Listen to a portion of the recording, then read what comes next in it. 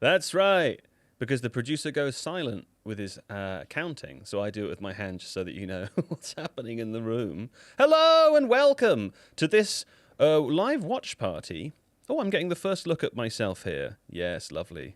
Look at that genuine brick wall behind me. It's real brick. Do you think they believe me, Don? Yes. He says yes. Anyway, we're here today to do a pretty exciting thing. We're gonna do this is our first ever Tifo watch party. We're going to watch the Champions League live while we're joined here with you or by you. We're not going to commentate on it at all. We don't suppose ourselves to be professional commentators, but we'll be chatting throughout the game. We'll hopefully get some of the emotional updates from a little bit sweaty and nervous Kaya. I'm fine. You fine? I'm so fine. And hopefully we'll get some incredibly cold and analytical takes from a non-sweaty John.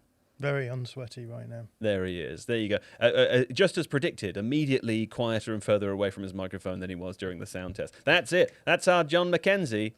There you go. Also, you can't see him off screen. Producer Nathan's here, and producer Don is here too. We're practicing this ahead of the World Cup because we're very excited. We're going to try to do this most days during the World Cup.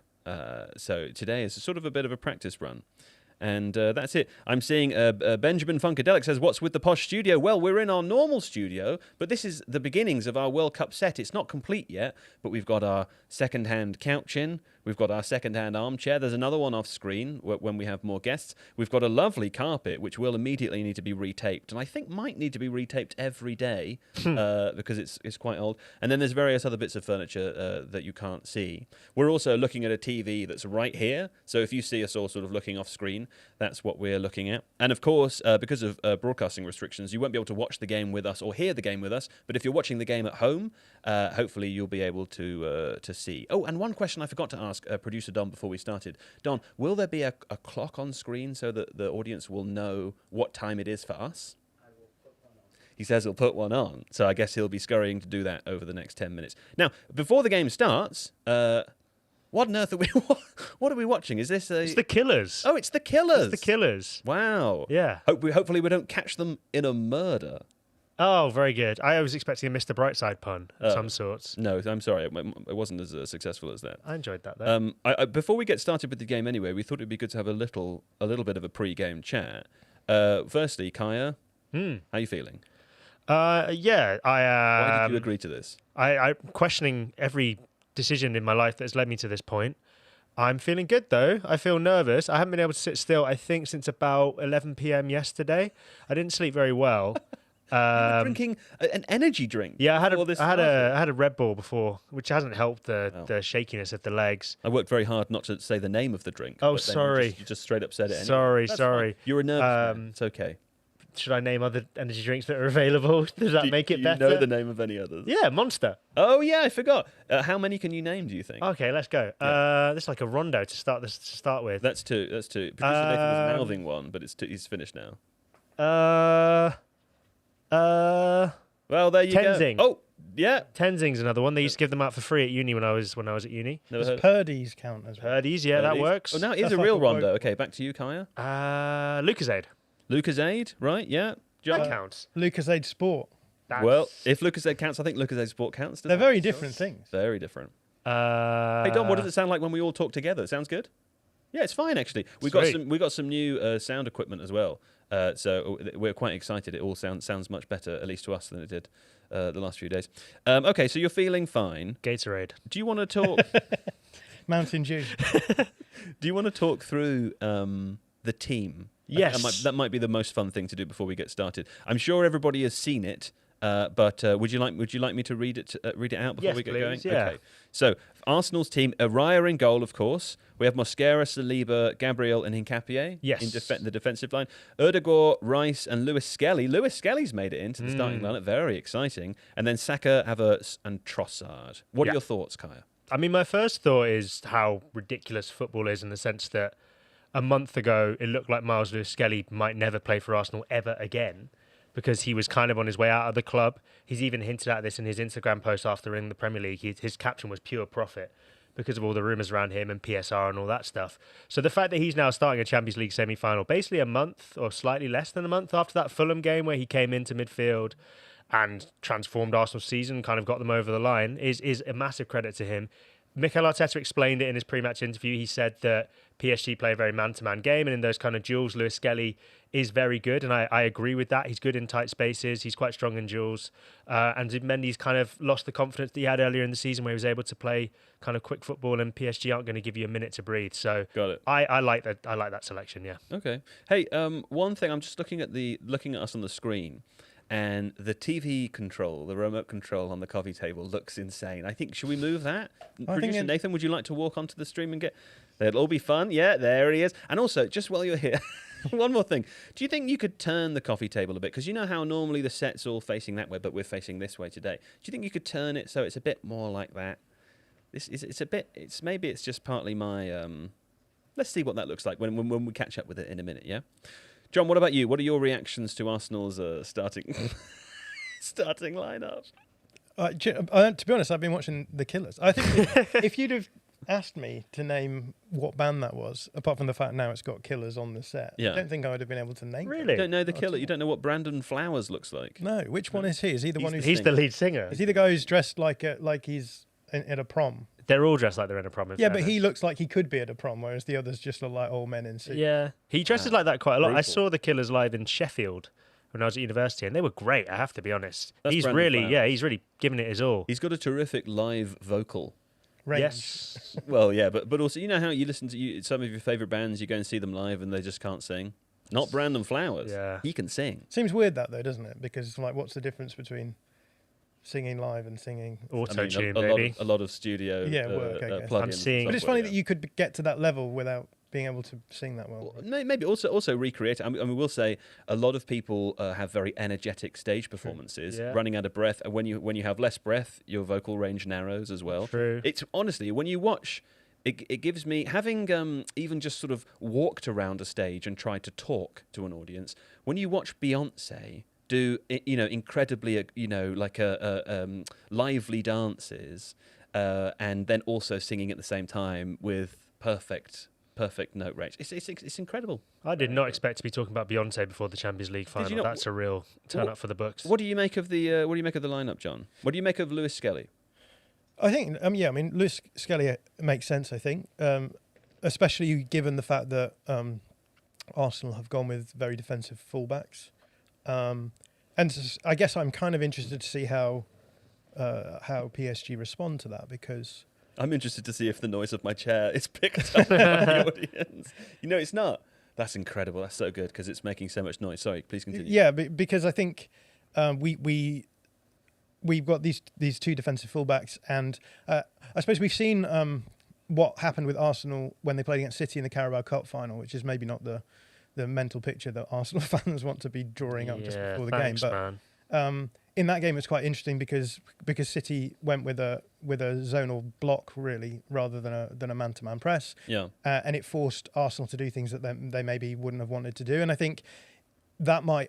I'm interested to see if PSG therefore soften their, because there's been a lot of chat about how PSG are going to go aggressive man-to-man. But I think the lesson of the Carabao Cup final was if you force Arsenal's back line to build up, they're going to struggle to do that. So will that mean that PSG aren't going to press as high as we maybe expect them to? And then I think that above that you have this sort of larger conversation that's going on. We've had the PSG Bayern semi-final where both teams just went man-to-man. Both teams went for it. They were very aggressive high up the pitch. And it it forced the game to be a certain way, and it boils down into these 1v1 duels across the pitch. When you're a team like PSG, you have the players to compete in those duels in possession, and a team like Arsenal will have the players to compete in those duels out of possession. So again, it's going to be interesting to see whether or not Arsenal are willing to be drawn into that kind of battle, or whether or not we're going to see Arteta potentially wanting his team to be a little bit more passive and trust in the out of possession, their elite out of possession approach, and then try and pick PSG off on the break, which is what you can do that. We've seen that happen with Chelsea at the Club World Cup final. Yeah. No, that makes sense. A couple of observations while you were talking there. One, Kaya watched the teams lining up in the tunnel and actually looks terrified, which has been quite I fun feel for me. terrified. Good. And the other is that there's a number of comments about my shoes in the chat. Now, I knew this would happen. I knew this would happen. But I made a conscious decision to wear my comfortable shoes today. Do you know why? I can't wear these with shorts for obvious reasons. When I wear and these are walking trainers, I should point out, not walking boots, walking trainers. When I wear them, I tried to wear them with shorts the other day, and I resembled my 70-year-old Uncle Kieran. I'm not ready to take that step yet. I don't have any children. I'm not ready to be a walking trainer with a short man. However, I'm wearing trousers today because one thing I didn't want to do was come on the live stream in my short shorts. I thought that was where I drew the line. You guys, lovely looking legs. Thanks, man. Very happy with your legs. I wanted to keep mine covered up. I got a lot of shin to show. So you've got a lot of shin to show, and all I'm saying is I wanted to enjoy the simple pleasures, the bounce of the walking trainer. When you wear flat trainers during the hot summer, you forget, don't you? And when you put back on a delightful walking trainer, it's like you're just walking on air. It's perfect for sitting down for long periods of time, isn't it? It's perfect for a live stream, yeah. Really it's great. This is giving me vibes of what you're going to look like in an old people's home right now. You'll be sat in a chair like that with your walking trainers. Bring me the jelly! That sort of thing, yeah?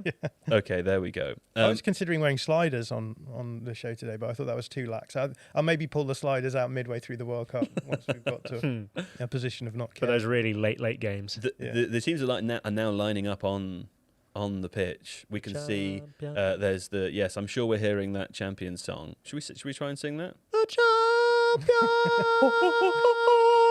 Oh, that was quite nice, wasn't Thanks, it? man. There you go. Is there another song you want to sing before we get started, Kaya? North London forever. Whatever the weather, these streets are and our hearts will leave you never. My blood will forever run through the stone. Oh, wow, there was an incredible amount of dissonance in that, wasn't there? Just as I expect there will be in Arsenal's tactical performance. Hey now. Now, anyway, we're seeing the lineups on the screen. I think we're getting started. This is the PSG team that we're seeing as well, John. Anything stand out to you?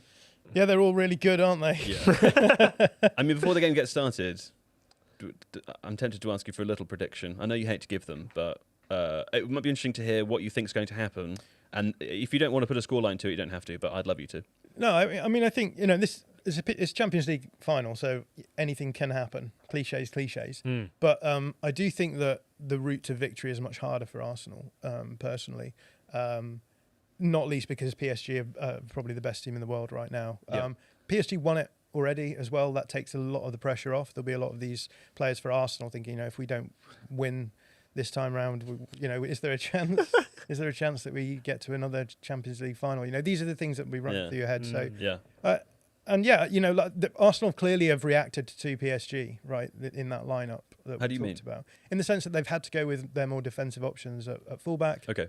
And I think as a result, that will have knock-on effects through the rest of the pitch. Here's their lineup now. Yeah. So the big question for me is, to what extent does going with those two defensive options mean that they sort of get pinned back a little bit? To what extent can they actually decompress when they win the ball back? I'm trying not to be the Arsenal fan who goes actually to every single thing you say, but Mikel Arteta did say pre-match that Timber wasn't ready to start and Calafiori's been having injuries, I think injury problems this week. So I think his hand's slightly been forced when it comes to the fullbacks. But yeah, I agree it's going to have an impact on the game. I would much rather Calafiori be playing in this match, if possible, because I think he can cause PSG a lot more problems, particularly with how man-to-man they go. Yeah. Hincapié is not going to pop up everywhere in the way Calafiori does. It's just not going to be a thing. So. I think I agree with you that his hand's been forced, but I also think he probably would have gone with this anyway, just maybe because those wingers are so dangerous. You simply can't let them. Yeah. I mean, if Timber was available, then he would definitely be playing, wouldn't he? Yeah, and they do these. We'll see this happening a lot. These double movements in the wide areas where one of the players in the wide channel will go deep and the other one will pull back, and they'll try and create space in behind the fullbacks. So it'll be interesting to see how Arsenal deal with that. And it makes sense to go with your more defensive options at fullback, with that being one of the primary ways that they generate these automatisms where they can have a lot of joy in behind. I'm just holding my hand up in the air so that I can tell producer Don when they kick off, so that's how our clock starts. It's going to be a little manual for today. But they're getting very... Yo! Oh, they're gone. Yeah, Oh, it's probably a couple of seconds behind. But that's roughly... So now you're watching the stream, you should see Come on, Arsenal. the clock ticking. That's within a second or two, that's roughly where we are. So you know where we are. Hopefully that means that we won't do any spoiling for you. But also there's a delay on the YouTube live anyway, so you should be fine. How about that? We're watching this without any commentary, which is really throwing me. John seems to enjoy... Oh, no, we've got a TV asking for an update already. That's not a good start. We don't want to update the TV software. Thank you. Yeah, the lack of commentary is a real... It's a real... What do you think they're saying? I think they're saying this is a great start by Arsenal. They look really strong. Declan Rice has hoofed the ball up into the air already. That's a bad foul by Hakimi. Also, I'll say to the people joining with us, as I said at the very beginning, maybe you've joined since we started. This is our first ever watch party. We're doing this as a practice run ahead of the World Cup. So today, and probably the first week, if not all of the World Cup, will be us working out what this is. But I'll be paying attention to the chat as well. So if you have thoughts, feel free to drop them in the chat. I'll try to read them out as we go. And also, I am hoping that, because it's quite fun to watch football with John McKenzie, I'm hoping that we will at some point get some live thoughts from that wrinkled brain over there. Not fun to watch it with me. No. I mean, it's fun when I can make fun of you during an Arsenal game. I feel a little bit exposed in doing that right now. You can do it. I don't mind. I'm being quite kind right now. Go for it. How do you feel, though? How do I feel right now, this very second? What would you say? How far above your resting heart rate would you say that your current heart rate is? I mean, my legs are currently shaking. Yes. So It's quite annoying, to be honest. Yeah, it's high. There you go. PSG kicking the first ball into touch. Thank something that you. they did a bit against Bayern Munich. Yeah. Carlos Menezes in the chat says 1 minute in and they're on the ground already. Well, I mean, it helps to be on the ground in a football game as a general rule. What would you be expecting to happen in the first sort of 5 or 10 minutes, John? To be honest with you, the first 5 or 10 minutes usually just quite tetchy and not representative of what you might expect. So, although it has sort of settled down quite quickly into what we expect, which is PSG having the ball and trying to... Arsenal actually quite passive, so already an answer to our question about how they were going to approach this one. Mm-hmm. As you remember, the last time that these two teams played in the semi-finals last year, there was that goal in the Emirates leg where PSG were able to bait Arsenal out and then play a diagonal pass and into Dembele, and that was the sort of trigger for the goal. So Arsenal certainly like being very careful about not giving up too much space in behind their press. There's a couple of confused people in the chat wondering if we're behind or ahead. There's a clock in the top left corner of the stream. That is the game time for us as we speak. Oh, incidentally, also, Don, is the Quiz Wizards link in the description? No. We're going to drop a link into the description. A link to Quiz Wizards. Very exciting. We've worked with Quiz Wizards. This, again, is a trial for hopefully doing more of these during the World Cup. But there's an exciting interactive quiz that you can take part in. It's completely free. You can do it at any time during the stream as well. So if I'll remind people again in the second half. If you join late or you don't want to do it in the first half, you can do it later. I think there's maybe between 5 and 10 questions to answer correctly. They're all different types of questions, and then at the end there's a live leaderboard we can pay attention to as well. So drop your username in, and we can see who amongst the viewers is the smartest watcher. Can I ask you a question, John? A tactical question that may. So because I watched you and Alex did that TAFC video on PSG and how you can beat them and why no one's really doing it at the minute, and the Vitinha sort of running from side to side in front of the back line. Do you think it's wise to try and press him there? Because I feel like Havertz in the team should be able to do that because he can drop a bit away from the proper centre forward position. But yeah, I mean, they haven't done it so far, right? It's a trade-off, right? One of the things we said in that video is that, actually PSG are actually quite a direct attacking team, and people don't talk about that too much. But what they're trying to do in possession is they are trying to generate as much space as possible between their build-up unit and the back line. The forward players, sorry. And if you press them quite high, then they can actually get quite isolated against against you, and therefore you give it. You have to be very brave to do that. There's trade-offs there. Ooh, Arsenal are in. Go on. No, Oh, it's gone! Yes! What a finish! Someone said goal in the chat. Oh my God. I thought they were taking the mickey, but no. What a finish. Apparently not. That is an incredible finish. Kai Havertz in the Champions League final again. Oh my God. What a goal. Wow. Oh Was my God. that near post? Yeah. I thought it somehow hit the side netting or something at first. That is unbelievable. Oh my God. So this is quite interesting because This changes everything. they often step out the centre back, and that's happened here, and it's opened out the space that they then attacked. So. You're literally humming. Ah. Kyle's buzzing. Okay, here's the replay. So who is it that steps in? Is it Onside. Trossard? Who is this? Oh, this is Havertz now. Yeah. So you can see that they've had Marquinhos stepping right up and then not protected the space in behind him, and then. Oh, yeah, you don't can say see- that's a handball, you can is see it? Pacho They're not going to rule it out. Right? slow. That is a Unbelievable incredible finish. I'm sort of questioning if Safanov can do anything different, but I don't think he can. That's I don't think so. That's a ridiculous finish. I mean, it's always amazing to me when you stand in front of a goalkeeper in that position, you can see how small the margin of error is. Yeah. But that's just an amazing finish. Oh wow. my God. Oh my God. Okay, well, it was a breakaway goal. Do you think this game now becomes? I mean, this is now a very different game, John. The game plan the initial game plan, at least for Arsenal, is presumably changed. Yeah, I don't know. It may force them to be a little bit less aggressive than they would have been, but I don't know. I think they would probably have wanted to keep it quite tight anyway, and I don't think that will change now. There's certainly less need for them to take risks, but the difficulty is that PSG will be likely to score a goal in this game. So the question is, do you sit on a 1-0 lead, or would you go with it? That's an incredible finish. We're Yeah. seeing more of the replays. It's also just the tiny extra touch that he takes. That his final touch before the shot is amazing. It's funny that it's Havertz running in behind goal, because those are the kind of The Gyökeres Gyökeres goals, yeah, that he was expected to score. But Havertz does them well too. I guess Havertz can do both things. Yeah. Get you a striker who can do both. Did you ever dream this would happen this early on in the game, Kaya? I dreamt a lot of things. This was, I don't think, one of them, if I'm being honest. What happened? I don't quite get what happened there. It's called a dive, I think. No, that can't be right. I'm seeing some comments in the chat that the quiz doesn't work. Don, can you give it a try and see if it works for you? Or Nathan as well, that'd be great. Thank you.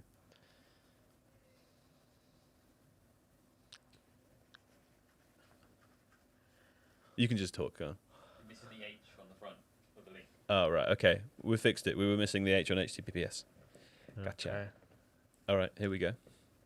Is this PSG's first attack? Yeah. Do a. There you go. It's looking pretty secure right now. A long way to go. Oh, go on, Trossard. How old is Trossard? 30, I want to say. Maybe 31. So look here, you can see how much space there is between that build-up unit and the rest of the team. Yeah. And they're dropping in now, but They're not pressing Vitinha. Sometimes if you press high up, then you can actually exploit that, and it forces them to have to play it long. And playing sort of in between the two. And playing long to Arsenal centre-backs with Dembele, ostensibly as your 9 isn't really going to get you anywhere, is it? Somebody's phone is vibrating. Yeah, sorry about that. Badly. Would you turn vibrate off? Thanks. It's all the group chats going, yay. What a surprise. It's Kaya's group chats. So I have to mute this. Oh. Where's your dad watching? My dad's watching it at home. Yeah, he's got, the white third shirt? He brought it, we bought it for him at the start of the season, and he's been waiting for like a good game to christen it. And he sent me the whole season for he's a waited good game. the whole season That for a sounds good about right for us this game. season, doesn't it? And he's finally chosen today. He sent me a selfie of him in it this morning, and he looks good in it, to be fair to him. The white kit is lovely.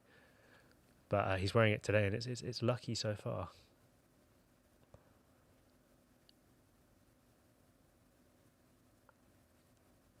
And see, what's happening now with PSG playing around the outside of the block and Arsenal sitting deep is what I expected the majority of the game to look like. But this is the first time I've seen it 10 minutes in. Yeah, it's worth saying as well that, you know, PSG are much better playing directly than they are playing against a lower block, right? Which isn't to say you should just take the low block and see what they do with it, because, you know, there's still 80 minutes to go, and if you give them that initiative, then they'll probably generate something. But I guess this does sort of play into Arsenal's hands a little bit. Gorb in the chat says, "Why is Steve not on the couch?" Steve is not here. Steve also lives in a different city to us. So Steve's days with us. He does the Monday and the Thursday show, but doesn't do the lives. Ooh. Oh, no. Oh, what a tackle. What a tackle, Gabriel. Yeah, I suspect that PSG are going to have some chances in this game. Yeah. I don't like that. I think they shouldn't be allowed to. Well, I mean, if you're going to set yourselves up as the best defensive team in the world, that's on you. Yeah, I know. That's gone out. This whole fine margins football thing is horrible. I wondered how long it would take you to sit forward. It's been It's been 11 minutes. and you're forward already. Yeah. And we're 1-0 up as well. Like you're playing video games. Yeah. I'm locking in. But yeah, I think part of the problem PSG have is that they don't really have target men in the box in quite the same way that other teams might have, right? So you can be quite happy just restricting them to play it around the edges and cross it in occasionally, which I think that just sort of showed there.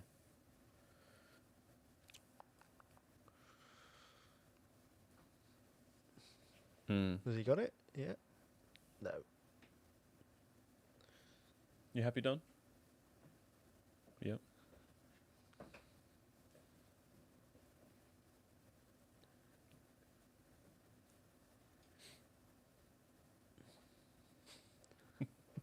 If it helps you, Kaya, on the other TV, which we've got Zen Life on with a video of someone meditating with a pug, apparently. Famously Zen dog, that is the pug. That's a good question. What is the most Zen dog? I'll tell you in a sec. Oh, PSG are attacking down the flank. Currently not Kaya. And yet there's nobody there. Who's that? Fabian Ruiz. Looks like it, yeah. A Zen dog. Don't worry, you don't have to answer the Zen dog question during your big teams for game. No, it's helping me. Was that a shot? That's a poor decision. You're not Kai Havertz, mate. Enrique agrees it was a poor decision.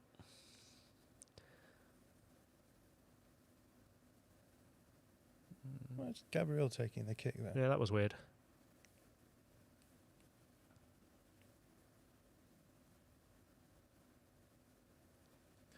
Oh, some people are doing the quiz. Let me see. It's something we saw against Bayern as well, as Fabian Ruiz dropping out, giving another option there as well. So, what? It's not a foul.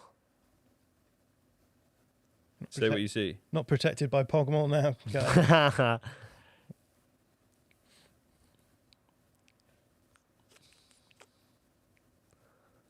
Yeah, to Joe in the chat, if we are 10 seconds ahead of you, then you are very delayed, because not only do we have a slight internet delay with the game that we're watching, but we're also delayed on YouTube. So I think we're actually, I don't know, I would hasten to say how far behind we are the live. You just put a big hand up. 5. We're seconds. 5 seconds. Oh, you mean that's 5 seconds is the YouTube delay, right? But watching it on streaming will also be slightly behind the TV anyway. We're 2 minutes. Okay, we're 2 minutes behind. Yeah, we're 2 minutes behind. No? Yes? Blimey. Who knows? Yeah, I mean, Don's nodding. Anyway, so if you're behind us, then you are slow. A lot of people saying 35 seconds, 45 seconds. Yeah, around that, right? 35 and like seconds. John Tanti says, if you have the ability to pause your stream to sync up with us, then you are welcome to do that. Yeah, that's a good idea. You can see my panic attack live. Yeah, so you can see Fabian Ruiz is playing on the outside of that back 3 as well. So dropping a there he is. midfielder in and then getting Nuno Mendes further forward. I guess with the idea of then being able to use Doué. Doué's on the left here. Yeah, Doué or Kvara in the middle. or Kvara in the more central space. Ooh, Doué's wandering. I've dropped a poll in the chat as well, just to see where the chat think the game is at right now. If Arsenal will cling on to this, or if PSG will win. So we'll give the guys a minute to answer that, and we'll come back to it. It's not that fun when other teams have corners against you. That's my hot take. Ugh. I don't know how you watch games without commentary like this all the time, John. Oh, it's lovely. I miss Fletch and Coisty. Oh, Saka. Oh. That's a pretty terrible corner. Ooh. What are the PSG Handball, players maybe. playing handball there? I mean, that would be very harsh, wouldn't it? Champions League handballs, though, are so weird. Isn't you think you're more likely to get one given? Yeah. No one. Yeah. They're a bit more, if the ball hits your hand, it's probably a handball, unless there's a mitigating circumstance. But I guess that would have kicked up off Saka. Or great tackle, Mosquera. No. Is there something that you've seen specifically that worries you so far, Kaya, or are you just scared? All of it. I think I'm just scared. I mean, they're seeing the replay of this Saka thing. Ooh, I mean, that that- looks that looks handbally. Oh. That looks handbally as hell. But Are it they seems like are they VARing it? No, because they've restarted play. So They've I'm guessing restarted they've already play. checked it. But wowee. I mean, you saw what Ben White got a handball given against him for in the Champions League semi-final. That felt like less of a handball than this one, if I'm being honest. There's a few people in the chat saying if that's a pen, then the game's gone. That's probably fair, but when anything happens like that, John and I will both go, to try to upset Kaya. No, I And at the same time, like, you know, he's messed up. And you're completely valid for a penalty, I think, in that situation if you've messed up. yeah. I think if someone hits it onto your own arm, That's the thing. So I if there feel was completely contact different from about Saka kicking it up onto his own arm, then yeah, different thing. But and he did didn't handball look it. like Like it the there. first handball probably wasn't. The second handball probably was. But Ooh. What's making me nervous a lot? is it the fact that they've got 70% possession? I did see there that Arsenal have completed 19 passes. Was that what it said? In 17 minutes? I mean, that's pretty stressful. With 260 votes so far, do you want to guess how much of the percentage think that Arsenal will win? Let's go for 63. It's just 46, Kaya. Ah, so the come on, majority of people guys. who voted still think that PSG will clinch this. Come I on, have to guys. say, I mean, to be honest, I've been paying attention to the chat a little bit as well, so I might rely on both of you a bit more. I think PSG have been a bit rubbish so far. I wouldn't say rubbish. I think they just haven't been able to break down Arsenal's defence that They much haven't, yet. I know they've had 80% of the ball, but they haven't done anything, have they? It's early days yet. I also think, you know, Well, that's why I said so far. it's quite hard to break down a low block, especially when it's one of the best defensive teams in the world. Thanks, man. So. You can say that again anytime you like. I think also with the attacking talent PSG have, I understand why so many people are still confident in their ability to break this Arsenal team down. Yeah, fair enough. But it's still stressful, particularly when Miles Lewis-Skelly ducks headers like that in midfield for no reason. Oh, Saliba. Jack Savage asking for my thoughts on the kit matchup today. I think it's excellent. Superb kit matchup. Does it get any better than this? I'm not sure. It's nice for colourblind people like me. Are you colourblind? Oh, I He's didn't know that. taken an online test. That says An online he's test? colourblind, yeah. Yeah. Okay. I think that's enough, isn't it? I remember when you took that test, because we were on Discord, there were a group of people, and then everyone decided they all had to take the test. And there was some kind, it was very strange. It was almost as though people were competing to have worse eyesight, which I feel like is a very modern thing. Isn't No, it? Like 20 years ago, people would have been competing to have better eyesight. I was the opposite. I remember it's primary school. They had these like opticians come in. You had to, you read those wall charts with like the different letters coming in. Yeah. And I sort of thought it was cool that various different friends of mine couldn't read the charts from a distance and were getting glasses. And I want one of those. Yeah, what's up? Huh? Yes. No glasses. No glasses. Not like this Whenever guy. I do those colourblind tests as well, they put sneaky things in there. What so colours? you have those circles with dots, and then there's a number in them, right? And you'll look at it and I'll be like, yes, that's the number 7. That means I'm not colourblind. And the caption will say, colourblind people see the number 7 rather than You've the been number tricked. 23. No, yeah. Maybe we should find that test and put it in the chat to see how many of our viewers are colourblind. The Ishihara test, is that what it's called? I think so. Are you looking for it, Nathan? Producer Nathan? Oh, you started typing as I was talking. I thought, yeah, he likes that idea. Let's see if I can find it.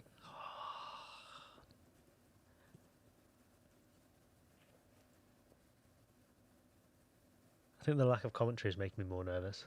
Remember to speak into your mic, though. Yeah. The lack of commentary is making me more nervous.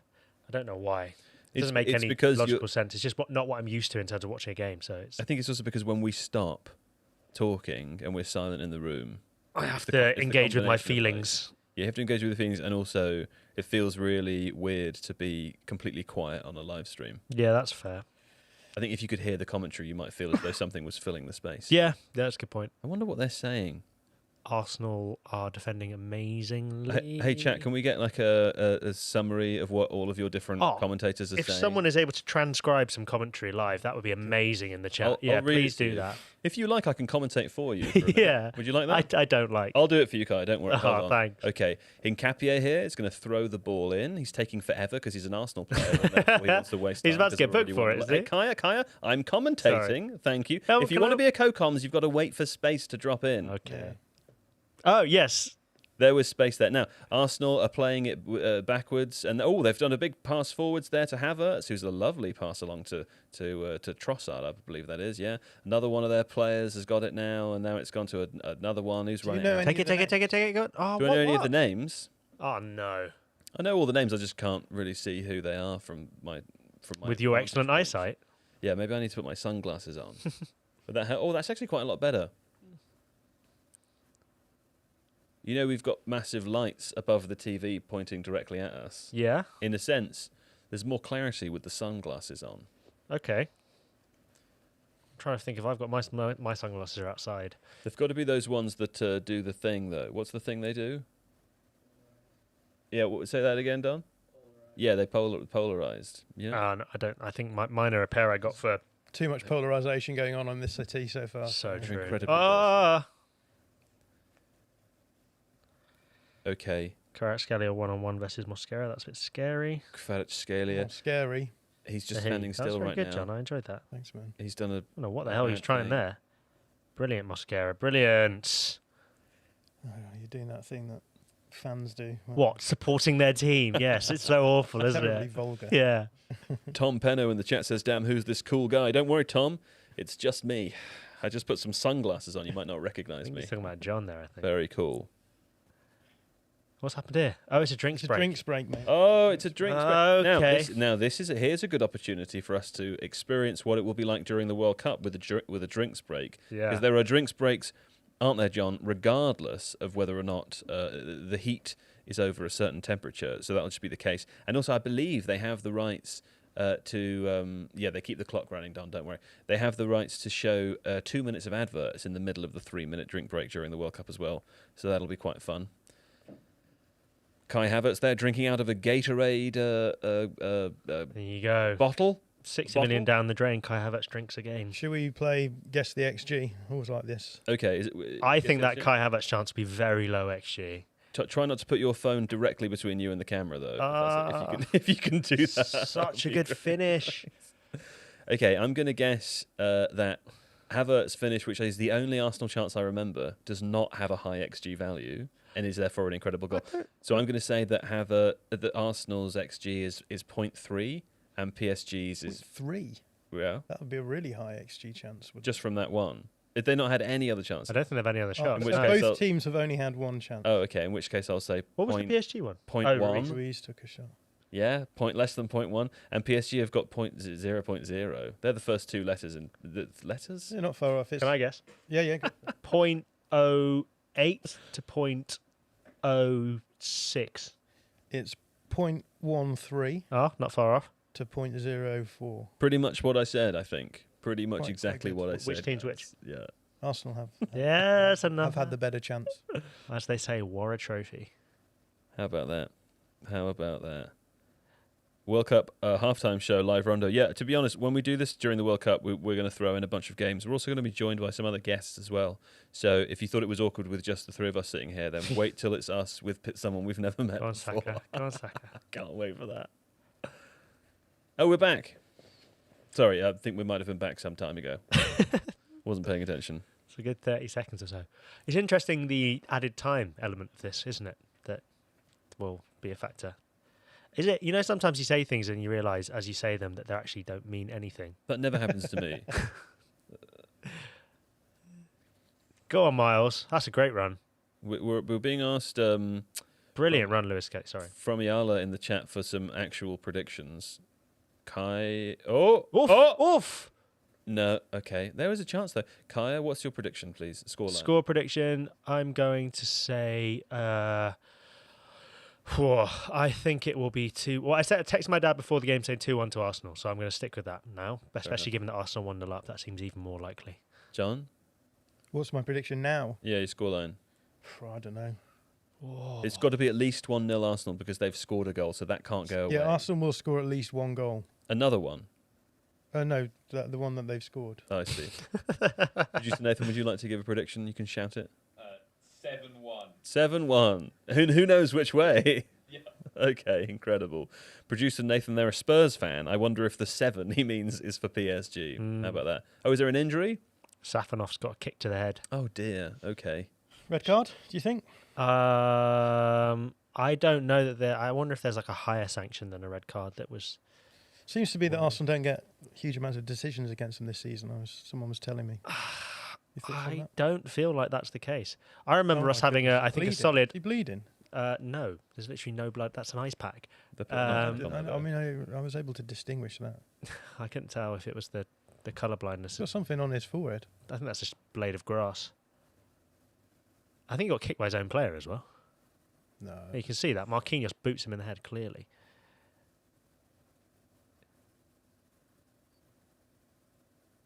Oh, he lands. Yeah, he lands on a shin, Red doesn't he? Marquinhos, if anything. He lands on a shin. That's very uncomfortable. Chevalier warming up. So is that a concussion, I wonder? Is that... I mean, He'll be all right. Safanov, again in your video, which I urge people to watch when they're done with this. I mean, there's no point to watch it if they've watched this and Arsenal win. No, there's always a point. I think Arteta watched that video. Oh, definitely. Yeah. Definitely. But you said about Safanov being not very good. Well, But Alex Barker said that. Yeah, Safanov said... Sorry. Alex Barker, like you said Safanov's a better shot stopper but not great with his feet, and Chevalier is good with his feet but not a great shot stopper. So if he has to come on, that'll be interesting.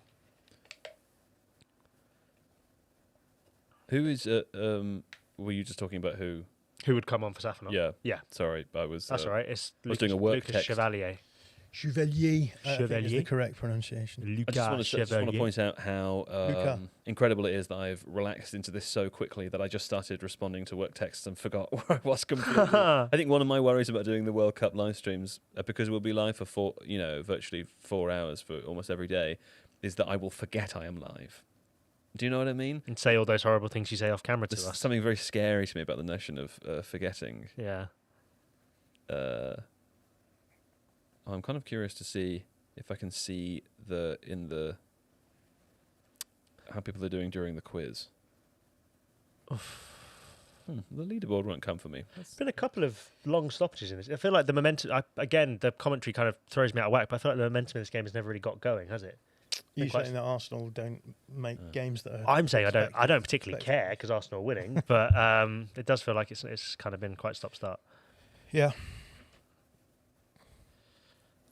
It's worth saying, like in response to the goal, one of the things that PSG do is, I said at the time, but like jump Marquinhos quite high to cover the player, and actually what ended up happening is that Pacho didn't track the space behind him, and that's why Havertz got into so much space. And I wonder whether or not that's something that Arsenal are going to try and look to exploit. I mean, I'm sure it will be because it's a fairly repeatable area of weakness that we Do you know it was a bit of bad luck as well, though, in the sense that... they were stuff pretty unlucky, yeah. Yeah.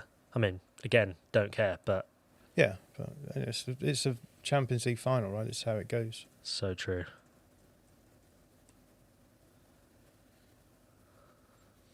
I'm just emailing our friend Sean from a Quiz Wizards to check why I can't see the live leaderboard. Oh yes, there's a game of football happening. I forgot about that. So what's the quiz that people are doing? You can do it if you want. Do you want to do it at half time? You can play I'll Quiz do it at half time. I'd Yeah. love to, yeah. I've already done it before and I know all the answers, but I'd be curious for both of you to do it if you have time. Then we can see where you place in the leaderboard. Okay. I don't have There's an time, element of sorry. speed to it as well. Okay. You know. So I can't bring my sort of rondo style expertise to it. I mean, there's a head injury in the middle of the box and the game's just carrying on, which is quite surreal. It's one of those. Oh, dear. Oh, good tackle. It's one of those scenarios where it's the team in possession are the team with the injured player, and the referee tends to let play go on, doesn't it? Oh, it's not a head injury. It's an It ankle. looks like Wow. ankle, yeah. I thought I was colourblind. He's staying down as though he thinks this is a penalty. Oh, you think that's what's going I on? don't know. Maybe Yeah, trying to force. you're the right. ref Yeah, to you're make right, a you're right. decision. Oh, God, could do without that, to be honest, I think. That's my hot take. So where is he? He's in the box. No. Stripped him. Clear contact. That's all you need these days. That's a brilliant tackle by Gabriel.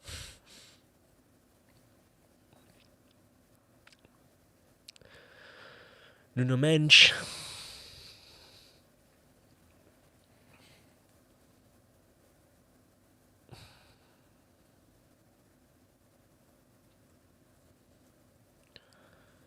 Well, it's looking okay so far. You're not a bit worried that one of these bundles through the box when you're low blocking is going to... I'm a bit worried about everything, to be honest, John. You could have just stopped the sentence there. Oh, that worried me. David Raya running out of goal there. That worried me. David Raya does have a bit of a moment in him sometimes. Yeah, he's got a bit of. I think Especially in sort of big situations, right? Yeah. Which I guess leads to him making incredible saves as well. So you yeah. take it, right? I think the best goalies have to have a bit of a messiah complex, don't they? Yeah, And Manuel Neuer certainly has it. yeah, that's true.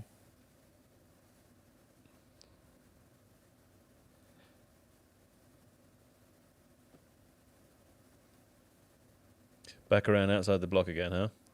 Horseshoe of death.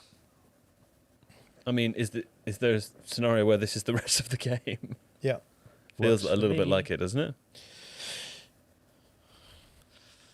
But I think they would have. I think Arsenal would have played like this anyway. I don't think the goal really changes much. Certainly that It changes it changes the second half at least, doesn't it? it changes the second half of necessity second for half. Arsenal to get out as much, right? So That's what I mean, yeah. they'll be less risky than they need to. But. All I mean is like the first half may have appeared like this anyway, but then Yeah. the second half of the second half wouldn't be. Well, you never know. It is Arsenal. They play for a goal. Have they had a corner yet? No, they had a free Oh. kick in like the first minute, but no corners. Are PSG doing anything to prevent that, or is it just that they're not getting anywhere near the byline? I think it's Arsenal not getting out of their own half is Right. probably a big part of it. Yeah. I expect John to laugh in my face here, but the fact that if it stays like this kind of game state into the second half, which is a dangerous thing to say as PSG get the ball on the edge of the box, but you feel like Gyökeres coming on can take advantage of some spaces if they're there. A lot of the consensus in the chat that this maybe is the state of it for the rest of the game. Yeah. Pete, some people Ooh. seem saying it's a little bit boring. John, how do you enjoy games when they get into this sort of state? You tend to I find mean, them it- interesting, don't you? Yeah, I think the question is always like, what are a team trying to do to break down a block, right? And What do you think PSG are doing now? I think they're about to take a corner. Yeah, I mean, they're clearly trying to work it to the wingers. The wingers are being doubled up on. The Arsenal block is very compact, so they'll try and have some joy. I mean, I guess the question is how often are they going to be willing to go through try and punch passes through the middle? Bang? Big Bang?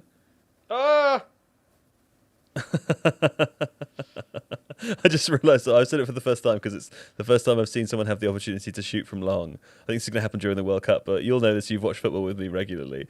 I often just look at the TV and I go, "Big bang, big bang," looking for a big bang from outside the box. I'm wondering if that's the right thing to say during the live Ping-a-ling? stream, but I'm saying big bang now. Ping-a-ling. Ping-a-ling, big bang. Ping-a-ling is what we say for Rocket League, isn't it? That's true. That's an onomatopoeic term, isn't it? Where you've got the kind of the sound of a ping ball. The other thing we say is bins. Bins, top bins. Bins? Bins. You actually tend to say that repeatedly when you're trying to upset one of our friends who's on your team. Bins? Bins? Bins. Bins? Top bins? Uh-oh. Don't worry, Kai. I think it looks like everything's fine. I mean, it's going to look like this until it's not fine, right? Oh, go on deck. Oh, go back, quick. The idea that if Declan Rice scores, John will have to react to it live is just superb for me. It's a foul. It's a set piece. Set Fortunately, piece. he's not going It's to a leave his set own box piece. for the rest of the It's game. a set piece. He's about to leave his box now. He's about to take a What corner. happens if we go to extra time, by the way? I hadn't really thought about that. I What do We're you going to be mean? here forever, aren't we? think I'd We'll die. just be here forever, yeah. Yeah. Do we Mad if still we have ended to- the live stream before extra time finished. Do we still have to do a post-match stream as well? Yeah. Wow. That's how it works, man. Have you got plans after? No, No. but I don't know. John's coming out with me for some celebrations. That's what's John going on. already bored 35 minutes into a month's worth of work. Incredible. Oh, see? There A you lot go. of lads with the tops off over there. That's Might because of the heat, one would assume. maybe. Maybe it's a style thing. Yeah. It's an hour later in Budapest, isn't it? So Yeah. Or It is. maybe more. No, it's just one. Just one. Oh, did Havertz and Gabriel get in each other's way there? I think Looks they a little did. bit like it, yeah. Ah. Quick taste test. I say Budapest. Is that acceptable, do we think? Yeah, it works for me. Yeah, does it sound cool or lame to say Budapest? I think the fact you've Lame. drawn attention to it is pretty lame. I think No, if for you just sure. gone But Budapest. imagining I hadn't done that, what I'm doing is I'm standing in place of all the people who are watching. Some of whom say Budapest, some of whom say Budapest. None of them say Budapest. I think some of them say Budapest. Here we go. Hang You've on. let them have a transition moment. PSG God, the team you're running transitioning. through, but Declan Here we Rice go. is on our team. Yeah, I mean Captain Rice. Is that the noise that he makes? It's one of the many noises I'm going to make throughout the rest of this match, I think. Trossard on the counter. I went interrailing in Budapest when I was 17/18, and a friend of mine bought a tank top that said Buda FKN Pest, Yeah. They've done very well to not be given a free kick there. and it was not Incredible. There was about 3 fouls in that. I was busy telling an anecdote. I wasn't paying attention. It wasn't even a good anecdote.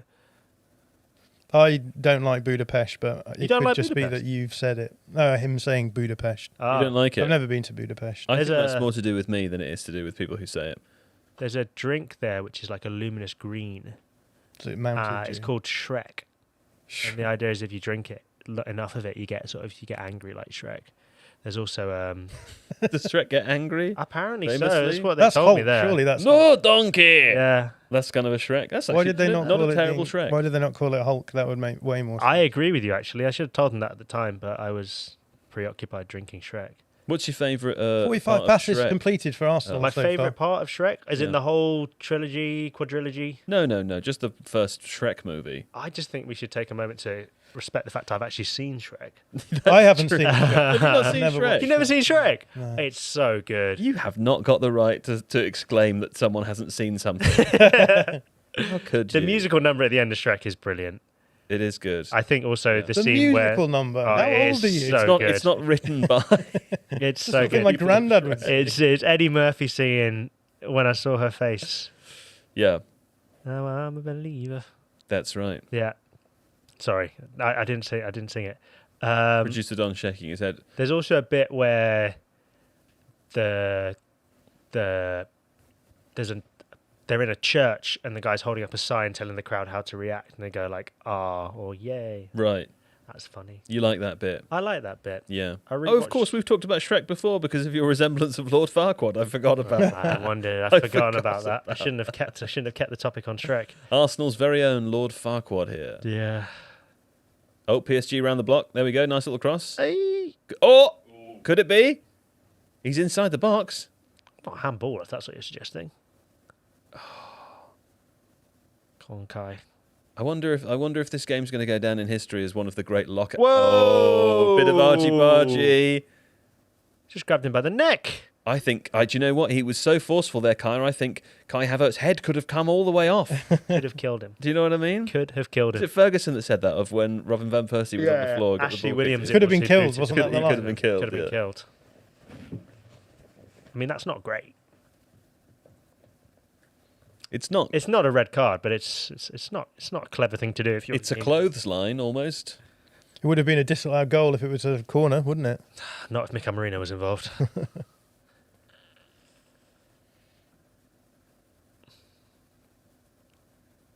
Again, look how far the build-up unit is from the. I think Kai Havertz having a really good game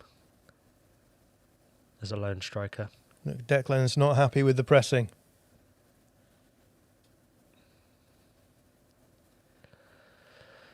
This is what they want, though. They want to open out that space.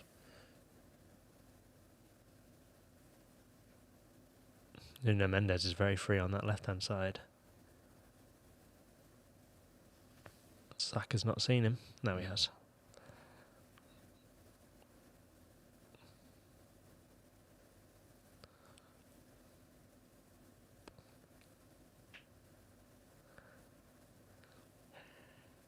Are these comments from the chat, Nathan? These are comments from the chat you popped in the doc there, yeah?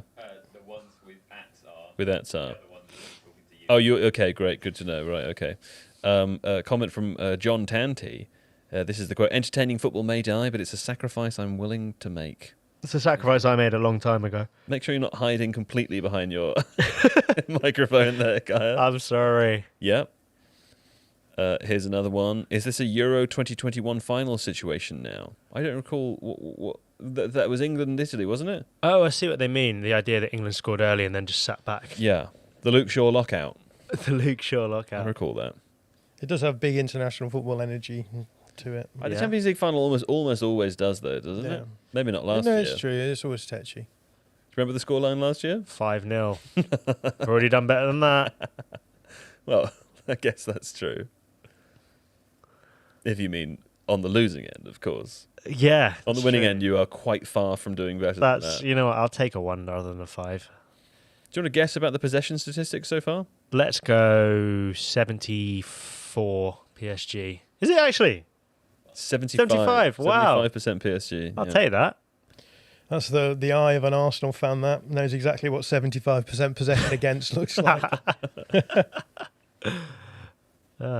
Dion, do you know how many shots on target PSG have had? None. That's true. Oh, this might be about to change. Nope. Oh, I don't like this. Oh, that felt like the most dangerous bit yet. That did.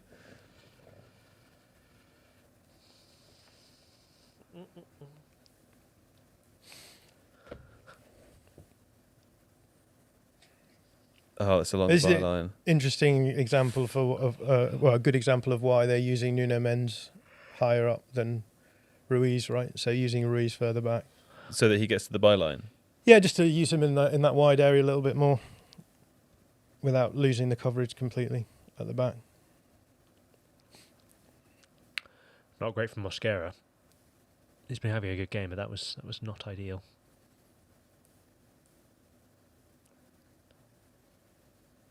For Sun Ghostal in the chat, thoughts on Slot. We're going to do a podcast immediately after the game finishes. This bit is just a casual watch along. We're going to chat about this game, but after the game is finished, we're going to do a show. It'll be live as well, so you can continue watching, or you can listen to it later.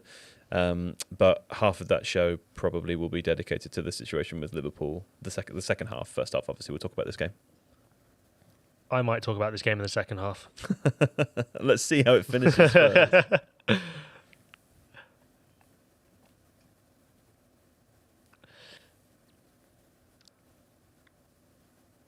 There's just nowhere to go, is there? For PSG, I mean. I don't know. That's pretty open, in my opinion. I don't know. What isn't now? It was before. Yeah. Oh. Okay. We don't mind that. We don't mind that. This, Ousmane Dembele shot from outside the box.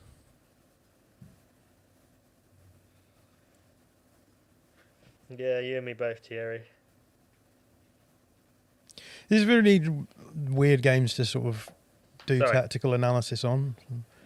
What are you Because thinking it's so just- far? Well, I mean, what do you say? Arsenal scored early on in the first break, and I think you remember that That's like it. people watching your video don't all know about low block counter, like the. I know it's a bit boring because you've probably explained that stuff 100 times before, but that is what's happening, and that's the story of the game, right? Yeah, but I guess so. But in terms of like trying to find something interesting to say, that's like as things stand, it's kind of like Tackle. one team is very happy to be passive, and the other team is trying to break them down, and it's you can get into the minutiae of breaking down a low block, and but I don't know. There's only really so much you can do in those. 6 minutes at a time. Well, it's 3 minutes straight up for the drink. Yeah. Are you in a physical discomfort, Kai? Would you say? In your body? I'm in every discomfort. Do you feel it in your body? Yeah, I'm someone who really... oh my God, what's Safnov doing? I really carry emotional stress in my body. Where do you carry it? That's a... In your lower back? Yeah, more my shoulders. Shoulders? My shoulders hunch up quite a lot. Yeah. Yeah, my upper back hurts quite a lot. Yeah. Sorry, I don't mean to laugh at that. I just wasn't expecting you to be that earnest. It's fine. I wasn't expecting me to be that earnest either, to be honest. It's with you. because I've sort of got you in a position right now where you're almost entirely absorbed in your terror watching this game, and so if I ask you a normal question, you're more likely to answer it without any. It's like a truth serum. This game. It is like a truth serum. Ooh. I think that's a penalty. Did you say? No. No? I'm just joking, by the way, chat. Before anyone gets just trying to wind Connor up.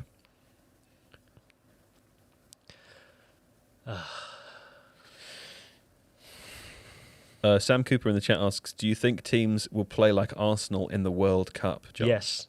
England will, yeah. Yeah. Do you want to elaborate a little? Also, you've got a little midriff on show there. Have I? A little bit. I wore one of my T-shirts for you, Joe. Yes, I noticed. I didn't say anything about it because I didn't want to upset you anymore with your plain pack of multi T-shirts. Why do you think they'll play like Arsenal? England? International teams in the World Cup. Me or John? John. I don't know if all teams will. I don't know. I mean, I guess the question was just like, do you think we'll see football like this during the World Cup? Yeah, I mean, in the early stages, yeah, for sure. Right. Because there'll be some teams that are much better than others. Just like one team is much better than the other in this. There's no need for that. No, that's that's what these kind of games are about, right? It's like if there's a dangerous team, then you want to make sure you don't give them play into their hands. So. But also, tournament football is just entirely fine margin football, isn't it? Like every single game is going to be decided by a tiny. Oh, how that's in again. Oh, sorry. It's okay. I know you're in emotional distress. I don't expect your mic etiquette to be perfect all the time. Just remember speaking to the middle of it. Sorry, guys. That's all right. You weren't saying anything totally vital. When am I?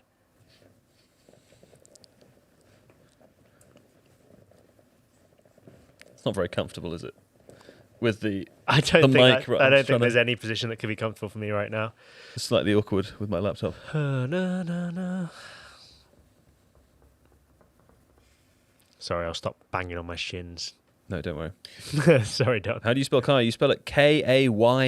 Yeah, I get a lot of different spellings in the chat. It's written at the end of almost every video. Oh, that was a good intervention by Trossard, because that could have been a good moment for PSG. Have you ever thought of working for TNT as a colour commentator? Yeah. User is mad says, is this the studio the best the Athletic can offer? No, there is a better one next door, but there's also a better podcast in there. So what are you going to do? And also we're halfway through. Maybe you weren't here at the beginning. We are halfway through building our World Cup set. So yeah, it looks a little weird today, but that's because it's half built. Thanks for the comment though. Oh, that's nice. I haven't been spicy all day. I think the studio's quite nice. I like it as well. It's a really comfy sofa. Let's just ban the guy who's spamming PSG in the chat. Was that a shot? No, it was a cross, wasn't it? I'll put him in timeout for 24 hours. That seems like a fair amount of time. Where's JJ Bull? JJ Bull had a gig last night, I think. Where was it? Manchester. In Manchester. So I think he's watching this with his friend, but he'll be joining us during the World Cup. Why are you wearing shoes? Well, I don't know what to tell you. I mean, I'm not in my house. I feel like the only place I don't wear shoes is in my house, maybe in a swimming pool or on holiday. Maybe in a swimming pool. Yeah, I might wear them in a swimming pool. You know, who could say? I went to the beach yesterday with my family, including some young children, and they kept saying to me, "Why don't you take your shoes off?" I've got a joke with them where my shoes are glued to my feet, you see, where I can't take them off. But the truth is, I don't like sand on my feet, you know? Any followers of that? I don't like sand on my feet. Yeah, who likes sand? I don't understand. People But there's a whole obsessed thing with like the sand. feel the sand between your toes. It's supposed to be amazing. I think it's rubbish. Yeah, not wet, gritty British sand. Yeah. That's horrible. Get that between your toes, you'll never get it out.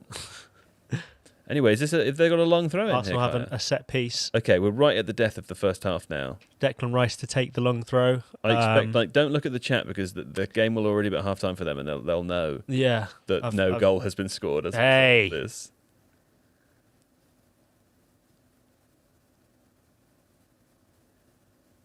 Oh yeah, a bit of head tennis. Corner. Is it a corner? Corner. It's a Hey. No, he's given a goal kick, hasn't he? He's given a goal kick. He's pointing towards the corner. Oh, Yeah, corner. Oh, it's a corner. Okay. Oh, I never thought I'd be so excited for a corner. Let's have it. Here we go. A treat for Arsenal fans right at the end of the... is that a corner? Yes. Yeah? Yes. All right, let's see. Set piece again. Saka's coming Not over. many people who scored 2 goals in Champions League finals. As in separate ones? Yeah. No, I suppose not. Did anyone Is he playing for score more half than- time now? Yeah. That's ridiculous. That's insane. What? What? The hell is that? Oh, well, Oh, there this we go. referee's a troll. How about that? That's crazy. All right, John's just sort of left the room. Why would he let them set it up and then blow half time then? That's so weird. Producer Nathan's left the room as well. It's good to practice this for the World Cup, isn't it? It's good to know that people just leave the room. Yeah. I don't know why they would do that, Kaya. I think he was sort of implying that he wanted them to take it quicker, but what's the point of taking it quicker? It's the last kick of the half. Doesn't make any difference. I don't know, but I'm so happy that it happened. It's Arsenal's first corner of the game. Just cut it off. I wonder, does that count in the statistics as a corner? They were given a corner. They didn't get the opportunity. That's a to really take good it. point, actually. There must be a statistician out there who knows that. Let me check what they're saying on the live blog. Match stats.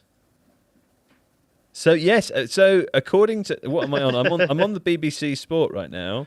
BBC Sport say Arsenal have had one corner. That was although it, surely. That was surely it. They didn't Yeah. actually take it. How I about mean, I can see the objective comedy in that, but that's bizarre. that? All Yeah. right, how are you feeling at half time? How am I feeling? I'm feeling good. How do you feel the game's gone so far? I think it's gone. I mean, I don't know if you can say to plan. I don't know if Arsenal would have planned to spend the entire game sitting in their box and not touching the ball much. But I think they would have done, but I don't think they would have planned to have done that necessarily being a goal ahead after Yeah. 5 minutes. and when you look at it from that perspective, I think it's going very, very well. I think obviously Arsenal have actually. It's felt like they've carried. I mean, the 2 best chances of the game have actually been Arsenal's. Yeah. Kai Havertz scored, and then he had a really good chance again later on. So when you think of it like that, and you think of the fact that Arsenal have felt like they've carried a threat on the break, they've defended really solidly. I can't think of a moment where they've given PSG an inch. It's just a case now of sustaining that for 90 minutes, which in the heat of Budapest is going to be really hard. Yeah. Arsenal's depth off the bench, it's weird. They've got their sort of more offensive fullbacks on the bench, which doesn't make much sense. But, you know, it's the way it is. But Calafiori coming on for Nkapie. Calafiori's not as good a defender as Nkapie, if that is to happen. And Timber on for Mosquera. I mean, Timber's a superb defender. So, yeah, it's interesting how Arsenal approach the second half. But I think just kind of keep doing what they're doing. PSG don't look like they've had an answer to breaking down Arsenal's low block, which is I mean, I said Pretty this good. before. That, like, I know I've been half reading the chat and half watching the game, but like, Yeah. PSG have been kind of rubbish. I think it's I know you don't want to jinx no, the outcome no, of the game. it's fine. I don't feel like they've been rubbish because I think they've tried to do what they do. Yeah. They've been nullified a bit by Arsenal defending well. It's kind of like if they were to score a goal now, would you suddenly say they've been playing well, or I don't know? I don't think I would. Yeah, fair enough. What do you think, John? I'm trying to understand. In the middle of the game, I mean, my instinct is that PSG have not been good. Yeah, they're not a team who are going to be great at breaking down a low block, right? As we've said. They've also rushed a few moments, as I've seen it. And they've got into good positions, particularly in transition moments, and not made the most of it. And they really have to make the most of those moments, because clearly off the back of that half, they're not going to get a huge amount of those. So, but yeah, again, it's like low blocks are often hard to break down, especially if you are a team you don't have any like. If they brought someone on, I don't know, if they brought on Gonzalo Ramos, right, and then suddenly you have a box presence, then are you gonna be happy just allowing them to have all the ball, all the initiative, and just swing crosses in over and over again? Maybe not. I don't know, but and so it'll be interesting to see if at some point Luis Enrique just goes, okay, let's go for it. And no doubt that will happen the longer the game goes on. But so Gonzalo Ramos might come on as an option. Do you think? Like, yeah, who else could come on for PSG that might make any difference? I mean, I guess you could bring on someone like Barcola and try and. Is he going to make a difference with that little space in behind there? Yeah, but I mean, Nuno Men's got in behind. That's a good point. The thing is, right, playing against a low block, it can look painful and turgid a long time, but all it takes is one of those moments to come off. Yeah, it's true. And the problem is that you have a lot of those moments, right? So a lot of the time they're going to look like they're labouring and not getting anywhere. And in some respects, what this halftime team talk will be for Luis Enrique is you're going to have all the ball. Like, you're going to generate a chance. Just remain calm and keep working until it comes. So producer Nathan wrote down the relatively few game incidents for us during that first half. It's of note to me that like only really one of them relates to a PSG attack. First, obviously, at 5 minutes was the Havertz goal, which let's go back to that. That was that's the kind of thing broadcasters do, isn't it? Halftime they go, let's watch the goal again, which we can't do. That was a lovely goal near post. Huge moment for Kai Havertz. You checking the group chats, Kai? What's the scuttlebutt on the group chats? There is a lot of reaction to the corner. Right. People are very unhappy about the corner. TF is this referee doing? Referee allergic to yellows. This referee has not given PSG an absolutely clear-cut penalty. Hey, don't blame me. Is doing. I'm just reading out what it says on the group chat. Football fandom is so vulgar, isn't it? It's just like, oh, this referee's awful, and you're like, you literally could be 1-1 easily. You mean because of the Saka handball? Yeah. Okay. Why are the killers performing? Whatever, I don't care. But that was at 16 time, minutes. You can't complain. Surely you can't complain about the referee when he's happy not giving that. Should we see whether the audience think it was a penalty or not? Yeah. I can live with that. Was the Saka handball a penalty? I'll say that if it had been given in a Champions League match, I wouldn't have been surprised. But I don't think, in the spirit of the original handball law as we know it, it is a handball. I think the second handball is. Which is the second? Well, it goes into his arms, right, and then it bounces down, and then it hits his arm again. And then it hits his hand. I think the first one hits his hand rather than his arm. Yeah, right. So I think I'm not trying to be. I genuinely don't remember that. I'm not trying to be. I'm sure they'll show it. The first one, it just sort of like goes up into his off his chest. Is it like as his hand's coming down as he's kind of? Yeah, and the ball bounces. But I think he has plenty of time to like respond to it. Okay. So. Well, I prefer they're showing the goal. So look here, like William Pacho stepping right up on Havertz. Havertz dragging him out. Yeah. And then you can see Marquinhos on. Who is that? It's Trossard, right? Trossard, and you can see that Pacho just holds his run a little bit there, and that's where the space comes from. So yeah, but even still, good finish. Does the right thing, right? If you're going near post, you want to go high. If you're going far post, you want to go low in this situation. So definitely does the right thing. But yeah, at this point, I think Pacho should be. I don't know why he's slowed down. Do you think he forgets Havertz is behind him? Maybe. I don't know. I mean, it's such a good goal. It's a good finish, yeah. It's a superb finish, yeah. He also absolutely leathers the ball as well. Yeah. I think if that hits Safanov in the face, that's going to do some real damage. To do that at such speed as well when you're running that quickly. It's incredible. Yeah. It's incredible. How about that? Okay, so we were just, producer Nathan, we were just going through your list of incidents and saying how few related to PSG there really are as a reflection of the game. The second was at 10 minutes, we started to notice Arsenal really falling deep into the block that we then saw them in. In fact, we're seeing versions of that now at the halftime coverage on TNT.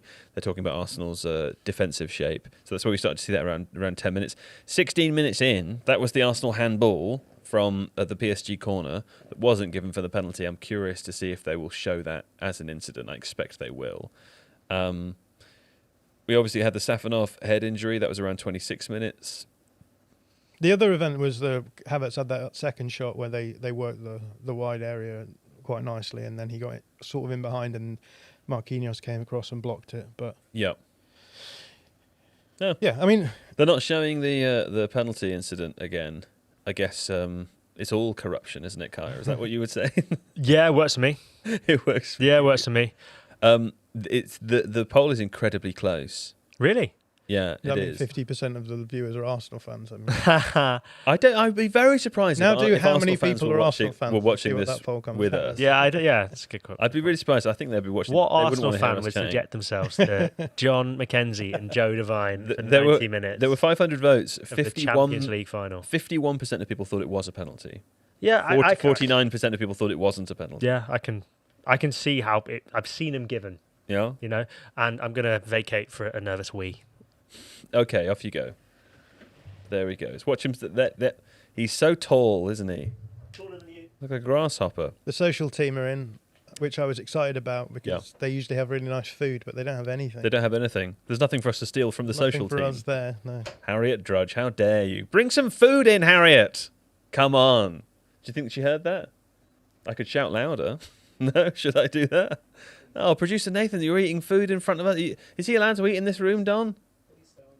No. Eat outside. Get outside, producer Nathan. You eat out there. Also, don't make me watch you eat when I'm not allowed to. I didn't prepare well for today. I haven't eaten the right things. Do you want a rice cake? No, I don't. I don't want a rice cake. Thank you, John. I don't want a rice cake. I want to see. Oh, the Quiz Wizards people have got back to me. Fantastic. So I can have a look at the live. I can have a look at the live leaderboard. Can you see that also, Don? Possible. The live leaderboard for the Quiz Wizards thing. That's why I sent you my login info on Slack, and you can have a look in there. We don't need to show it now, but they've fantastic. Okay. Wow, the possession is now 77. 77. That's quite stunning. That's yeah. crazy. Okay, I'm gonna read aloud just so I don't know how they do the points. I should work this out. I think it's because there's various different amounts of there's different types of quizzes you can quiz answers. My God, should I take a deep breath? There are various different types of answers in the quiz, but there is a consistent top three as it looks right now. So, in third place, Roger with 17,400 points. Incidentally, if you want to play, you still can. You can still play. We will. The quiz won't end until after the stream does. So there's still the opportunity to play. In its second place, we've got George Buras, 17,470 points. And in first place, Bilbo Baggins. How about that, John? Bilbo Baggins is number one. Apparently someone in the chat asked about what my leg routine was. Really? Yes, I saw. There has been quite a lot of comments about your legs. Really? Yeah. Yeah. You're so love how comfortable you've become with the microphone immediately. Don't forget to Just taking a drink. I'll bring it back in. Oh my God. This is quite nice for the see the podcast viewership. All they ever see is me making fun of John, but they don't see he deserves it. Why he does it? He's born to wind me up. This guy. How about that? I don't even need to wind you up. Even the idea of me winds you up. Sometimes you do the winding up yourself. You're like, he thinks this, but also he's trying to do this. And I don't even need to do anything. It just goes. It runs. Anyway, you can still do the quiz. There's the link is pinned in the chat. It's the Quiz Wizards quiz. Join in and do that. There's a bunch of you who've done it. Fantastic job. Well done, everyone. Okay, Kaya's returned. Let me help you here, Kaya. Thanks, man. In you come. What did I miss? You missed John winding me up by speaking really far away from his microphone. My favourite comment so far is like, John is sitting as though this is his living room. That's right. Isn't That's that nice. what that's supposed to be? Yeah, that's the vibe. John's got that rare quality of being someone who without having gone to private school, who believe that they belong everywhere. I once went to the theatre with John, and my wife came as well. We went to see Les Mis. It was fantastic. It was a fantastic show, lovely show. My favourite part, I always call it half time, but my wife then says the interval. The interval Yeah. of the theatre. I always say kick off at the start of the theatre. John stood up and he likes to stand and put his hands on his hips like he's a 55-year-old man having a look around, like he's at an airport watching the planes take off. And then he said, I'm going to go to the loo. Anyway, he was gone for 15 minutes. I thought, wow, he's doing a very big poo. He's been gone for a really long time. No, it turns out that once he was finished in the loo, he went to explore the entire theatre. He went to all the different parts, all the different levels where a normal person like me would only go when I had the ticket authorization. But no, you just thought, I wanted to see what it looked like from the Stuck top. my So head into one of the boxes. you as well. stuck your head into one of the boxes. And everyone looked and they were like, and I was like, sorry. Oh, sorry, the wrong box. I've Sorry. come into the wrong box. I don't understand where you get the confidence to do that from. When I go to the theatre, I'm just glued to my seats. Did you do it on purpose when you went into the box? Like, Yeah, I you knew it wanted was to a see. box I when you knew. went I in? wanted to see what was going on and what it was like. So I wanted to see what the view was like from there. You know. Yeah, fair enough. The views from the boxes tend not to be that good Yeah. in London. I've London always theatres, thought I that because you're on the side and you're quite high up and you're quite like narrow to the stage. You famously you have those seats. If you visit the Globe, which is the Shakespeare's There's the Globe. penalty, by the way. Oh, there's the penalty incident. Okay, now we see another version of this. Right, so it bounces off his leg onto his arm, and then it does. hit What's his the hand. second one?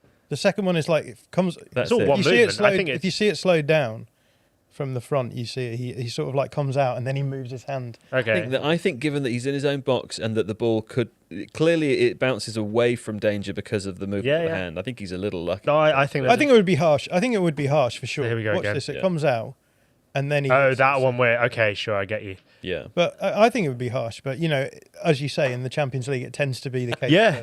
we're without. If it hits that- All the producers have left the room. We're- We can do whatever Yeah, we what want. should we, what Yeah. should we do? Okay, the game. The players are reassembling in the tunnel again, so it looks like the second half is going to start. I hope no one stood on the badge. Oh, I was saying yes. Isn't it? If you My go favourite to, thing with footballers is them not standing on the badge. do they Yeah. avoid the badges in the tunnels? Oh, yeah, Do It's they? a big thing. It's a superstitious thing. No, it's a respect thing. So I think. Oh, it's about respect. Only football could have like know. you have to respect the badge, but at the same time, all of the stadiums have the badge on the floor where people can walk on it. Like the floor is lava, isn't it? Yeah. Well, Something when like Arsenal played Atletico Madrid in the semi-final, Ben White walked sort of down the tunnel over the badge, presumably not realising the badge was on the floor. Yeah. And Diego Simeone came over to give him a bit of a shove afterwards, How about that? claiming it was a lack of respect. Void of Flife 7058 in the chat says it clearly hits his chest before it hits either of his arms. What in the world are you guys talking about? I don't think that's in the rules, though, is it? in Champions League, didn't we have this conversation a couple I think of weeks ago? we said before if it hits your chest into your arms, then sure, that I would not advocate for that being a. That's what this person penalty. is But saying then happened. it comes out again and then he hits it. I think again. yeah. I'm not disagreeing with our friend in the chat there, but I generally feel if it hits your chest and then your arm, it's more of a penalty in a way because you're kind of controlling it a bit more. You know, like the Brian and Burma one against Nottingham Forest, like that hit his chest first and then his arm sort of controlled it. I'm very happy for it not being a penalty, I think it's very different and I don't think it was. given the conditions, right? If he scored off that at the other end, you would probably give it as yeah. a handball. But there are a lot of people like in the chat talking about things whether they're intentional or ball to hand. None of these That's things are in starting the again. rules. Yeah. Incidentally, like they're not part. Started. Oh, we've started again. There we go. That's for producer Don, so that we can get a little the stopwatch going there. We're Come on, probably, Arsenal. probably going to be like a few more seconds behind, I guess. 10 seconds. Okay, great.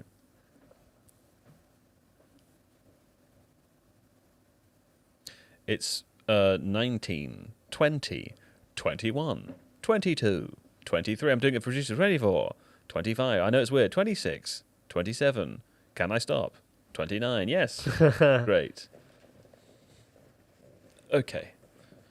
You know, in The Office, when he's pretending to do a phone call and they pick it up and they go, What, the English office The or the English American office. office? The English office? English office, and they pick up the phone and it's like, after the beep, the time sponsored by whatever will be Accurist. accurate Yeah. will be 45 minutes and 50 seconds. Yes. 45 minutes and 51 seconds. That sounded a bit like that. Right, Yeah. right. I was a long way. It's a long trip down the garden path, but we got there. Are you Oh, old Mascara's enough? just been booked for time wasting. Are you old enough to have In the 45th minute. That's ever called bizarre. the time line? No, never. Do you remember it, John? Oh, yeah. Didn't It know was that was fun, a wasn't thing. it? We're going on teletext as well. Kids I just did think- it for fun. Sorry, Mascara's just been booked for time wasting there when the Yeah. half is less than a minute old. That's Yeah, I don't know if mathematically that's possible. I think it's probably. I mean, yes. I think it I is. suspect he was probably warned, In the or they first were half. warned by the referee at some point that Very harsh to put someone on a yellow card against Kvaratskhelia for that in a Champions League final.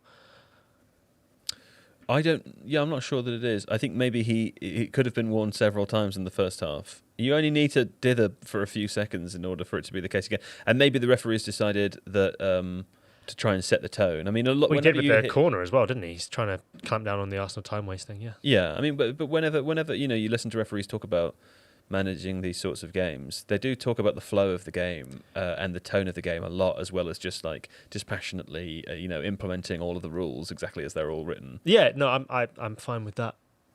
How much do you hate the referee right now? I love him for the next 43 minutes. Okay. Oh, Declan Rice swinging in a ball? Sadly, no. And again? Sadly, no. With his head. How about that? Is this Trossard on it? Yeah. That was Trossard. Leo. Is this Lewis Skelly? That's Lewis Skelly. Who's like dropped out to be in the complete back line? Is that how they I think use it's it? because they had a set piece there. Oh, okay. But yeah, Lewis Skelly has been dropping deep when Rice goes forward. That's kind of the double pivot they're vibe. going for the corner flag already. You would take it. Take it. Oh, go on, little roulette. Big Bang? No. Sadly, no. No to the Big Bang. How Oh about dear. that? All right. Well, I know it's only been 2 minutes, 3 minutes, but Arsenal do look a little bit brighter. Yes. Yeah. It's exciting, isn't it? Ethan Fisher. Arsenal are so turgid to watch. I don't know. A poorly timed comment. I think they've been okay in the last 2 minutes. I also think I understand that. I think there's a lot of teams who, when they go 1-0 up in a Champions League final against a team who are offensively better, would do this. I don't think They wouldn't do Yeah. 77% possession. Show me any Champions League final in the last 20 years where the possession stats were that. I mean, I don't have the possession stats in previous Champions League finals off the top I of my mean, head. I don't either, but I know that Last year was pretty bad. Yeah, but it wouldn't have been that to that extent. I don't think. Ooh, Let me there's find in out. the box. Oh, it might be a chance for PSG. No. I just think it's a tactic that Arsenal are employing that is working. I think it's harsh Yeah, I mean, to I understand why they're doing criticise it. We've said it enough times that PSG are going to struggle against a low block, right? Arsenal are going to be good in a low block. Like Yeah.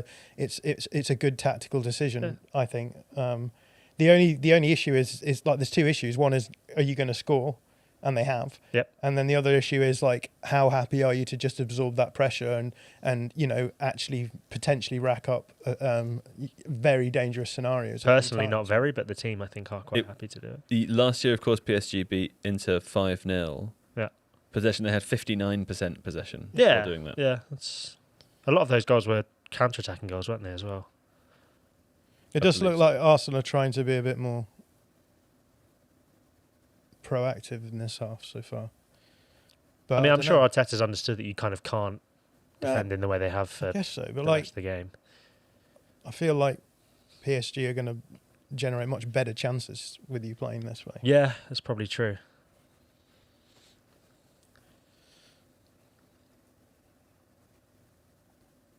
But this is what you were talking about before, isn't it? Sort of not giving Vitinha an option coming Yeah. out. And yeah, that's not them. But like this, if they can bait, look, they end got up out, in yeah, these, no, they end you're up right. in these situations You're all right. the time where you're like, you should have played it through the lines there, but. A quick response to James McCarry in the chat, saying Ring for Analysis was excellent, but as always, thank you. But we need to chat about the difference between the U.S. War of Independence and the U.S. Civil War. Yes, I know. Annoyingly, I made. Were you talking about the War of Independence? I was talking about the Revolutionary War, and then I called it the Civil War. Right. But then annoyingly, I was quite braggy about something in the same moment. So you I were. really opened myself up to some criticism. Yeah, I mean, when they say that should have been picked up, the only person who could have picked up on it is me, and I didn't. But Sure. you were talking about the Patriot, which makes sense that it would be the War of Independence. Yes. but Yes. rather than the Civil War. But I've never watched the Patriot, so You got to pull the old. shirt down. Just tuck it into your shorts there, pal, so that you. Neither João Neves. It's nice that he's so relaxed, though, producer Don, isn't it? You like that? Yeah. We should get you a cover bun, that they wear for weddings. Do you mean a cummerbund? A cover bun, is that what it is? Yeah, the I thought it was a German cover thing, to cover your buns. It's called a cummerbund. I thought you wanted to cover your buns with the cover bun. I'm happy to have my buns on show, to be honest. Well, People got to pay extra for that. that's true. It's on the Tifo OnlyFans. I've been live for too long now. Yes, producer Don nods that I have. There we go. Okay, well, it's been good that we got this far. What's happened there? Foul throw. Yeah, it looks like a foul throw. I mean, I don't like referees enforcing tiny things, even though it's in Arsenal favour. I'm just like, come on, man. I think the thing you were most annoyed about last was that the corner was struck off for Let time me wasting, which is a tiny how thing. I need to emote. Of course, you're here as a fan and as a journalist. It's quite a confusing role to be in, isn't it? I'm confused. Yeah. There's I'm Arteta there getting frustrated that they're not holding onto the ball, I think.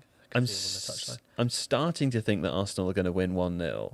I'm Any starting to takers? think that you're trying to bait me into a jinx, and I'm not falling for it.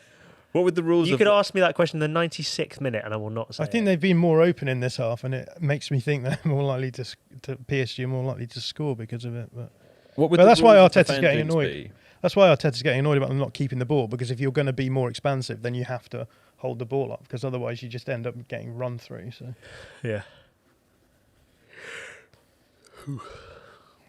Me yawning after saying it's an exciting game. It's not. It's not a good look. What will you do if they win, Kaya? Will you jump up out of your chair, or Let's cross that bridge when we come to it. will you go running around the office? Why not? Yeah. I think I'll just. I don't know. I've never seen my team win a Champions League final, so I don't know how I'll react. We're entering uncharted waters. much more space now, there. Saka, hold on to it. Oof. That's Hold a in. foul. Surely Oh, that's wow. I think Okay. I think it's a good tackle. Now he's decided it's a foul. it was called back. reckless. It was Give reckless. me yellow for that as well. Oof. Okay. Let's see the replay. We're looking at this the Saka's yellow card incident now. I mean, if the evidence of the player who was fouled is anything to go by, it clearly hurt a lot. Okay, here we go. Oh, his foot runs over the ball. Yeah, he almost catches his hand as well. Aye, yeah, that could have been dangerous, Kai. What do you think of It is that? reckless, man. It's not reckless. It's just not. It's a foul. It can be but dangerous when your boot goes over the ball like that and studs showing. You don't think that's reckless? See people sent off for that, Kaya. Which people? Footballers When? regularly. A lot of people in the chat saying that's not a foul.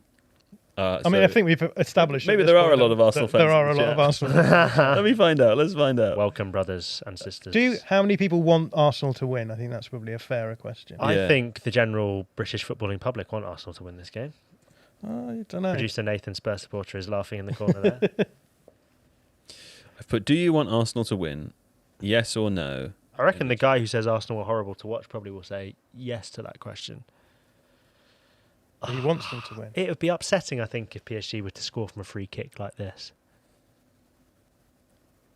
Oh, good thing they didn't. That was actually miles out, wasn't it? It was like a very long distance. Yeah, I mean, that was sub-Osley. God, what are Arsenal doing? Just thinking the set. If you imagine being a set piece coach and you like working on all of these smart set piece things, Havertz is definitely trying to win fouls. Yeah, isn't he? That's how he plays centre forward. He to use an Americanism, he likes a flop, but he's good at he's good at buying fouls.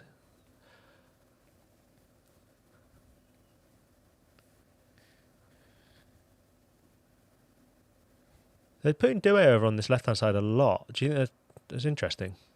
I know Yeah. they rotate a lot generally, but it's interesting how much they're sort of vacating the right-hand side a bit. There's no one in the middle now. William Young 95 in the chat asks, are you considering a Ring for Analysis episode on the Spygate scandal? It is possible. It's possible that we'll do that. I think. a break. Oh, mate, at the moment. Yeah, there's. Oh yes, no. You're absolutely right. We've already recorded our final one for next week, and it won't be on that. Although we are being joined by a guest on Thursday who is a Southampton fan, so we may speak about it again then.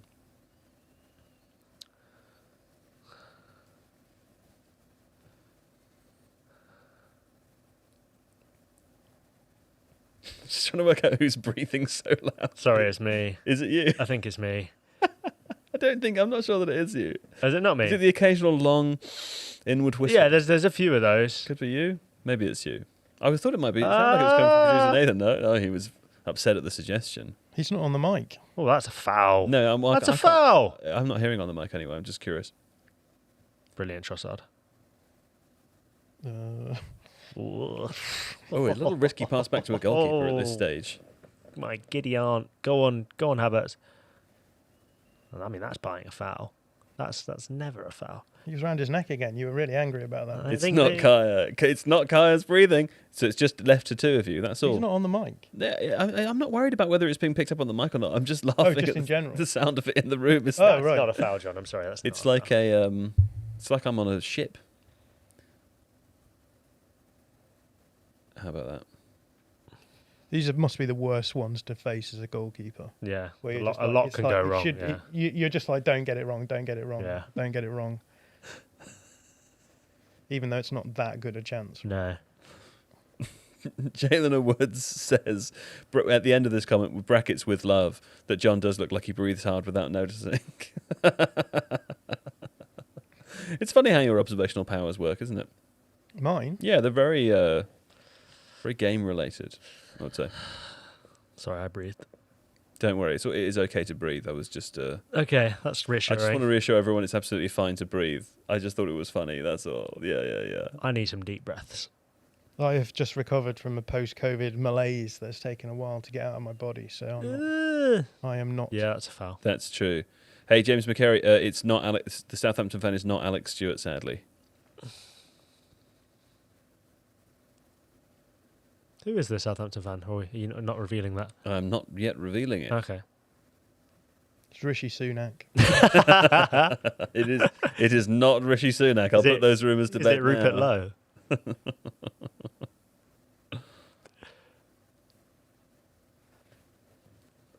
Okay, so as it stands, we've got in the poll, we have Two of you going for the same ball, guys. 44% of people want Arsenal to win, although I've done that thing where I wrote the question, do you want Arsenal to win? Which kind of rigs the response, because you could want neither team to win and vote no. Yeah. So I think 44%... Even still, 44% is a lot. It means so- probably more than half of the Yeah, people, so if I you would think. consider that with the penalty, Yeah. get rid of 44% of the Arsenal vote for the pro, and then it comes out about 10% to 90%.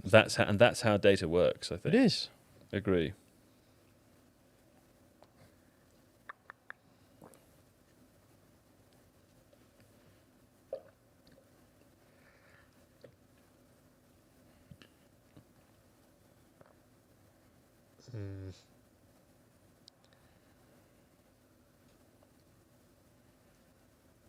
Go on. Go on. No. You're going to foul them in a minute. Works for me if it's in their half.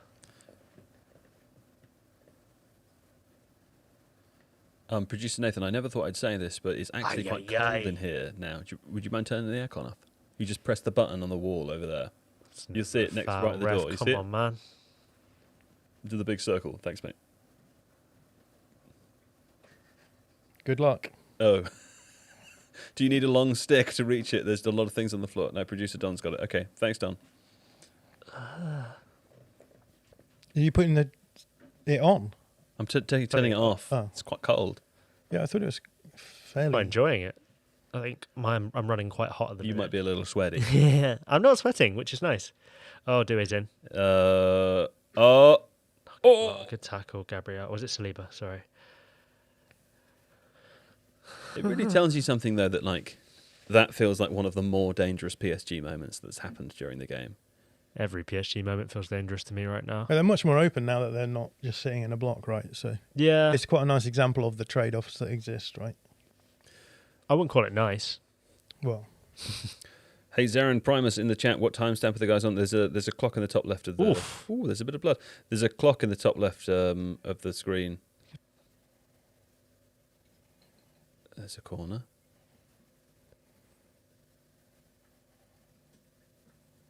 they're playing Saka much higher. I in this think half as well. something is coming. I've accidentally read the chat, and I think something might be coming. Don't do that.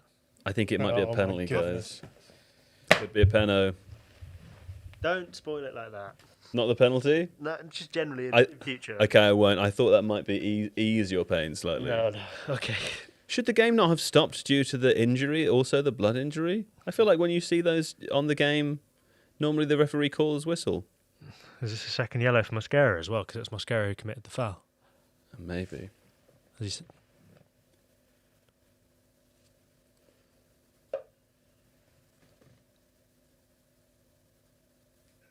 Are they going to VAR this? I assume so. After review. Ooh. Hard to see.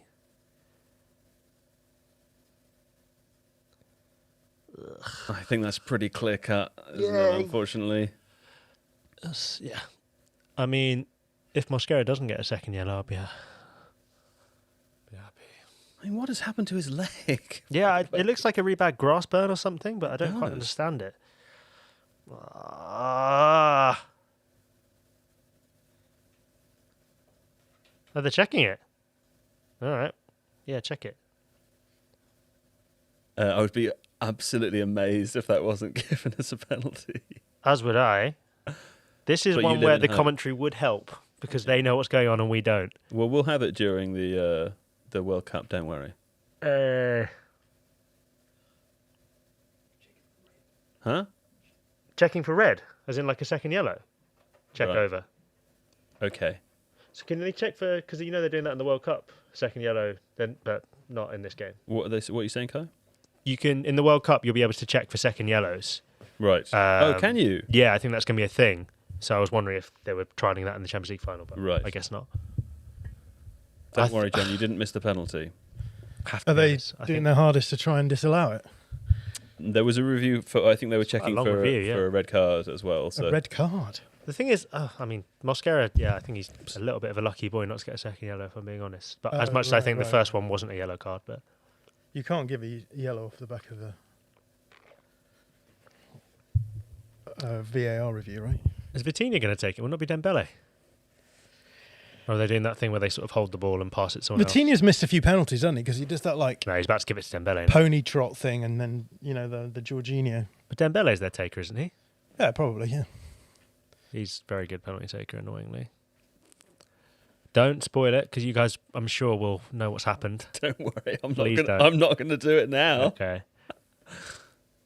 Come on, David. This also shouldn't be a problem during the World Cup either, because we'll be watching on terrestrial. The whole point of doing it was Cool, to cool. get those aerials so that we're not behind. But it's because we're watching we're streaming it. There you go. Okay, that's Dembele, right? Yeah. That's a Dembele goal. It's 1-1. Game back on. Do we expect now that Arsenal's game plan has to change, John? Well, I mean, the question is why they came out and tried to take the game to PSG a little bit more, isn't it? I guess. We were talking about it, right? We were saying they're much more open now than they were, and it makes PSG look a little bit more dangerous, and then Yeah. that's happened. So Why do you think they did that? well, I mean, I guess the thing that Arteta will be thinking is if you are willing to sit back and give them, 77% of the ball, Yeah. you're just waiting for something to happen anyway, right? Well, you're So- waiting for a mistake like that, right? Which happened anyway. Yeah, but those sorts of that mistake, I guess, is much more likely to happen with the space No, you're right. to break down. Oh, my God. There are a couple of comments in the chat. People worried about you, Kaya. I'm worried about me. Do you feel okay? No, I don't. I don't feel fine.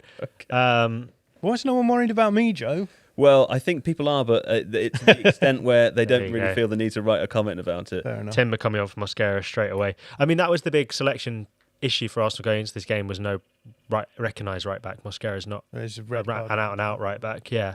And as a 1v1 defender, he's shown himself to be... I remember there was a Brighton game where he came on right back and played quite poorly 1v1, I think against Mitoma. Maybe it wasn't.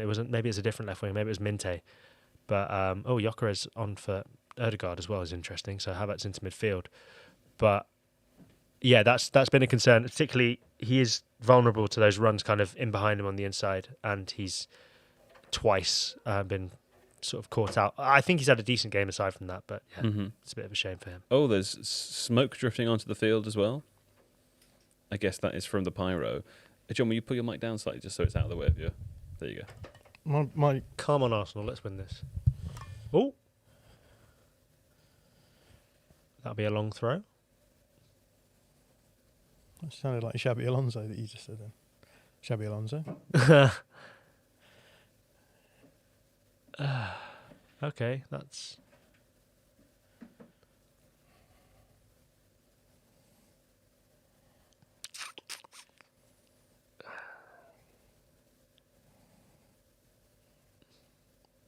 Oh, come on. That looked soft.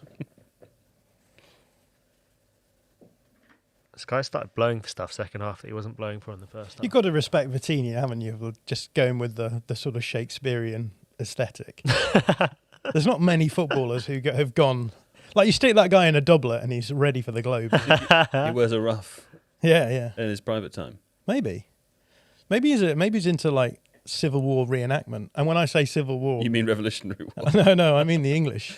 Oh, you mean the English Civil War? Yeah. That's the thing. Americans are always saying that we don't learn about the American Civil War. We don't learn about the English Civil War either, do we? I studied it a bit at university, actually. Did you? Yeah. Only at university, though. They don't You teach did you in history, school. right? I did do history, yeah.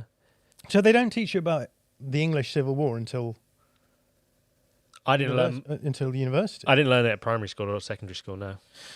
Well, actually, my grandma used to teach me about it, but that's Is it Cromwell? extracurricurricular. Yeah. Yes. Right, yeah. Cavaliers and Roundheads. I remember. King Charles Interesting II. you went that way around. Most people would go the other way. Roundheads and Cavaliers. Yeah. That wasn't right, but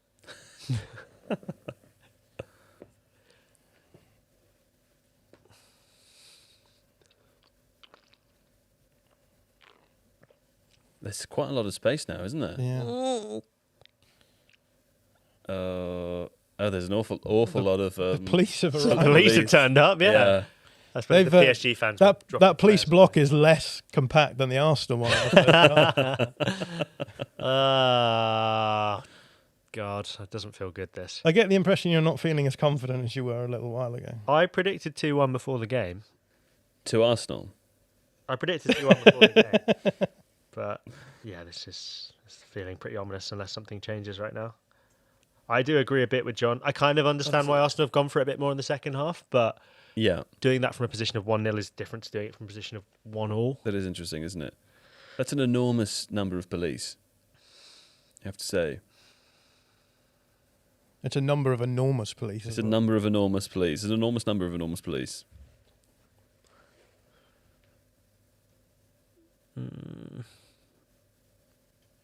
Raya Penalties are rubbish, aren't they? Yes. does like an early dive for a penalty. I mean, it's clear now, isn't it, right, that the reason penalties are rubbish is because, you exchange what Yeah. what was a chance that wouldn't have been 0.78 xg that was stopped for a chance that is Yeah. 0.78 xg. Yeah, I also think that, like, I suspect that the XG is just creeping up all the drinks time as break. well. Like, it's you just don't expect this level of player to just miss a penalty, right? So there's less of the jeopardy element to it for me as well. That's a point, actually. Can I ask about the way that they create the different xg models? Are they the ones that we use for penalties? Are they just of players that have of penalties that were historically taken in the Premier League at the highest level, or are they? Where do we get that statistic from? Is it from all professional Depends on the players? data set, right? Right. So Yeah. I guess most of them use we'll use most of the big leagues, and they'll have.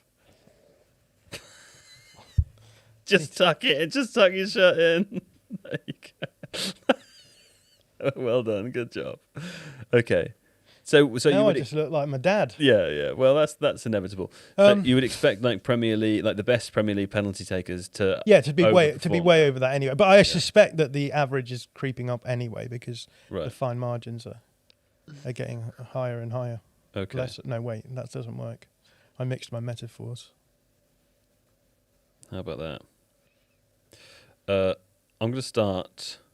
How long we got left? 20 minutes? No, okay. It's 1-1. I won't start. I was thinking I might start trying to plan the talking points for the podcast, but it's kind of impossible to do so right now, isn't it? How about that? I Are we would say I didn't- restarting play? Yeah, I didn't say it when he came on, but I don't love the the Gyökeres on for Odegaard sub. Why not? I just don't think the Havertz and Gyökeres have ever really combined that well for Arsenal together much. I mean, there was a couple of games when Havertz first came back from injury around Christmas where they looked okay, but I also thought Havertz was playing quite well as the centre forward, and I think Arsenal have lost a bit of an outball. Right. Gyökeres So I is not think brilliant at hold The up reason play. he's done that is because they were playing long Yeah. and you weren't. It just wasn't sticking. I understand that. I guess the idea then is that you just hope that Gyökeres can run in behind Havertz. Yeah, and he did that very well in the semi-final against Atletico Madrid, sort of running in behind and decent hold-up play, but it's not always been his forte in an Arsenal shirt. And I'd rather have seen Eze if someone was going to come on there. Yeah. So much more space. Surprised maybe Bad not ball to out see from Eze yet. Raya. Oof, lucky. Yeah, that's a bit of a let-off, isn't it? Yeah.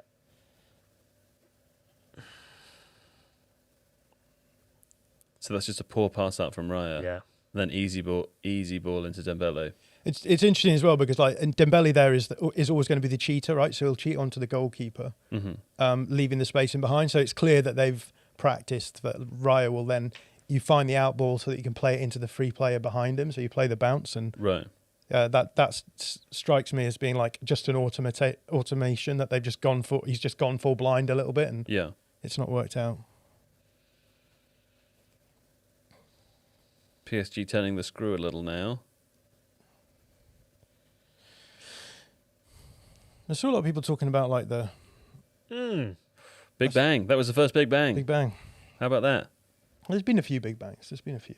From Shakespeare himself. All the way from Stratford upon But Avon. soft. What light through yonder window breaks. Big bang from outside the edge of the box. Oh, for a big bang that would ascend the brightest heaven of invention. Yeah.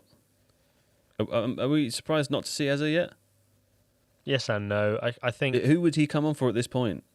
it would be Havertz or maybe Trossard on the left wing if Arsenal chose to do that. Oh, go on, Havertz. Laid off. Oh! Was Havertz pulled up there as well? Yeah. That's him out for another 6 months. He scored in the Champions League final. He's done his bit. He looks... Ooh, does he look a little injured? Bit of a No, grimace. He looks okay. It's all right, they've got Eze on the bench who can bring on for him. Yeah. Deep squad. There's so much more space. There's loads more space, yeah. I just think that Interesting that PSG also, understandably, but like lacking some of the urgency they had before they equalised. do you think as well, like we've not talked about fitness and energy and stuff, but like Arsenal have literally just come off the back of having to fight right to the end of the Premier League season. Whereas Yes and PSG, no. I mean, they've not played half of a their meaningful players- game for 2 weeks now. They've had good- Meaningful? They're all meaningful, Kaya. Those games all counted towards your victory. The Crystal Palace one didn't. We'd already won it by then. Yeah, but like it was only a week ago that you were celebrating. It's only a week ago the players had turned up to the Emirates at 5 a.m. or something. It's like, Well, 10 days ago. But I think if you'd give someone a week off before a Champions League final, they'd take it. And also PSG had a game a week ago as well, right? And Arsenal rotated a lot of their squad in that Palace game too.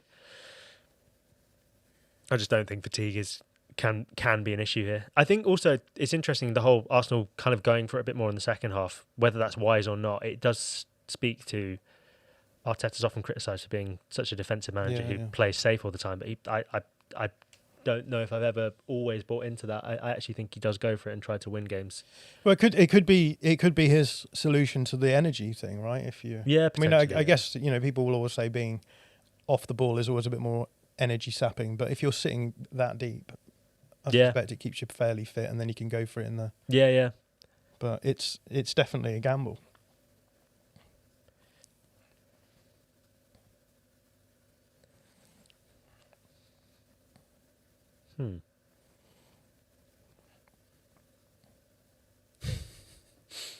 Just laughing at Arsenal's string of short passes and they're all in the same direction. Well, mate, we've not had a string of short passes in their half in the entire game so far, pretty much. There's the first sequence. It's worth saying as well, right? I think the game plan was clearly to try and put the PSG backline under pressure, and then they haven't been able to do that from so deep, and so Yeah, that's a good point. I think you have sort of got to go for it, and then you just sort of take the trade off, right? As being they're gonna be a bit more vulnerable, a bit more flexible. So are we, but like I just don't think you can sit back and and take it for the whole game and not expect to have it go wrong for you at some point. But I suppose they haven't done that, right? Second half. No, of course. Oh, this is tense. The chat asking. Oh. The chat are asking how you think of how you start thinking of a. Out wide. Don't shoot. No, you peen. Sorry. Did you call someone a peen? Oh, here we go. Oh no, PSG. These are the moments you don't want. PSG break. Don't foul him. Oh, It hit the post, did it? Did it hit the post? I don't know that it did. I thought it hit the stand behind. Stanchion behind. The net stanchion. Oh. Let's have a look on the replay. That's Kvaratskhelia, right? Yeah, Kvaradona.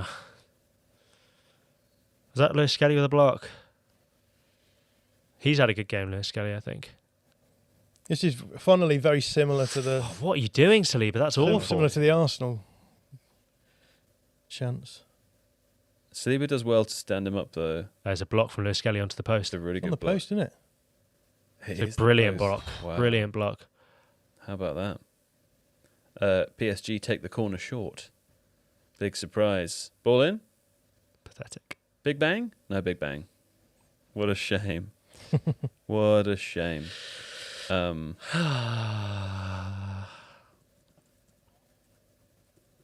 It's a really good block. I mean, I wonder if Rice saving the shot anyway. It's kind of looks like it's going at him, but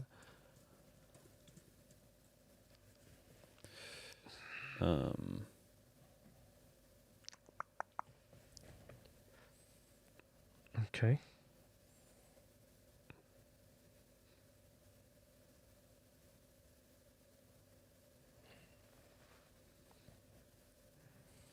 I Who's he fear we're bringing on headed now? for extra time, lads. do you think so? I fear that also, but It's I'm possible. terrified to say I it. don't know. I think heading for extra time would be good for you. The other option is I don't know if it'd be good for me personally. Oh, here we go. There you go. Go on. A little bit of space. Yeah. Lovely rotel. Rotel? Roulette? Roulette. What's a rotel? I don't think it's a thing. Pasta? Is it? Oh, Lewis Skelly's just lost the ball. Why did I say he's having a good game? You've jinxed it, Kaya. Oh, well, that's brilliant. Oh, That's come on. That's, really good that's defending. asking for it, that is. That's really good defending. Rotel So, is a okay. family-owned Japanese manufacturer of hi-fi audio and video equipment. Okay. Also, Rotel diced tomatoes and green chilies in a Not tin. a foul. You could get that as well. Not a foul. Am I allowed to swear on this stream? Don't worry, lad, aren't we? Yeah, you can. Fuck off, John. Oh, God, Madueke. Okay. Madueke and Martinelli, interesting. So no Eze still. It's just long ball now, isn't it? Yeah, long ball and inshallah. Trossard. Ooh. No. Got to stop hiding behind my mic, sorry. Both teams going for it, though. It looks like neither of them want extra I time. think it'll be It's just going to be like Saka who's going to coming off. actually get through. I think Saka coming off is... I don't think he's had a good game, but I don't think that's a wise decision. I think you leave match winners on the pitch. But who knows? Oh, we had a shot in the last... Hey, look at that possession. That's pretty good. 42%. I am starting to feel the heat a bit more now the aircon's off. Would you like the aircon to go back on? Is that all right with everyone else? Is it okay with Don? Yeah, Thank you, Don. we could put the aircon back on. Thanks, Yeah, I'm a little guys. warm now. I'm just feeling like a huge amount of radiating heat just from one side. They say the bigger they are, the more they radiate heat. That's what they say, isn't it? Yeah. Rolls off the tongue, that one. Ruiz isn't as forward this half. Or have I just noticed He's that? been dropping out in the first half as well. Cool. Oh, Or you think he was getting further forward in these scenarios? I don't know. Yeah, it looks like. I wonder if there maybe. It looks like he's trying to get Hakimi forward a little bit more. Maybe I don't know. Hakimi's made a very dangerous run there. Um, Kvaratskhelia is brilliant, isn't he? a little Arsenal breakaway? No, Not sadly- a very long sadly one. No, how about that? Oh, now Timber's out of position. Struggled to retain possession in there. Yeah, they really have. Do you know what, though? They're doing a much better job than Inter, aren't That's they? That's true. Much better than Inter. That is true. I really didn't think it would be a 1-1 at 80 minutes. Did you really think it would be a 5-0? No, I didn't think it'd be a 5-0 at all, but I really didn't think that. But I wasn't so sure that Arsenal would score, which I think is fair based on the evidence that we've actually seen since the goal. But also, I just thought it would be I thought it would be more comfortable for PSG than it has been.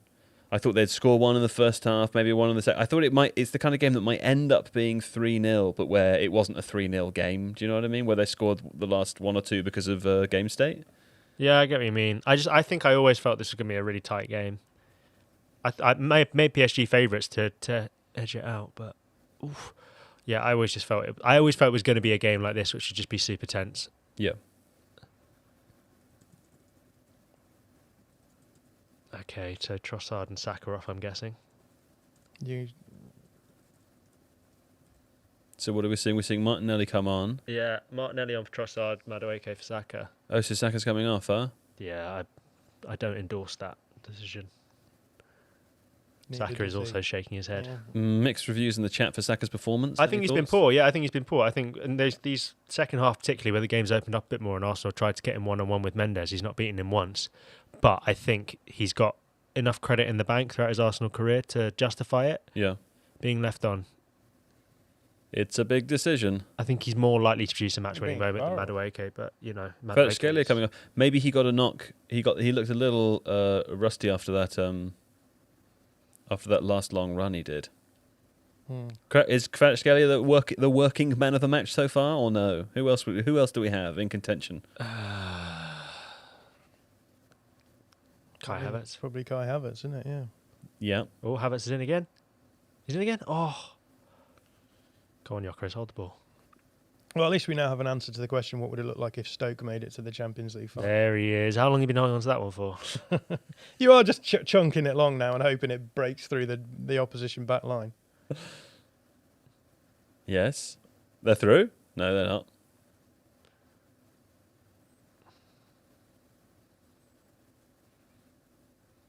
A few chats for Rice, man of the match, in the chat. He's been good. I think it's difficult when you're not in the stadium to see these kind of ones because he's not on camera that much. I feel like he's kind of the default because he's a very effortful player. You know what I mean? Yeah, I do know what you mean. Listen, if Rice does win man of the match, that probably means Arsenal have won the game. So I'm happy to endorse that. Oh, oh, I will say we're hearing some shouts from the other room. oh! Is that what they were? Yeah, Charting would have it, been I the wonder. first one. Oh God!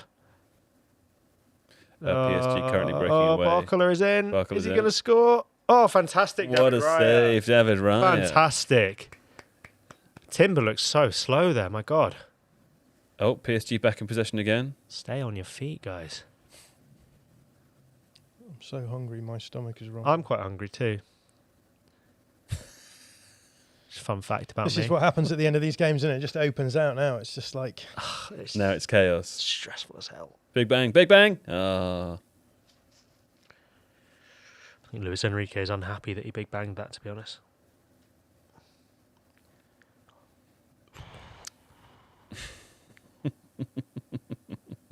Someone in the chat, in response to you saying hungry, that you're hungry, has written out phonetically the ba ba ba hoo hoo, that advert. You know, that's you're not yourself when you're hungry. What's that? What's that one? A Snickers one. that's You're not chocolate. yourself Yeah, that's when a you're chocolate hungry. bar, I think. Yeah. It's a marathon. Eat a Snickers. Oh, I'd love a Snickers right now.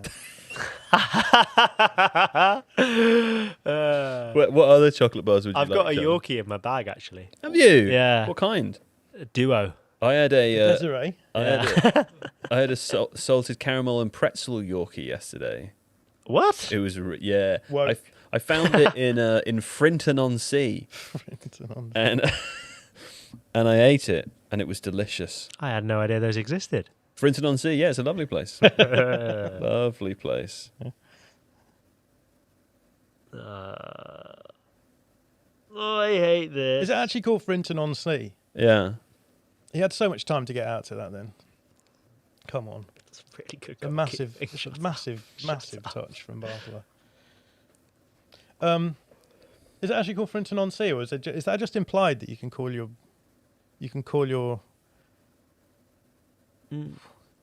place on sea if it's literally? Oh, on go on. sea? Oh, there's an Arsenal breakaway here. Oh, it's a terrible pass from Martinelli. That was terrible, and it is actually called Frinton on Sea. Yeah, and Awful pass. then it's next to Walton on the Naze. Oh, nice. Yeah. Come on, guys. Is that near Canvey Island? Is that neck of the woods? Oh, you went last year. Oh, You went to which one? To Frinton or Walton? Right in between. Wow, how about that? I think that might have been roughly where I was. Nice beach there. They've got there at Frinton on Sea. Oh, Camber Sands. Yes, of course. Wait, isn't Camber Sands? Isn't that near Rye? I think that might be a different place. Yeah.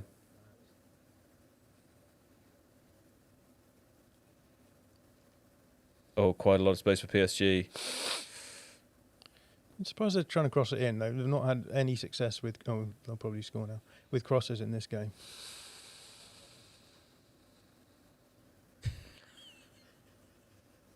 Where did you go? Did you work it out?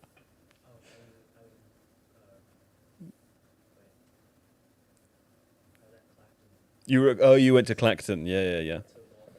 Right, you went to Walden. Yeah. Clacton, of Get course. that. Madueke's in the back post, and I look very silly. No, we don't need to bring it up. You're right. I'm going to Warwick Castle, Joe. Oh, producer Nathan's going to Warwick Castle. When are you going to Warwick Castle? Going to see a play at Stratford, so Lovely. What you seeing some Shakespeare? I'm Brilliant header Havertz. Game of Thrones play. You're seeing a Game of Thrones play. Good luck. Okay, I'll have to find out more about this afterwards. But because you're nearby, you're going to go to Warwick Castle. Make sure you see the falconry display. How about that? Absolutely fantastic. And the falconry trebuchet. display. Oh no, the trebuchet no longer is. The trebuchet is, but they just don't set the thing on fire anymore. Oh, okay. That Yeah. seemed fair. Remember that? Seems a fair compromise. Yeah, lovely. Woke. Yeah, Warwick Castle alert. Finally, some Warwick Castle discourse, indeed. They should make affordable housing At Warwick Castle. in the area where the trebuchet fires. That makes me sound like I'm trying to advocate the death of the poor, obviously, but that's not what my point was. My point was more just it would bring down the. Oh, okay, that was very close. I can hear the screams and the other. Should we tell them to shut up? Producer Nathan or Don? Yeah, did someone want to go and do that? I don't know. Shut the door at least, Yeah. because the door was clearly not open. Is the door slightly open? ruining the live experience. Raya's hamstrings obviously gone. Yeah, it's funny how often that happens, isn't it? You must have weak hamstrings. That is close, isn't it? Well, it looks good with the smoke on it, doesn't it? That replay? That's very close. I love it when you do the inside cut to the curler away. You know. Yeah, that's like the Eze. Thank you, Don. The Eze short corner. Was it a door closing situation, Don? Yeah, great. Thanks, mate. Okay. God, imagine if our final sub is Kepper. Can you imagine? Kepper, half an hour. I mean, they have to do everything within their power to keep Raya on the pitch, I would say. I mean, this is just presumably tactical instruction break, right? I'm assuming. Oh, in the 89th minute. Yeah, you just brought a bunch of players on. It's not going too well. Take a nice long break. Tell them what to do. You're about to go into 6 minutes. yeah, maybe it's not. Maybe You get 5 subs, don't you? How many have they made? Already made 4. Arsenal you made get 4. you get more. You get another one in the. You get another You do one get extra another one time, next don't you? time. That's correct. And another one if there's a concussion as well. I like it when the fans when they wave. It's nice. Having a little wave. Yeah, I'm that guy. That's an interesting juxtaposition, isn't it? The Yeah, the PSG Arsenal fans fans seemed seem very very happy and wavy. Well, it's because they've already won one. I think Arsenal. Arsenal haven't won a Champions League before. It just feels. That's true. tense. That's why you'll be much more relaxed next April, because you've already won the Premier League once. So you I'm saying that in a serious way. Oh, I thought you were implying when Arsenal reached the Champions League final. No, again. no. Oh, Nikola Jokic is an Arsenal fan. That's cool. Oh, God, we're massive. So's he. He's a big boy. Yeah. Is he a 7-footer? Slightly less. He is 7 foot. Nikola Jokic. Yeah. I don't know. Best Is he? centre in the NBA. If he's a centre, I assume he must be 7 foot and over. They normally don't. I'm guessing Ryan might be carrying an injury because he's not been taking any 6'11". long kicks, right? That's a So, good point, actually. so maybe he's just got a dodgy hamstring. Yeah, maybe Just you've tweaked it a bit. dragged his name through the mud for no reason. No, but even still, like he has been. That's Kicking, Kyron he, full fan he mode. has been kicking the ball long out from the back, right? Yeah. I feel like if your goalie can't kick the ball long, then you probably shouldn't risk him in the Champions League final. You know what I mean? Yeah, but then if you've got Kappa on the bench, Yeah, then so maybe true. you should. So true. Well, there's also Tommy Setford on the bench as our third That's choice true. goalie. That would be a So- bold call. It would be a bold call. Are you going to be going for Georgia Petrovic next season, seeing as to follow on the sort of tradition? Yeah, the of Bournemouth number the ones. Bournemouth number one the following season? Who's the Bournemouth number 2? That's a good question. Was that Dembele injured as well? Oh, the Bournemouth number 2 is the old. No. We're asking for an update again. We don't want your new software TV I don't get how it can be offering new software when because this is the first time it's ever been turned on. because I mean I can give you the answer if you want. Yeah, go Because on. it's lived in a warehouse somewhere. It's a new TV, but it will be a model that's been made a while ago. Since then, they'll have updated, and the first thing that it will do when you turn it on is try to update I itself. didn't want This that is what answer. people tune into our live stream Yeah, for, isn't it? actually, I shouldn't have asked. It's my fault. Is there I- anyone my actually main still thought- watching? Surely no one's made it this far. There are more people now than there have been at any other Really? stage. Such a great there are, thing many to is say that? to our there are live audience. 2,300 people with us, which is 2,000. more than we get for most. More than we've got for most Sundays so far. Hello, guys. Yeah, but that's just for my legs, isn't it? That's, Thanks for I think they're tuning in to helping me see through this. how much further back you can get from your microphone. Like, that's it. They want to know how possible it is. The thing is, the problem is because he's horizontal, the microphone is just resting on his chest. This sofa is really not conducive to sitting in a professional manner. That's what Oh god! If we got something less comfortable, he would have complained about that. We get something too Certainly- I comfortable. certainly would. I'm too comfortable. Come on. Ah, Across the box. Oh no, There's a leap by Barkler there. that was a leap. He resembled a salmon, you know.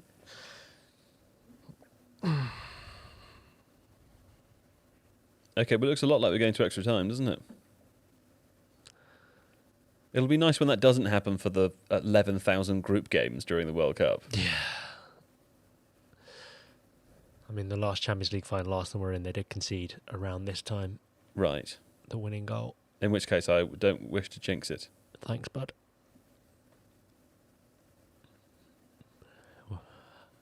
Teams start getting into a space where they're like, oh, do we want to win it or do we want to not lose it? Yeah. It doesn't make for compelling watching, does it?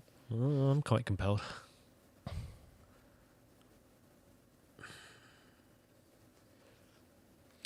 VBomb999 says, I'm from Australia and I'm awake to watch the final. It's 4 a.m. here. Hello, VBomb. Hey, everyone. Welcome. I hope it was worth waking up for you. Maybe he didn't go to sleep. Maybe he stayed up. Yeah, if it was 4 in the morning, I think I'd stay up rather than sleeping and waking up. I've been thinking this about the World Cup. Turkey have got a lot of 5 a.m. games. Actually, you know what? This is not a conversation for 94th minute of the Champions League final. I would say if it was a conversation, if it was a conversation for the 94th minute of the Champions League final, I would say that given your schedule is sort of every other day here, working late, I think getting up at 4 a.m. at any point is like completely wishful thinking. Yeah, we'll see. But you're still in your 20s, right? Yeah, just So about. you still wishfully think. I wishfully think. I'm Yeah. 28 for the remainder of the World Cup. Really? I turned 29 just after. Do I you? do. Oh, good for you. Thanks, bud. 29 starts to feel really horrible, I think. Does it? No, well, not really, but in that way where you think I'm Then getting lay much off. older now. 29 is hard to deny, you know? It's the first, like, impossible to deny age. Okay. I mean, it's quite hard to deny any age, isn't it? I think in your formative years, you're often not able to even conceive of the concept of time. It's Yeah, true. So- But that's not a denial. Very easy to It deny. is, it is in some respect. In effect, it's a deny. Would you say a baby denies that it is a day old? Yes, yeah. Okay. I'd say so. I think It a baby's lives in- experience... It lives in denial of time. Go on. A one-day-old baby probably thinks it's been going Come on, Gabby. for months, Come on, Gabby. because it has been, you know? Whoa! Oh, That was a good noise, guy. thanks, man. Oh, they're back at it again. I think they'll be until about 98 because Raya was injured, wasn't he, at the start of extra time? Surely the referee's going to blow the whistle just at a random time now for the game to end. Oh, that's handball, wasn't it? Oh, no, you Oh, really here we wanted to go. blow the Oh, whistle no, now. no, You no, really wanted to blow the Here whistle we now. go. No, not like this. Bad touch. Oh, it's not so easy, huh? Havertz made it look easy. He took a poor touch there. I think. Needed to take a more of a positive touch. Wow. I hated that. Kaya, feel Adam your Webster pulse. on the bench. How fast is your pulse? It's nothing there. Oh.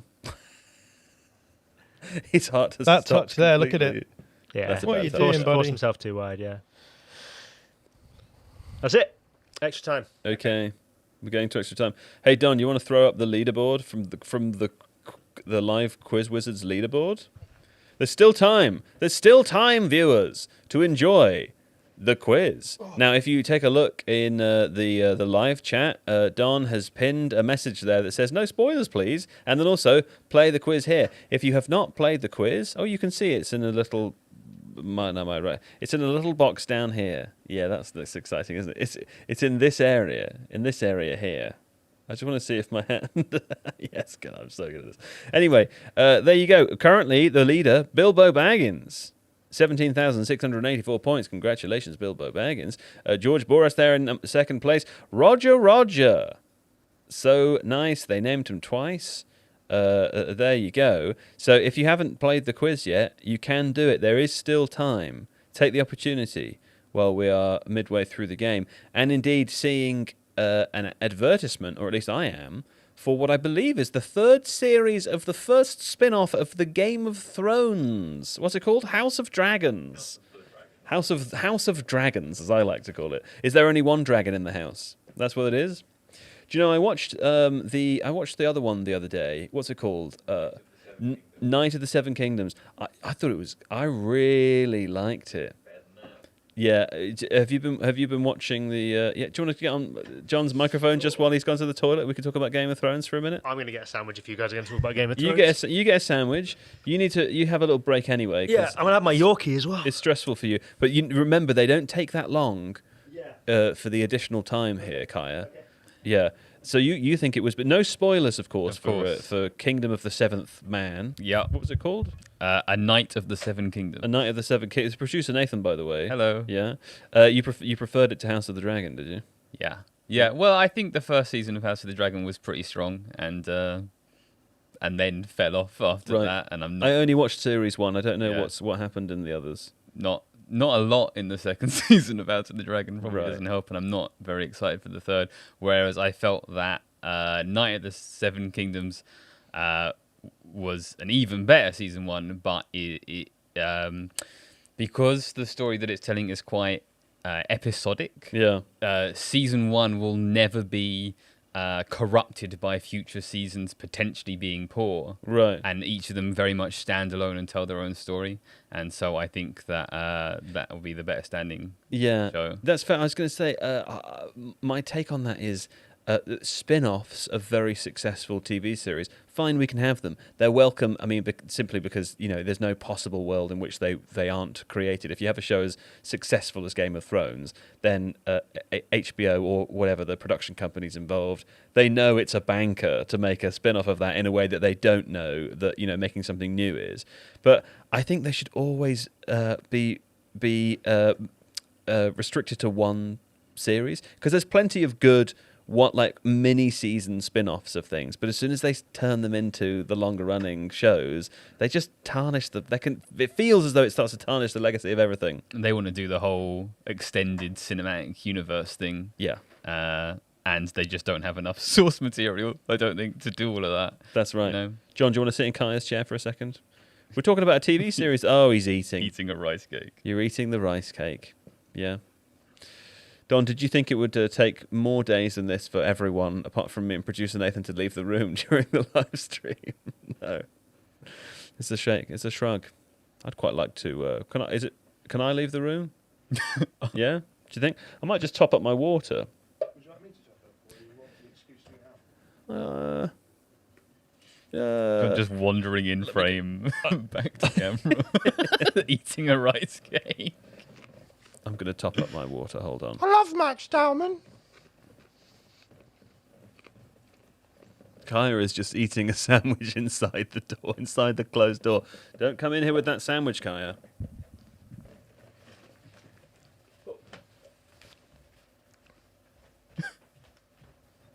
Am I in charge now? Yeah. I'll sit in Joe's seat. Yeah, do it. Feel free to. Doesn't look very. I'm a bit scared it'll be sweaty.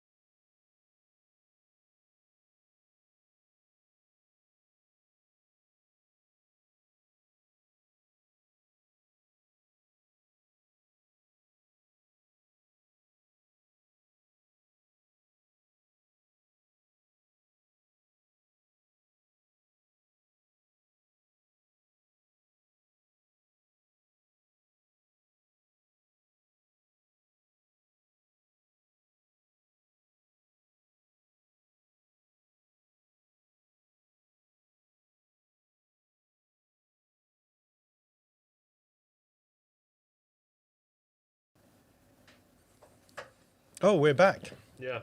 I'm not doing a reverse Gyökeres, I'm just covering the fact I'm eating. Well, Joe has gone in a disgusting show of unprofessionalism. So everyone is stuck with me. And we've seen what have we seen? We've seen Eze come on Yeah. For Havertz. for Havertz. It's kind of a front three. Sorry, actually, I'm going to wait till my mouth is not full. And then I'll say. And we're back to business as usual. Okay, so this is a front three that Arsenal fans hate. Martinelli, Gyökeres, Madueke, because there's like not much guile in there. It's kind of just all speed, everything 100 miles an hour. I guess if you expect it to be more stretched in extra time, which generally is the case, right?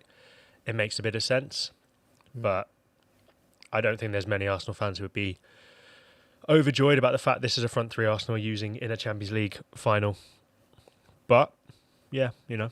But isn't the plan just to go direct, get it into the space behind? Yeah. I suppose you're not breaking down low. But Like here this. comes Madueke. Great ball from Eze. Everyone's going to bomb the box. Good ball. Oh, that was a really great cross. Apart from the fact it was straight at the centre back. Shut it. Shut it. I was going to offer you some Yorkie, but you've I don't lost want your chance. Yorkie. Yeah, you do.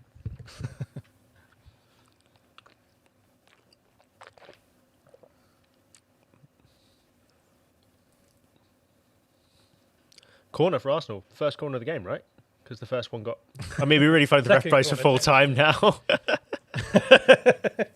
That would be amazing. You've taken too long. They didn't happen in the second half, did they? I don't remember one. Yeah, I don't think so. It's a rare outing. 2 minutes in, mate. I don't like this. I have to sit up really straight and posturally. Hey, John, is it cool if I take John's chair? You won't fit in the frame. Oh! Another corner. Is that a corner? Yeah, another corner.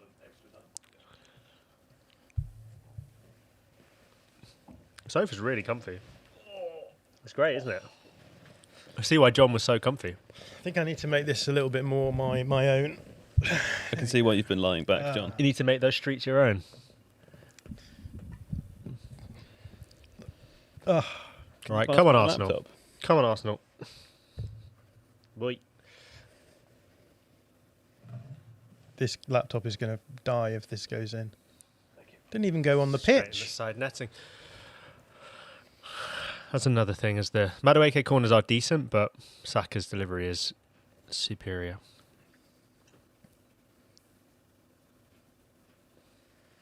Oh, John's found a new way to sit in my chair. That looks That's good. quite comfortable. You look on the wide. You look obscene. It's not quite Kate Winslet, but Look, it's not far off. look at this on the wide. Oh, God. I really think you need a blanket or something if you're going to sit like that, buddy. So is Safanov deliberately kicking out of play then? Yeah. Right. I mean, that's insane. It worked against Bayern, but it's still wild.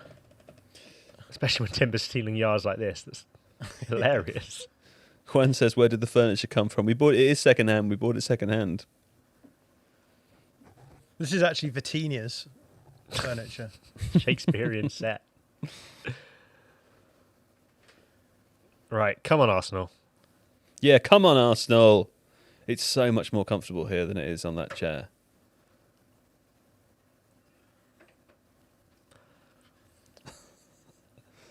Go on, Madders. It's also a much better view of the TV. Brilliant, Timber. What? Come on. Come on, man. That's never a foul. Come on. Hey, Kaya, I've decided spiritually I'm going to be an Arsenal fan for extra time. What does that mean? It means I'm going to support Arsenal. Thanks, man. But I could change my mind at any time. Okay. Okay? Yeah. But for now, I'm going to say that's never a foul. That's outrageous.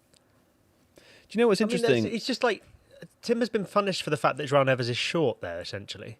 Yeah, I agree completely, 100%. Can I say, do you know what's really interesting is that when you sit in a different position, I feel like my personality is different here than it was over there. Do you feel a bit more I like... think you're being slovenly and you're ruining the professionalism of the game. Whereas you're being more formal now. Make sure you speak into that microphone, though. You know?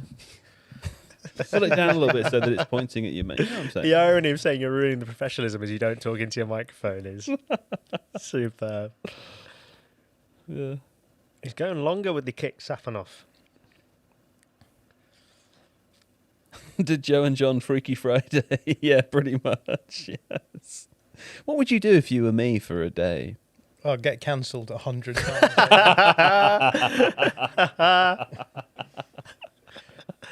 You know what I'd do if I was you? I'd finally admit who I really supported, you know? Yeah. Is Zubamendi on the pitch? He's on the pitch, yeah. Does he come on? Yeah. I didn't notice that. I noticed that. For Lewis Okay. Skelly. He came off for Lewis Good at Skelly. noticing things, me. Hey. All right. Interesting. Hey, Pipe Murillo, guys, I should not be able to know what your knees look like. Don't look, then. If you don't like our What knees... is this, the Victorian era? Don't look at us. Yeah, what are you? Are you from a time 150 years ago where there was prudishness about naked knees? Go on, Eze. Here we go. That's Yeah, there we go. That's the difference making you Oh, wanted. I forgot I'm supporting Arsenal. Come on, lads. Let's get it. Yeah? Oh. Why is it okay to see a footballer's knees but not ours? Why don't we use lav mics? We do have lav mics, but I think given that we are going to move around loads, it's actually better. And also, given that all of us just left the room, it's nice to know that a microphone is not attached to Isn't you. a lav mic one you need to wear to go to the toilet? That's what I'm saying. Like, we don't want the responsibility to be the producers to have to turn off the microphone I was every just time we making a leave the bad room. joke about lavs. And also, the other reason is because we're going to... yes, thank you, John. The other reason is because we're going to record a podcast immediately after this, and these microphones are going to capture our sound a lot better. There you go. There's Raya going long, so... I'm wrong. Yeah. 9 out of 10 joke from John there. It was good. I liked it. It was so good that it was so subtle I didn't notice it. Yeah. Come on, Martinelli. Beat a man. You did it once about 5 years ago. Sorry, that wasn't very nice. No one wants to hear your tirade against Martinelli on a live stream. No, I need to... I beat a man once. Why would you do 5 that years ago. foul, Jokeres? That's a stupid beat a man. foul. I was going to say, I beat a man once 5 years ago, and my uncle Damien never spoke to me again. Hey. Hey? That's it. That's a really stupid foul. Do you reckon Jokeres can get sent off in extra time? Anything's possible, John. What do you think would happen if he got sent off and Arsenal lost? Can I just say... Can't explode. The This Jokeres. this is a really good behind the scenes look at like John's inability to switch off the wind up merchant mode, because I stopped making fun of Kaya at half time. I think Did you? this happened when we. Yeah, I haven't made fun of you for ages. I'm closer to him now, and it's the gravitational pull of winding him up. Is I said stronger. something and you went, yeah, 100% completely agree. The most sarcastic voice I've ever heard in my life. Because I 100% That was about agree. 5 minutes ago. No, 100%. I think anyone who's agree, man. watching on the live stream, please go back and watch that and confirm for me, please. To be fair, I that think Joe you've has been indeed relatively made fun well of me. behaved with Kaya today. Yeah, today we have. Yeah, Today you have. that yeah. West Ham game wasn't the same though. No, the HR complaint is not as long today.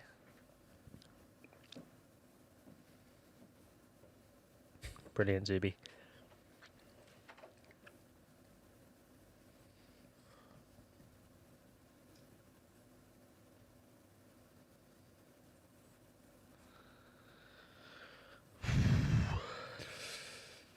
Jonathan says, I walked past Uncle Damien's pub in Angel the other day. It felt like a full circle moment. Unfortunately, it's not Uncle Damien's pub anymore. Uncle Damien has sold the old Red Lion. I've realised I cycle. Well, my bike got nicked on Thursday, so not anymore. But I cycle Yeah. past that every time on my way to work. There you Did you go. leave your bike out? Not the Huh? building. Did you leave your bike out? No, I literally didn't. I was in a pub, sat So you across the were? street from it, and it someone was nicked locked it? to a fence. I was stood outside.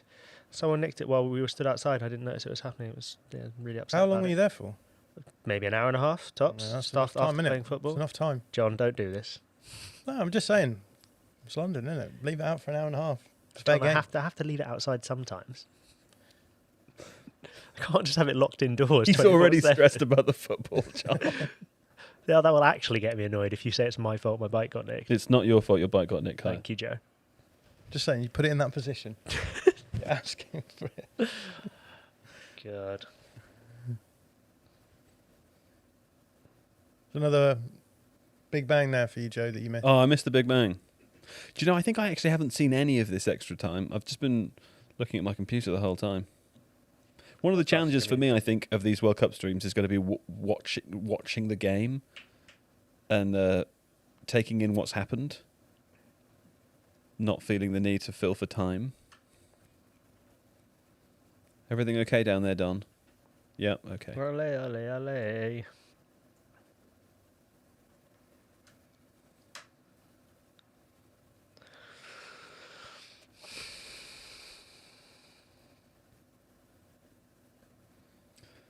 Nathan Gurnett, I feel like Joe doesn't even actually like football. I do like football. I'm just I'm struggling to pay attention to this game. A, because it's kind of boring, and B, because I'm also trying to Get a life, Enrique. get a life, Enrique. I'm trying to get a sense of how we do these watch parties, and also I'm trying to read the chat at the same time.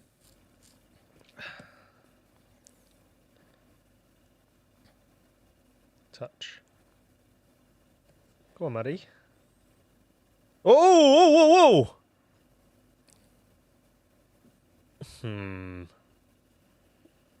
Is that a Referee decent calling appeal for for a penalty? I mean, that Madueke to get back up. helped it a bit.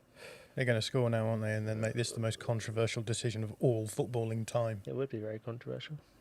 Nice. Don fixed the clock. The clock ran over to 100 minutes, and so it went back to 0. And Don fixed it. Nice one, Don. Thank you. Declan is Rice is. spitting feathers.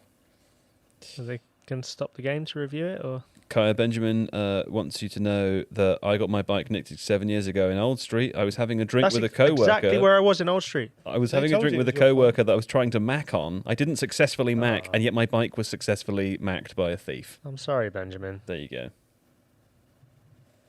Yeah, it's not a nice feeling. Something about Old Street.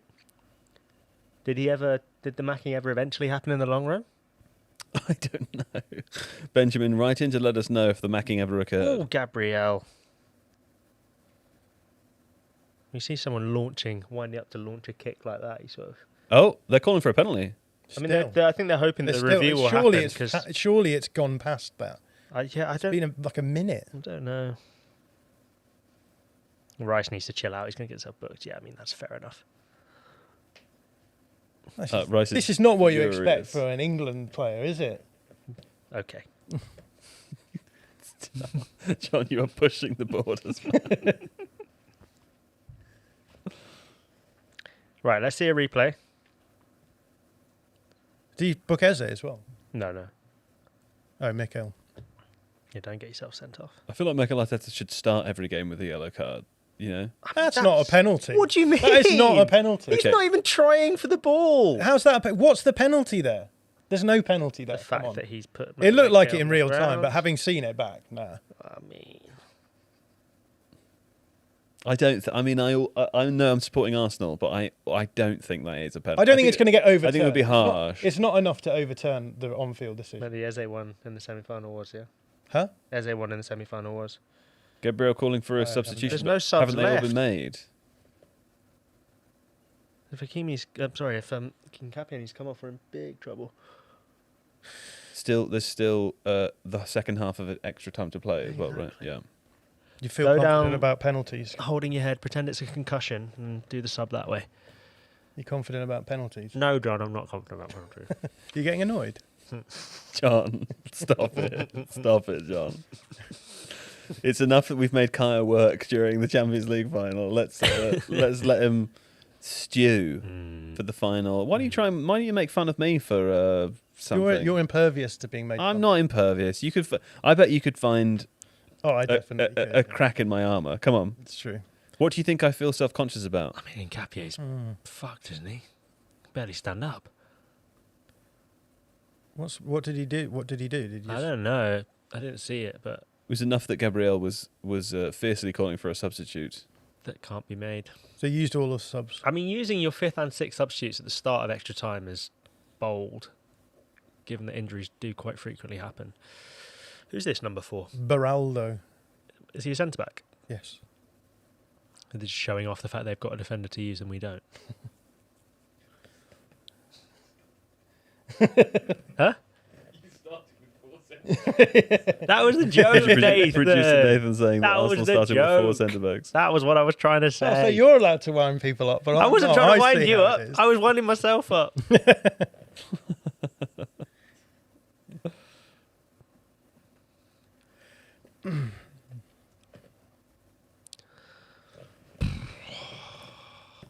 There's some consensus in the chat that Madueke is the Ashley Young of the new era. Is that a feasible I comparison? don't think that was a dive. I just think it wasn't an obvious. No, not saying it was, not on the basis that it was a dive. Oh, right. In what sense? I don't know. Okay. I assume just in this player sense. I don't know. I think it was. I'm assuming it was because Ashley Young used to dive for penalties, right? Did he? Yeah, it was a Oh. thing for a while. I think Ferguson even called him out for it. Don't remember that. It's been a long time. Yeah. It's 2011, 2010.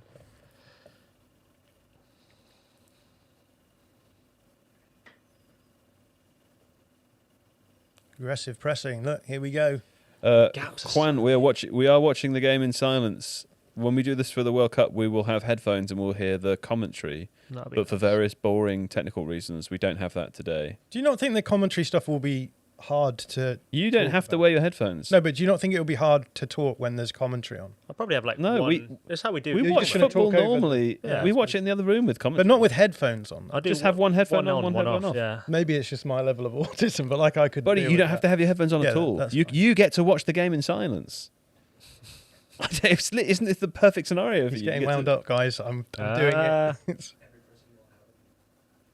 Oh, every person will have their own headphone amp. Producer Don says. Yeah. There's still Yeah. 2,000 people watching. Yeah. There's 23 more people than there were last time. Wow. I know. To be honest, I am kind of shocked as well. I was half expecting a number of people to join us at the beginning and realise that this isn't. This wasn't that interesting. It's not. But apparently people are I don't know what you're talking enjoying it. He just gets... He like eases around him and then goes down, innit? So I may have put myself in a difficult position here, where Is it Declan certainly between me and John? or that yes, I don't think it's a penalty. You don't think it is? No, but I claimed really hard that it no, was. in, earlier. in real Hey, time, that's it looked, okay, man. it looked bad in real It time. did. And you know what? I- That's a big play right there to say you don't think it's a penalty now. Well, it's because if we do the live podcast afterwards, and then I have to keep claiming it's a penalty, even though I don't think it is, it's not going to end well for me, is it? You're encouraged to be a fan here. This is fine. I know, I but like I- like that you claimed that it was a penalty of until course I 10 claimed minutes it was. afterwards. But I think when you see they're both sort of locking arms with each other, that's always a sign, isn't it? Certainly not going to get overturned, I don't think. No. It might have withheld if the ref gave it, but No, I think the fact they're showing it so much is a sign of how little happened in that first period of extra time, to be honest. Do you think they should do something about extra time? I feel like 30 minutes extra is... It's too long. Yeah. What do you think? Just go straight to penalties? Yeah. It would be interesting how going straight to penalties would change the second half of normal time. I think it would make it a lot. It would make 70 to 90 minutes much more frenetic. But for teams that were seeking to get to penalties, Potentially, it could just ruin the game. it could ruin the game. I mean, I think the rule makers would say it's there in order to stop teams playing for penalties, right? What about the solution that some people have offered, where you take the penalties at the beginning of the game, so you know what the outcome of the penalty shootout That's is, insane. and then you know. I that- quite like it. Yeah, because at least Oh. it gets rid of that, right? It gives You a then- massive advantage to the It's team. it's like an away goal almost. Yeah, but such a huge advantage to the team who's won the... Yeah, win the penalty shootout then. Simple. Or just win the 90-minute match. Simple. I think the problem would be like if you had a team that were slightly more defensive, maybe second favourites in a game that won the penalty shootout ahead of time, and then knew all they had to do was hold on for a draw. It might encourage that more so than it otherwise would do. But in the scenario where the reverse happened, I think it would probably make the game slightly more interesting. The problem is, I suppose, though, that like The Barney. Okay. the rules are as they are. They're changing formation. Bringing 2 centre backs on, so Sorry. No, Cut that's across fine. you. yeah, what's going on? Is this back 3 now? Beraldo and Zabiani coming on. Yeah. But Vitinha's come off, so they've taken a midfielder off for a centre-back. How long will we have been live for this whole thing by the end? 15 minutes Well- before the game started, so 120 plus 15 We've currently With- been with- live for with half-time, so... 2 hours and 40 minutes. So we're going to be at least another... It's going to be nearly 4 hours. Yeah, I mean, at this stage, I'm kind of not as an Arsenal fan, but as a broadcaster, I'm kind of hoping it goes to penalties. I think it'll be quite fun to. Although, I wonder if we will hear the shouts from next door if that does occur. I think We might need to. Kai also probably will die. Kaya might need to put your headphones in if that happens. I've got some. I mean, since the door's been shut, it's been... Well, yeah, but there's been nothing to cheer about. Well, the since- Madueke thing, you think there would have been like a yell? Yeah, that's true. Maybe I don't know. I've got noise cancelling headphones in my bag. If you want to borrow I them, don't want to watch the set of penalties with noise-cancelling headphones. it's like taking a child That with would be noise awful. sensitivity to a game. Yeah. You know, That'd be awful. I can't. What you just say out loud, Don?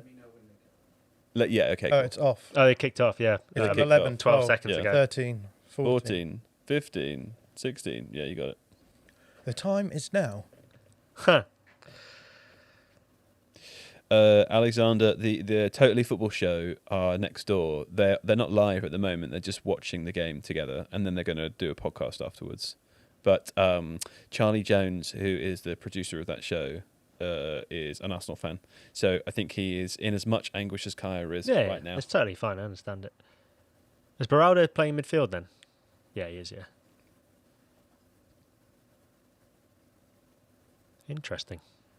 So who could they have brought on instead? They haven't got that much depth in central midfield, have they? Beyond what they've got? I don't know. I presume it's motivated a little bit by penalties as well, right? Patini's a very good penalty taker, though, isn't he? Is he? I don't know. I was saying before, I think I've seen him miss a few. Okay.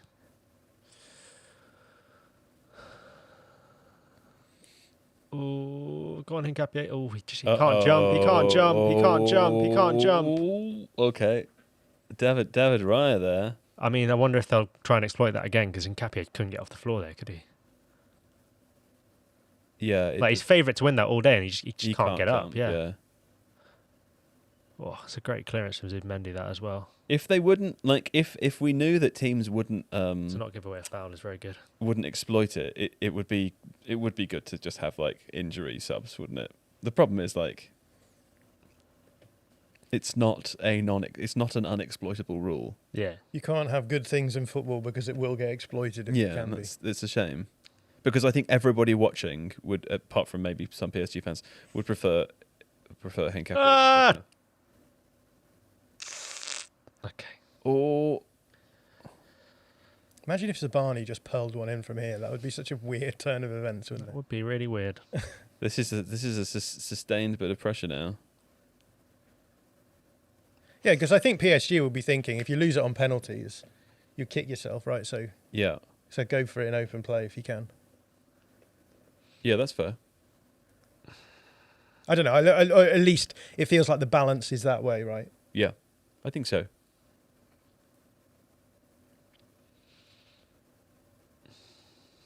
I mean, are we seeing? Is it? John, what if I start the podcast later by saying, was this the best in possession team in the world against the best out of possession team in the world? Are we see? Is this what we're seeing? You could make that argument, but I mean, in possession is probably like too broad. I think it was pretty clear in the first half that like PSG actually quite ineffective against a low block. And the game swung in their favour a bit, I would say, when Arsenal. I mean, again, Arsenal have been pretty good, I think, in injury time at least.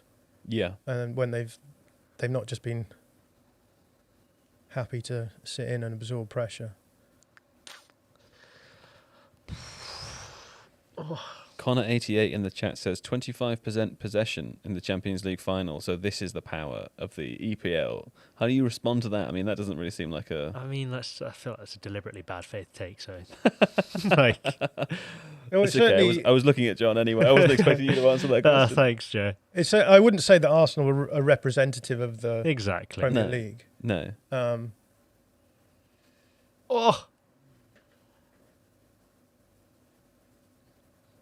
I don't think any of the other teams that could feasibly have got through to the final would have played the game the same way. But it does raise interesting questions about Arsenal's approach going forward. Yeah. I mean, that's probably a podcast conversation. Do you think? Yeah, I think I can. I've got thoughts on that I can hold. Should we start to do a little bit of planning of the broader? We got the Liverpool part down already. Yeah. Yeah. It's quite a good play from Safanoff there, actually. Arsenal not committing at all now in the press. Then. No, I mean Martinelli will chase anything, won't he? But apart from that, I guess when one of your players can't run as well. Yeah, it's exactly. Better not to decompress too much. fair play. Nelly's already back. It's interesting that Barkle is playing off Hincapié now as well. Yeah, you're right. Can you find the heavy metal comments? The Salah ones. Just drop a quote in there. Thanks. He tweeted it, I think. Yeah, I'm just. There's a comment about it in the plan, but I was just sorry. Nathan, if you can find it. 72% pass accuracy. Blimey. PSG have completed nearly 600 more passes. What was that? Was that 740 completed passes to 180 or something? Something like that, yeah. Wow.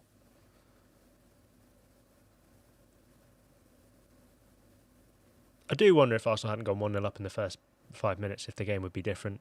You would guess. Yeah, they would have been scintillating and would have won 5-0, I think. Okay. you opened yourself up to that one, I think. But that's fair. I did. I think the instinct is to feel like it wouldn't have been, though. You know? I think there What would do have you been a period where Arsenal would have had to come out and try and win the game at some point, right? Yes. It definitely felt as though like the half-time switch was... Oh, Zubi, no.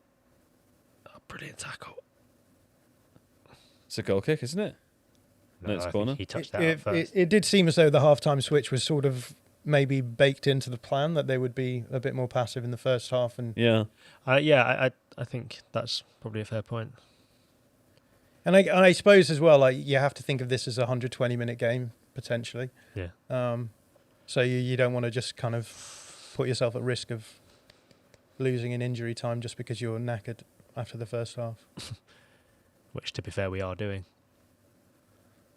Yeah, that's true. We haven't really talked about the energy, but like it does feel like both teams did drop off a little bit, but it felt as though Arsenal dropped off maybe a little bit more in terms of the intensity, but again, like that it's completely understandable that would be the case.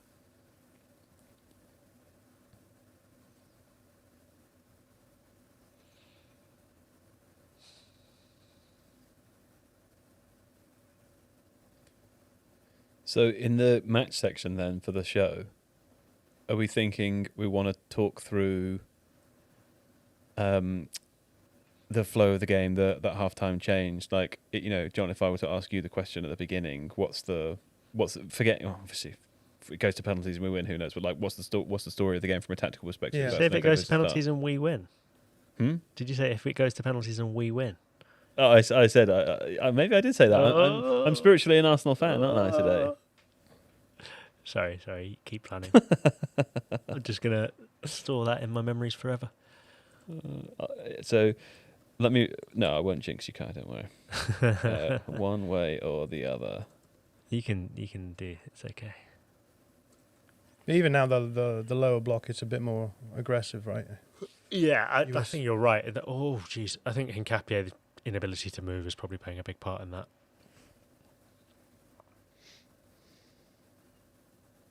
Yeah, for those asking in the chat, we're going to do the podcast after the game is finished. So, this part of it is just a very casual watch along, and then afterwards we'll do the show properly. Incidentally, for people watching live, what's happening now? This is the only time you'll get to see this part of it. We're going to clip this out afterwards, and all that will remain of the video will be the podcast part. So if you're joining us now and seeing it live, then you're one of the special few. Is that right? That's right. Ah. Although for the World Cup, that won't necessarily be true, I think. Interesting.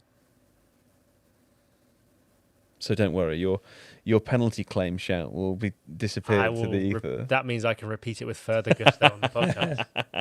No, the podcast stays live. The podcast stays live. Yeah, that's what I mean. It's just sad that me telling John to F off will be lost to the sands of time. As John Tanti says, that this whole thing got cut. Absolutely right. Yeah, true. I'm so hungry. I really didn't prepare for the day. Do you want a rice cake? No. Well done, Jose. Go on. Oh, you could have turned there, Zubi.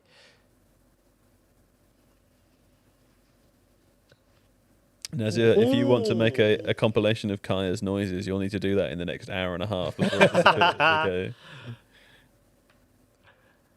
I feel like that ooh was a bit too excited. That was a great pass from Eze. It was just he should have been able to control it. There's not been that much to ooh and ah about, has there? For either team. It's been tense. Are you guys going to be watching the opening game of the World Cup? We're not, just because we're all staying in London, and for us the timings are really weird. It's like weird. They're normal for people that live in the West. But a lot of the games times are quite late for us. Some of them are 2 a.m, some of them are 5 a.m. Our first live show during the World Cup won't be until Sunday the 14th, which I think is the 4th day of the tournament. Yeah, it starts on the Thursday. It starts on Thursday the 11th. But the reason for that is because the games that we would cover in the way that we're covering this game now, they're all too late for us. So most of those streams, I think, or all of them, when they do happen, they'll be between 8 p.m. UK time and about midnight. Although I'm realising as extra time and penalties is dawning on me here that for the knockout stages that probably will be later. Gyökeres looks knackered, which is odd for someone who came on as a sub. I suppose he's been on for a while now. Will we be having more live matches during the World Cup? Yes, that's exactly what I'm saying. We'll be live like from the 14th.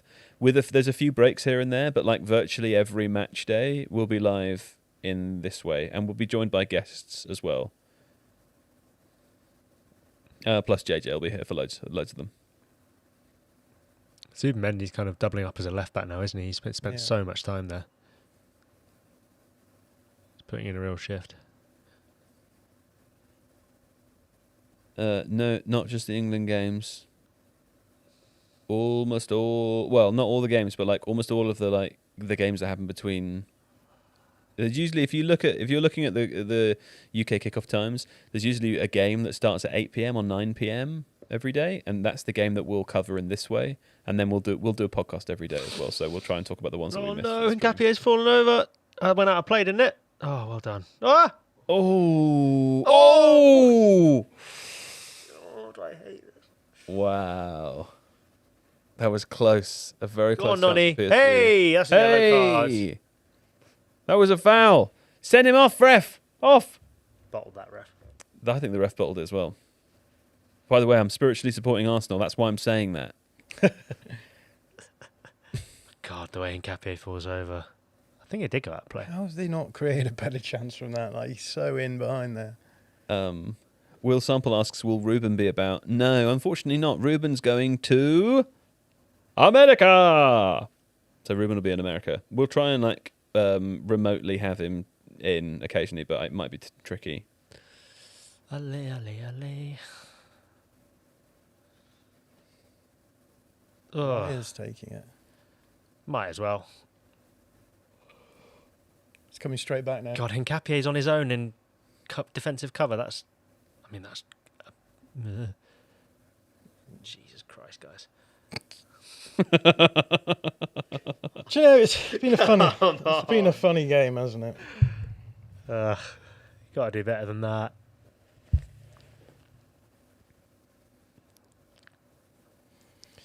My dad's just sent me a text, which has got Liverpool unveils their new manager, and it's Pep Guardiola in a Liverpool shirt. My dad has never sent me a football meme before in his life. Do you think he believes it, or is he sending it to you as a joke? It's a joke. It's a joke. He thinks Okay. it's funny. That is funny. I remain unconvinced at this point. This seems like a natural opportunity for you to plug your book. I'm surprised you haven't already done Yeah. it. Yeah. How about that? And, Come on, Nonny. yeah, and Come on, Guardiola's Nonny. Come on, holding Nonny. a book in his hand. Oh, Go on. And it's your book, John. it's me. Oh! An incredibly unlikely angle for a goal, but because I'm spiritually supporting Arsenal, I will still remember that as a cheer. good What chance, is Timber yeah. doing shooting from there? That was a big chance. Why is he shooting? Well, I mean, it's good that they've had a shot from somewhere. Safanov was not well placed for that. Do you know what? Actually, Is he shooting? yeah. Yeah, because the way he holds his face straight after is like he's trying to shoot. I think that's a good shout. But he didn't even look. I think he's maybe trying to hit a cross. I wonder if Arsenal have hit half an XG yet. Jay in a Wood says that's the most dad text I've ever seen. Yeah. Come on, Piero. Yeah, a lot of agreement that Safanov was not at his post. It was a good chance. Oh, a little bit of late pressure from Arsenal, Kaya. I don't believe it. Swing in. Big bang. Get the cross, yeah. Big bang. Oh. Fortunately, they've now got 100 centre backs in the box. Oh, Victor Jokic. Come on, Victor. scores. Yuck. Oh! Never heading. Can you imagine? Handball? Come on, Mikel. I like to imagine as well, particularly while I'm watching this game. Oh. Oh? What are we checking? What are we checking? Are we checking Handball. something? Mikel was claiming handball. No. Come off his shin. Wow. Wow. I think you were saying 1 minute for extra time. 1 minute for extra time. To the fourth official, you were saying 1 Right. minute. I thought you were saying 1 minute. Let me just work out a way of giving a penalty. Is it a corner? Yes. It's an Arsenal corner, Kai. Is it their first proper corner? No, they had one before. They had a couple actually at the start of this extra time, I think, Madueke. Here it goes. There's going to be so many fouls in this corner, isn't there? I can just see it. Oh. Oof. Oh. Oof. Oof. Oh. Deckers. Bang it. Oh. That was so close. That went nowhere near the goal. It didn't, When- but it looked like You it guys was went, for a second. It did look like it was for a second, John. Come on. It was the Well, you're not going to give us another corner, you coward referee. Oh, referee. Come on. Do you want a winner of this game or not? They've stolen 2 goals from Arsenal in this game. 2 corner goals. Okay, so we're going to penalties. Yeah, I mean, fair play to Hakimi. He's played 120 minutes first game back after an injury. Chat, I am so sorry. I'm going to have to close my laptop because Yeah. there's just no... I mean, I'm also a little concerned that the noise is just from next door. What do you think? We're going to hear. The door's definitely closed, isn't it, in there? Yeah? I don't know. I'm wondering if we should all put headphones on or something. No. You know? I'll be able to deal with it. You'll deal with it. What about you? You going to be okay? No. No? I mean, fair play to Arsenal. They've got to the end of the game. They've done well. Thanks, man. They they had the ball for a few minutes. That chair is quite loud, isn't it? Are you sure it's not being picked up at all, Don? It is. Yeah. Could you think you... Do you want to swap again? I mean, it's up to you if you want. I mean, I'm so comfortable here, but I'll sit there for the podcast for sure. Well, Okay. We might as well make that move now. Okay, fine. You have audition ready. We're going straight into this. No, we can take a little break. Why is this? Oh, no, oh. That's why. Sorry, Dan, I'm going to make noise with this now, okay?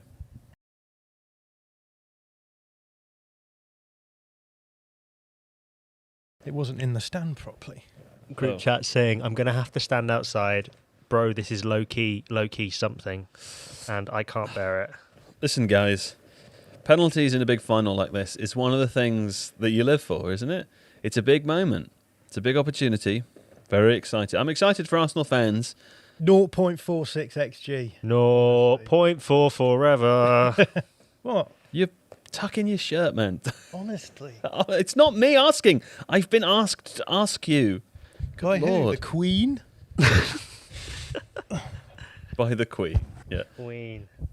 Nathan, can you help him with his microphone, please? Now It's pointing at his midriff. How do you tighten this? There's 2 different places to tighten it. If you keep No, it's not that. It's this. It's here. This is where. banging on it like that, I will say a lot of Still Arsenal's, going to droop now. a lot of Arsenal's good penalty takers have been taken off the pitch. I mean, Odegaard's taken penalties, as Saka's taken penalties. I'm so sorry, I wasn't listening to you say that It's again. okay. No, Saka and Odegaard have taken penalties for Arsenal in games a lot in the past, both off the pitch. And both of them The are same off with the pitch. It's a same good with point. PSG though, with Kvara and True, Dembele. true. I think Dembele was an injury, wasn't it? Oh, we can't hear the voice of Owen Hargreaves, guys. What do you think he's saying? I think he's saying, "Well, this is what it all comes down to. When you get to the end of the game, this is where all the training pays off. Yeah? You just got to This walk up is there. the most insightful thing I've heard so far on our stream. This is so- you've just got to walk up there with the confidence of knowing which way you're going to go, put the ball down, and then put the ball where you want it to go." That is what you have to do. Yeah. He's the only one who scored. Kaya, Of the, can I pitch. give you? Can I? If you want to go and watch it with them on the TV ahead, you, No, you, it's fine. No, I'm serious. I'm serious. I know, You I can. know. You can. I don't It's want absolutely fine. I don't care about whether you're here for the quality of the content or not. No. I don't really want to. Okay, watch but it. if it starts and we can hear everything that happens, It is you what should it is. just leave the room and go and watch Okay, it with them. okay, Okay. thank Okay. you. Great. Thank Now you. here we go. Thank Kaya receiving Raya receiving some instructions. I also received some instructions. That's true. Both Kaya and Raya receiving some instructions there. Very good. David Kaya. Okay. Do you know what? It's not done. It's not done, is it? Because I'm seeing Declan Rice, I'm thinking it's not done. Very exciting. Okay. Rice will take a penalty. Used to take him for West Ham, I think. Who do we think will take him? Rice? Gyökeres will take one. Madueke? Yeah. Eze will take one. Eze will take one. I mean, Ngapié? God. Gabriel? Might have to. Potentially Gabriel, right? Maybe strikes me someone who could be a good penalty taker. Yeah. It's always the way, isn't it, when you support a team that when you look at the other team, you go, every single one of their players could take a penalty. And then Yeah. you look at your team and you know all of their drawbacks and limitations. Martinelli has missed in a shootout before in the past. Ah, Martinelli. Do you know? I just don't find penalty shootouts nerve-wracking at all Really? to 'Cause watch. You're dead inside. I don't know. I just kind of like it's just You it's don't- like a coin toss. You right? don't really The coin support... toss really is mean- nerve-wracking. But who do you support in a way that you care about it, right? Like, you don't really support England. I know you're a Leeds supporter, but you're not so... No, but I'm just talking as a neutral here. Like, yeah, obviously, but if I was supporting who a would team, find a penalty? no, but I think people like get really excited by Oh, penalty. I'm going to try to. Yeah, and whereas I'm just like, yeah, I don't know. I just Right. They are quite exciting. And nothing could happen. yeah. Yeah. It's I know just what you're it's just kind of a weird way to kind of decide who wins the game, isn't Do you want to try an experiment? it? Yeah. If you were able to be earnest and try, you might be able to feel something. I think I've talked to you about this before, but I do this thing. no, I'm saying with the penalty shootout. No, but that sentence out of context But is just so my funny. point is more that I'm if you in my tried, head, you might be able to feel something. in my head, it's just more like this is just a 50-50 contest. Now, Yeah. right? It's Yeah, kind yeah, of like no, of course. I but find it it's- hard to care about that, like Right. the result on the basis of that. But I don't think... In my head, neither of these teams have deserved to win, right? If they've got to 1-1, should just be that. That should be like no one was good enough to win this year. Okay, so Raya's in goal first, right? PSG first to take. So they obviously won the flip because they say that statistically going first is better, right? That's a great thing to hear before this shootout. Come on, David. He's doing that classic thing goalkeepers do where they stand close to the striker to make themselves feel seem bigger in the goal. However, I never understand that. I would have thought the psychology would work in the reverse of that. So when they start backing up, they get smaller and smaller until you realise how massive the goal David is. Raya is quite small as it is, so Yeah. I guess that's why he's doing it. But He's taking as much time as possible also. I wonder if he knows that regular time is finished. He doesn't need to waste time anymore. That's just quite a fun joke there, a little bit of an Arsenal joke. How about that? you no longer supporting Arsenal now. That No, you've won that sorry. chair. Yes, no, I'm spiritually supporting Arsenal. I am. I am. I saw my neighbour leave this morning. This afternoon, he was off. He was off to the Emirates. Do you know what the referee's doing there? Is explaining the rules of penalties in the same way that you explain the rules of the rondo before every rondo. He's saying, "Don't step off the line." That's what he's telling the goalkeepers. He's not going to say, step off "Look, the if you line." step off the line, we're going to be really strict with it." Okay, here we go. Producer Don getting prepared for some loud noises. I think to happen. Ramos has stepped up too early. Should have. Was that the Should have PSG arrived. end as well, isn't it? I Do you don't think that know. really makes much of a difference? I don't know. Not sure. I've never taken a penalty in front of a massive crowd. I think I'd be quite scared. Come on, David. I've taken penalties and penalty shootouts. It's absolutely nerve-wracking. Those were games that didn't really even matter. He's diving too early. He does Okay. this in penalty That's what I was- shootouts. It was a very good penalty either way. But if he I'm did not sure dive that's too over. early to the top corner on the left-hand side, on his left, it would have been fine. Okay, You can't That expect me to is- be That rational was a right very now, good John. penalty, wasn't it? Look at that. that's 1-0 Brilliant penalty. to Well, I PSG. suppose that's why he's the first penalty taker. Hey Don, we should potentially think about making a penalties graphic or something so that people know where we're at. But we can talk about that another time. Oh, Brilliant. is there? Wow, you already did that? Brilliant. I wish I could see it. What a hero. Oh. it's still good. Come on, Victor. Okay, Victor Gyökeres stepping up. Ooh, Safanov looks quite big, doesn't he? Yes. Yeah. Come on, that's it, lads. In we go. Come on. That Arsenal narrative about Gyökeres survives another year. Well, he scored another goal, John. That's now that over will be 30 counted. goals. They will now be counting. Is it over 30? Nah. That guy sits near me at the Emirates. Really? Yeah. Do you know who he is? I don't know him, but I recognise him. Well. What about that guy? No, I don't know him. No? No, Any of the other people in the shot? I don't. I recognise those guys. Yeah. I always think when I know someone's at a game, I always watch it thinking, oh, what if I see them? But I've never, ever, ever seen anyone I know on the TV at a game. I've been on ever. the TV at a game before. You've been on the TV at a game before? Pretty cool.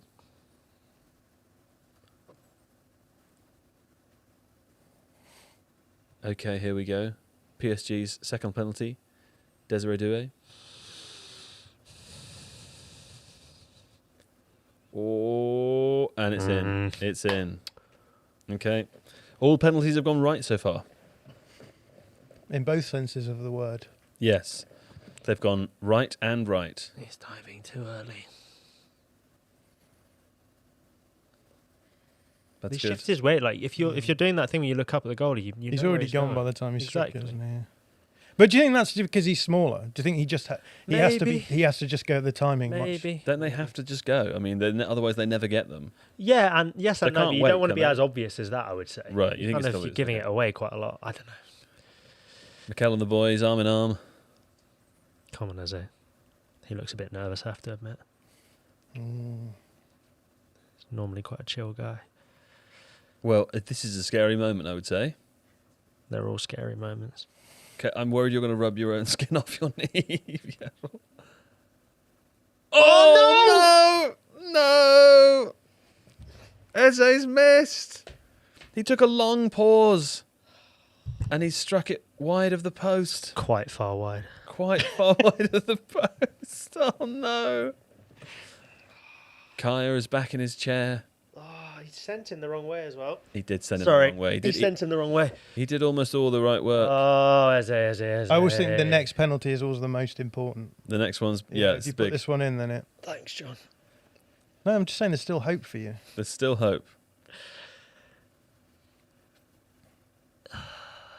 Okay, it's Nuno Mendes who's stepping up.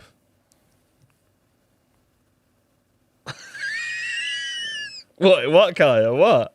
I don't know. What are you Are saying? you crying? No.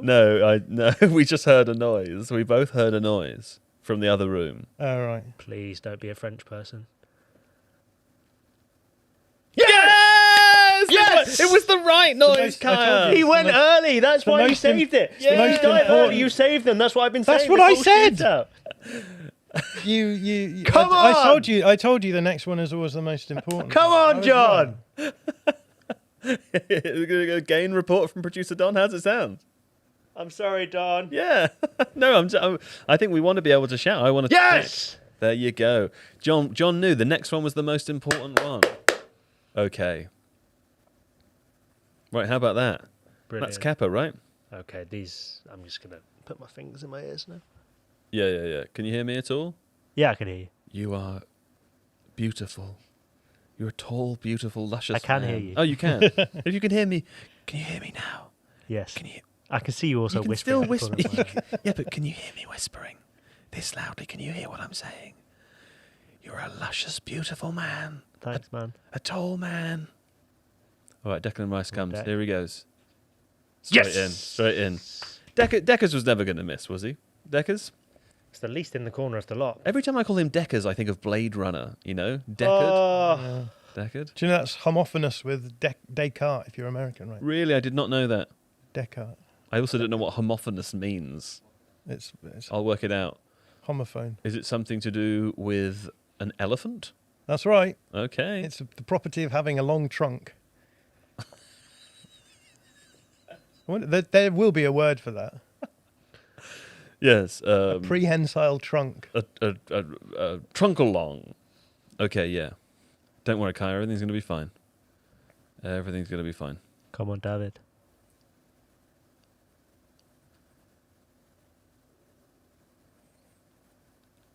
Okay. Yeah. Sorry, good man. So that's 3-2 with Arsenal still to take a pen.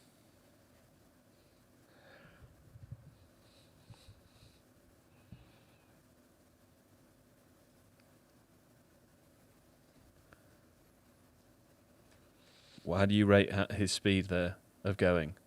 Yeah, too early. Too early?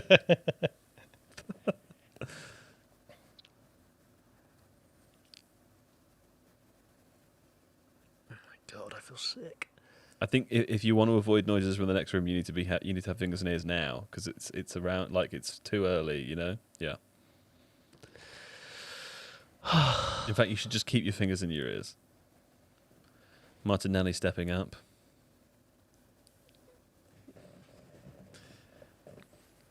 Yeah. Yes, Yeah. it's a Yeah. great penalty Good as pen well. from Martinelli. Great penalty. There we go. Come on, Gabby. Come on. You know, I couldn't count the number of Arsenal fans that I drove past on the way here today. So many of them littering the streets of North London. It would be Littering? That's not good. littering all over the streets of North London. It would be a real shame for them were they not to come through this. Come on now, the Arsenal. And I'm staring into the eyes of producer Nathan, the Spurs fan, as I say that. Yes. Erdegaard cheering them on from the sidelines there. And stepping up now Yeah, to it's take PSG's fifth and final Ronaldo. penalty. Could not be the final one, though. Who is this? Beraldo, who we said maybe it was a penalty decision. This is Beraldo. I think it is. Will David Raya dive too early? Yeah, I mean, that was That's quite early. insanely early. He had Come stepped. on. He was stepped. He was. I can't you see the live doing? chat, but I feel like the live chat would be agreeing with That's you. insane. Is that about right, Nathan? Yeah. He's gone before he's Yeah, like he's within gone. a step. They're all going to the right because David Raya's He diving saved it to the the right. other way every time. Did he? He saved one to the right, yeah. Right. Maybe he should have gone to the right every Gabriel, time. fifth penalty take. Yeah, I knew it would be Gabrielle. Board Stiff says. Yeah. Board Stiff says. Raya was almost out of frame by the time the ball was kicked. Yeah, Raya was almost out of frame by the time the ball was kicked. Okay, Gabrielle has to score Come to on, take Gabby. this to sudden death Come penalties. on, Gabby. Oh, Nathan, I can see you. No. He's not doing anything. Arsene Wenger in the crowd watching on. Gabrielle, player of the year.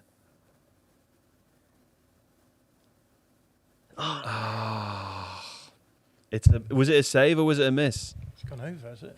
Did we see? Well, that's not a There nice they way to go. lose, is it? And the Pyro's off. PSG running the length of the field. Devastated Arsenal fans in the crowd. Are you looking for this water bottle, John? Thank you. There it is, pal. There it is. Jubilant scenes in Budapest. Gabriel there being comforted by his teammates. Very sad. Okay, well, I can have a look at the live chat again now, can't I? Let's see. I still don't know whether it was a miss or if it was a save. It looked pretty I think it went close. over. I Okay, think he just put it straight over. straight over. I always feel sorry for the players that miss. Someone made the comparison earlier to the 2021 Euros final, that England-Italy game. I felt very sorry for the players that missed there as well. Do you need a hug, Kaya? Well, how about that? There we go. PSG win on penalties. Oh, certainly a lot closer than it was last year against Inter. Yeah. A lot closer. All right. Next year. Next year.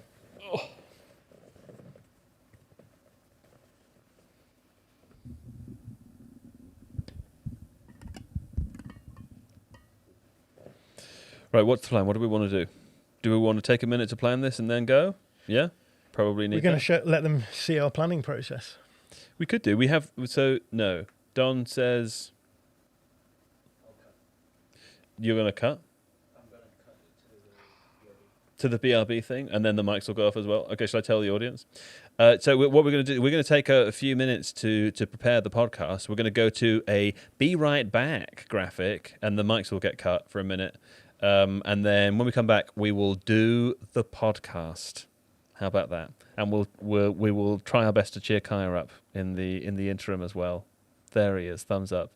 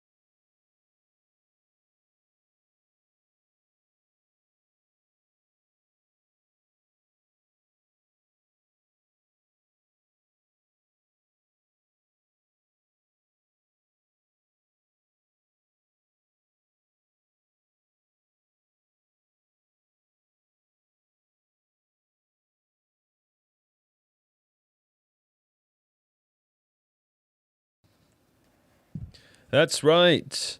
Hello. Thank you for your patience. We have returned. We took a couple of minutes there to plan the show, to refresh ourselves, to resupplement our bodies with nutrients, and to what else? What else? What did you do during the break, Kaya? I had a sad wee. And then I had the second half of my I had a second sad wee. Yeah. yeah. And then there's I sad had poo to round it off. I had this really nice sandwich actually, which is like a chicken Caesar but with Induja paste in it, which was good. That's cheered me up a bit. And I know at the end of That's this, the most Arsenal fan sandwich. at the end of this, I got a chocolate bar waiting for me. Oh, That's yes. going to cheer me A up. big treat And for you've a got big a boy. Premier League parade tomorrow. Exactly. That's true. Exactly. That's true. You've got all my roads closed, haven't you? You have. Now, That's yours. I'm going to just walk around South London with the freedom of the city. Yeah. right, we're going to do a podcast now. If you haven't joined us live before for a live podcast, here's how it works. You watch us do a podcast, and if their things get cut from the actual podcast, you'll see them because we can't cut them while we're live. I mean, we could do, but it would be a bit too complicated. So that's pretty much it. And did producer Nathan leave the room with the intention of returning? Does anyone know? Is he getting a charger? Maybe. I think let's just start without him. Yeah. And see what happens. Yeah? Okay. We're ungovernable. Here we go. Now I'm going to begin. Everybody ready? You ready, John? He's going to come in as soon as you start. As soon as I start talking, Yeah. he's going to come in. You okay, Kai? Ready. You take your cable. Your cable's got a bit tucked in, hasn't it, around the Let's old... move it over there. Yeah? Yeah.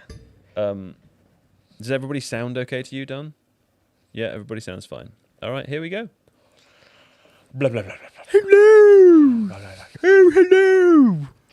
Hello and welcome to the Tifo Football Podcast. I'm Joe Devine, and today I'm delighted to be joined by John Mackenzie. Hello, Joe. All right, buddy, how's it going? I'm all right. How are you? I'm okay, but I fear that the okayness of our fellow friend and guest here, Kaya Kainak, may be slightly less okay than you're okay. What do you think? I that might be true? feel as though my okayness is impinging upon him, and I feel guilty for it. I feel guilty for being okay. Yeah, I know. I don't know. I mean, listen, I want listeners of the Tifo Football Podcast to know that I was spiritually supporting Arsenal in the extra time. In injury time. In extra not time. injury time. Yeah. But Overtime. But I too feel a little guilty for being basically fine that they didn't win. But Kaya Kainak, Yeah. are you okay? I'm fine. He's fine. He's I'm not fine. He's not fine, really, but it's okay. It was a big moment in his life. It was the first ever Champions League final that you've been in, wasn't it? No, I remember 2006. You don't remember 2006. Okay, I don't You were remember born 2006. in 2017 or something, weren't you? Yeah. But I was live streaming in 2006. That's right. Yeah. That's right. Well, there you go. So you have some experience of losing in a Champions League Yeah. final before. Been there, done A that. bit less chaotic than that last one, then. Yeah, the last one was kind of wild because obviously it was the red card early doors, and then weirdly Arsenal actually kind of played better and probably could have won it and should have won I it. have a disallowed goal. I've got it in my head. Hey, this is still the intro. Don't be talking about football until Sorry. we're finished. Sorry. We Anyway, don't talk about football at all anyway. I was just welcoming Kaya, that's all. Yeah. And before we get started, can you just pull your microphone down slightly? Because, I just want to make sure that we don't cover your... My beautiful There mouth. we go. Yeah, I want to be able to see that mouth. Now, okay, now I can see it. Right, that's it. So I'm joined by John and Kaya. Now, what did we talk about on today's podcast? Well, we haven't done it yet. We're live, which means that we do the introduction at the beginning of the show. Although things that I expect we will discuss. PSG beat Arsenal in the Champions League final, didn't they? That did happen. So we're going to talk about that on today's show. It was decided by penalties, so we'll talk about the penalties. We'll talk about the fact that David Raya was diving far too early for Kaya's liking. Yeah. That will definitely be part of the conversation. Also, It's a shame that's been lost to the sands of time because the one he did save, I was so adamant in the fact he dived early in the right way. So that's He was true. also the only goalkeeper who's made a save in that. yeah, penalty, it's so. true. Yeah, Eze and Gabriel both put theirs out over the bar or wide, didn't they? Another reason Kaya says that it's a shame that's lost to the sands of time is because today we were live for our first ever Tifo watch party or watch along. I haven't decided yet which of those I prefer. A little thumbs. So I watch prefer party? watch along. I think. Watch along. Yeah. Well, you didn't feel much like a party for you, did it? That might be why. Yeah. Anyway, so what that means is that on YouTube we were live throughout the game. It wasn't hugely entertaining, but we were watching it and people watched it with us. We're now recording our live podcast in the aftermath of that. So that we'll be talking about that game. Other things we'll talk about. Does this send a message about how football should be played by the elite teams going forward? I don't know that it does, and that is a point that was written before the game began. So who knows? And then also, in the second half, or perhaps a little bit more in the second half, Arne Slot has been fired. He's left Liverpool, no longer the Liverpool manager, and as David Ornstein reports, Andoni Iraola is the clear favourite for the vacant Liverpool head coach job, although there are others in that conversation as well. So we will be talking about that too.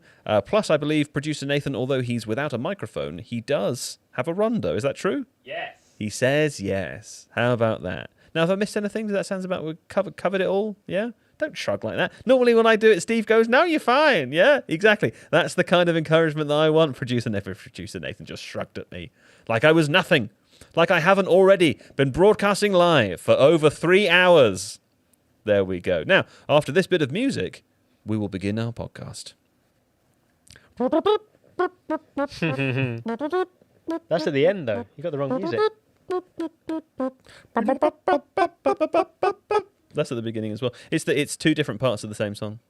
Written by Joe. Written by Joe Devine. Is that right? Yeah. Wow. People always say, "Where does that song come from?" In fact, I interrupted an exchange in the YouTube comments the other day, where someone asked, "Where does that song come from?" And another person incredibly confidently said where it came from, and it was completely wrong. They said we just took it from somewhere else, and that they'd heard it on another advert, and that when they heard it on that advert, they thought, "Oh, it must be Tifo," but it's not. An incredible work of fiction, isn't it? There you go. Nothing is real anymore. Can I also say, did I say this already, that someone sent me a screenshot the other day of AI's answer to who I support? You said this on the Ring for Analysis. Did I? I don't know if it's the one that's out or the one that's to come. We do so many podcasts now that I forget that I've already mentioned things or not. Anyway, that's a story about how wrong AI can be and how confident it is. What did it say? Sorry.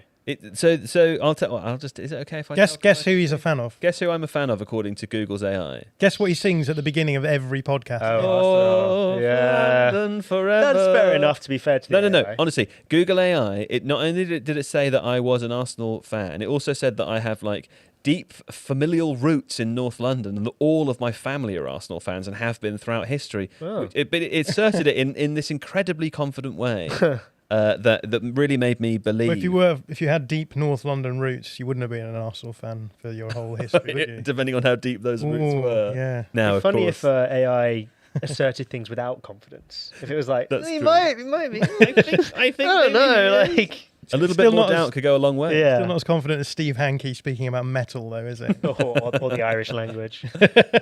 Anyway, also as I say, we are live. We're live on YouTube right now. So if anyone in the live chat has questions, it will be producer Nathan's responsibility, I inform him now, to pull out the interesting ones and then highlight them in green in the plan so that I don't ignore them and not read them. Now, let's begin with PSG 1 brackets 4 dash 3 end brackets 1 Arsenal. It was a big old game of football. Of course, it was the Champions League final of football, and it was decided by penalties. Kaya, I'm going to come to you first for some no longer immediate, but like near immediate reaction. Yeah. What was your impression of the game? And if you want to, you are also. I'll give you this like a free pass once to be a bit of a fan and say well done to your boys. Yeah, I mean, like, obviously the game couldn't have started much better for Arsenal. The game plan would have been to try and lure PSG up the pitch if possible and maybe exploit that a bit. They got a bit of fortune with the way it bounces off Trossard into Havertz's path, but Havertz took the chance immediately, amazingly. It was a fantastic finish. I mean, it's a really, really good goal. Really high quality, and you said the XG was something like 0.03 or 0.13 or something like that? It was 0.12, I think. Right, so it was still a low. It was a low XG chance, and he finished it superbly. And then from then on, I love what you're saying, but can you rotate your microphone towards yourself more? Yeah, sorry. Exactly like that. Okay, and then sorry. give Don one little sound check before we carry on. Is this all good, Don? Okay, sorry Yeah, about that. and then imagine, this is a bit of the magic people watching at home. Imagine that you're picking up from John saying, no, it was 0.0 something But- one or something. It was 0.12 XG, but he turned it into 0.64 post-shot expected goals, which Right. means that he's taken a low-value chance and made it a very high-value There you go. chance, so. There you go. And it was a top quality finish from a player who's done it before in the Champions League final. And for a long time, it felt like it might be the decisive moment in the game. Arsenal, I think, defended really well in the first half. Yeah. I thought PSG were.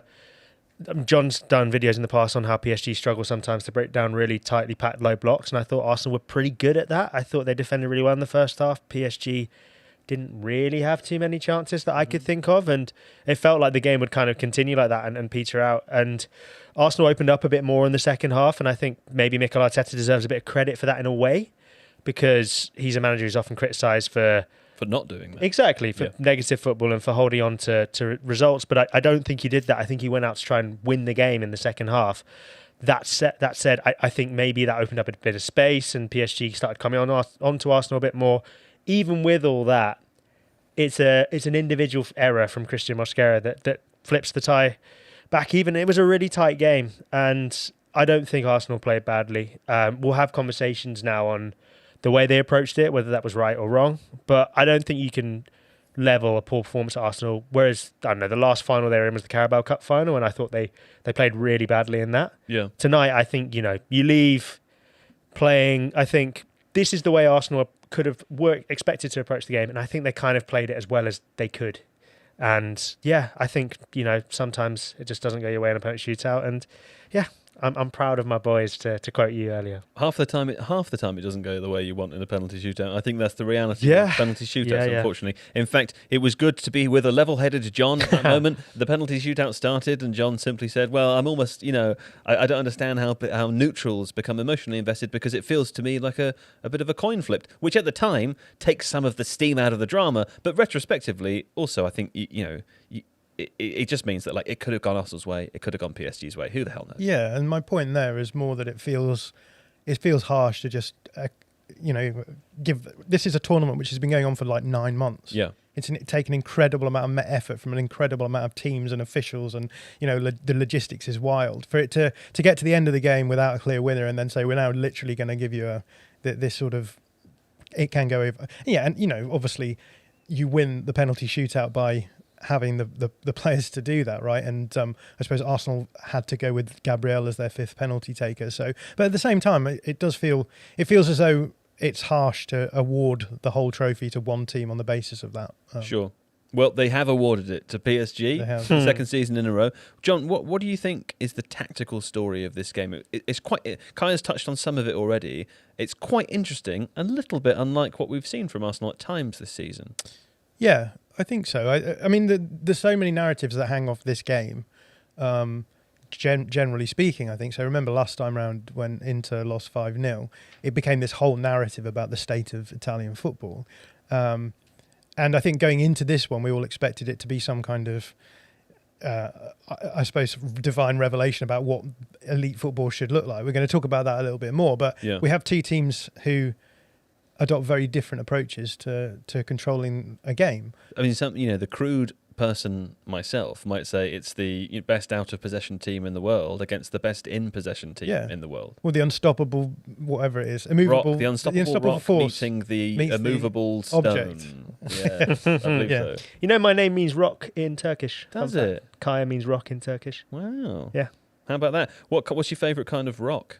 I like an igneous rock. Yeah, igneous? I like a sedimentary. Really? I think it's The only other type of rock I know. What about you? Do you know any other rocks, John? Brighton Rock. Yeah, Yeah, Brighton Rock. yeah, That's, yeah. is that Graham Dwayne Greene? the Rock Johnson. Yeah. Yeah. Yeah. Rock music. Nathan, if you're listening, please don't prepare a rock-based run. I will fail. Do you want me to carry on talking? Would I like you to carry on talking? Yeah. Oh, let me think about it for a second. So basically, No, wait. I'm still thinking. Hold on. Just one more. Yes, I think I would. okay. So yeah, But I'd like you to do it in an accent. No, I'm kidding. Go on. Off you it's go. the unstoppable force meets the immovable object or whatever it is, right? Yes. That's the line. And the possession stats testify to that. So 75% possession to PSG.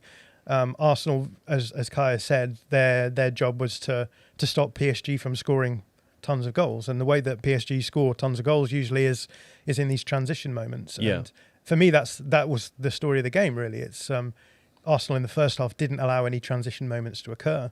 Actually, was there one right at the end? No, that was in the second half, wasn't There it? was one in the second half, yeah. I remember because you said, this is exactly what you don't want to happen while Kaya was freaking out. It's like, it's like you were watching someone in a dentist's I just chair. can't help And it. then you look, Sorry. oh, that looks like a painful drill.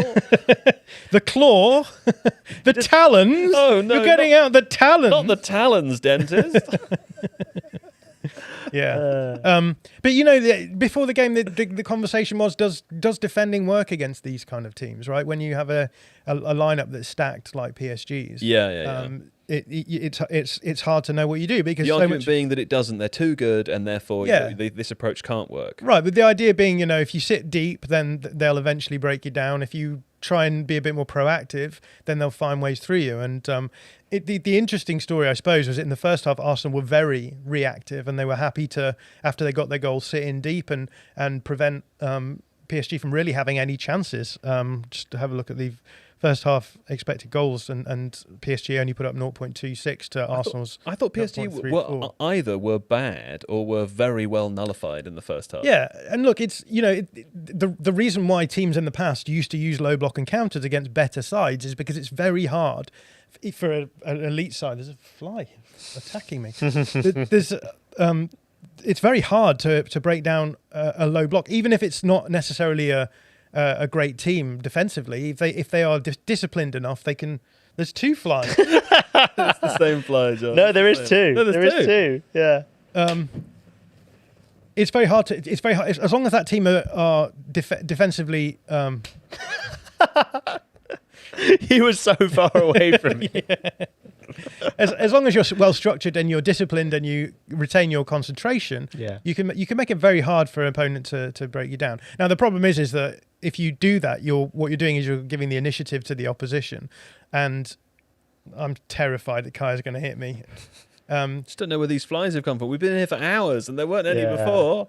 We let some flies in from We let outside. some fly. Oh, I bet they're from the studio next door where the Totally Football show are. That's totally people and their flies. Hey. The issue is that you hand the initiative to the opposition, and if you do that to a team like PSG, then you would think that they will have lower value chances, but they will have a lot more of them. But I thought Arsenal did a good job of stopping them from producing too much. Yeah. It's also worth saying that PSG are worse at generating chances in that sort of setup. PSG are a team who are super dangerous when they're attacking directly. Yep. And the interesting question was, why at halftime did Arteta want to come out and felt like he should be more proactive in that second half, a goal up as they were, because very soon after that happened, we were talking about how much more space had opened out, and eventually the penalty came from such a situation where the space was open. But yeah, I know we can talk about that, but I guess Arteta just probably didn't feel comfortable having that little of an impact on the game with his team. Yeah. Well, can I ask? There's a bunch of people in the chat, including this person, saying that PSG had 75% of the possession. Essentially, only one team tried to play. Like this is a narrative. I don't think that's fair. There's only one team trying to play. Incidentally, the comment I'm reading is from Will J1C PSG. So I feel as though they might have a perspective. No. Will J1C, and then he starts. Oh, my bad. Unfortunately, there was no space there between. That's fine. Producer Nathan's made an error. I can't believe you're besmirching the honour of Will J1C PSG. Anyway, Will J1C PSG fan forever. That's right. But I'm not sure that is a fair narrative, Kaya. What do you think about that? No. I was looking for my water bottle. Kaya Kainak AFC. Yeah. Writes in. Well, I think you've left your water bottle outside. No, it's here. It's there? behind the cushion. We've all gone to pot. Let's tell you what, Nathan, you cut that bit out for the show. You may make a note of the time, and we'll do this all again. I won't besmirch Will J1C. Have a drink of your water bottle. Oh, I'm good. I You was just wondering where it was. Okay, let me try that again. Now watch how a professional does it. Ready? That's a very interesting point, John. Thanks for making that. Do you know, I was thinking, just off the top of my head, there's been a few comments in the chat. One from Will J1C, and that's the end of his username. Will J1C says, PSG had 90% possession. They didn't, Will. They had 75. Get it right, mate. Only one team tried to play. That's the end of Will's comment. And there are a few a few comments like that in the chat there that suggest that this is one of those games where only one team came to play. I'm not so sure it's quite that simple, though, Kaya, is it? No. Thanks, Kaya. No, go on. What do you think? I mean, I obviously say this as a man sitting here in an Arsenal shirt who very nearly cried at the end of the live stream because of the result. But I think there's different ways of playing, right? And I think you have to play to your strengths. And I think if Arsenal had come out and tried to attack PSG in the way John spoke about just there, they would have lost. And what happened to Inter Milan last season? I don't think it wasn't they weren't trying to play. Mm-hmm. I just think PSG are so strong in certain areas that you have to play to your strengths. And I think different teams playing to their different strengths. I don't think they didn't try and play. I thought also they did carry a threat. Like in the first half, they had the better chances too. Kai Havertz had a second chance that he could have taken. And yeah, if the game had continued that way, you'd argue that it was a perfect game plan. I also think the fact, PSG scored a penalty. It wasn't like they created chance after chance and peppered the Arsenal goal. They were rubbish. Let's be honest, they were pretty possession, rubbish. I don't think is necessarily... I mean, sterile possession, okay, I don't think it was quite that, but I don't think that necessarily means you tried to play just because you had 75% of the ball. I think it's a little bit more complex than that. Mm-hmm. But I think it's a slightly reductive argument. At the beginning of the live stream, seemingly 4 days ago, I remember saying like the route to victory is much harder for Arsenal than it seems for PSG. And the reality is they got to the end of the game all square, and I think that's an impressive performance for them in the context. And so you have to take it as they probably did the thing that was the most effective way of playing. It's also worth saying in the second half, when they did try and be a bit more proactive, they didn't really create anything at all. I think they had one chance in the second half from outside the box, and they gave up much more chances, right? So there's an argument to be made that they could maybe have lent into the low block defending a little bit longer, even. But yeah. Again, these are all trade-offs, right? And that's what the manager is always faced with. It's never as simple as being like, if Arsenal had low blocked for the second half, they would definitely have ended up being 1-0 victors, right? It could have been the case that they eventually started getting broken down. And I think after a half time, the coach will have spoken to, Luis Enrique will have spoken to PSG and will have suggested some ways of maybe causing more problems to that low block. And so I think it is good as well to be proactive and try and stay ahead of the tactical battle as well. Yeah, okay, that makes sense. Kind of, we've established that Arsenal did well and that they were unfairly maligned. I'm just kidding. But let's talk about something that they did that you didn't love. You mentioned during the game that you thought that the substitution Erdegaard for Gyökeres, that was in the second half. Yeah. You didn't love that substitution. Can you explain why? And I mean, do you think it had any impact on the game? I don't think it changed the game. I don't think it's why Arsenal lost by any stretch. But I think just generally, Kai Havertz was having a really good game in the number 9 position. And I thought in the first half, he was holding the ball relatively well. Second half, he wasn't holding the ball as well. But I just don't think Victor Gyökeres's strengths generally. He was very good at it in the semi-final second leg against Atletico Madrid.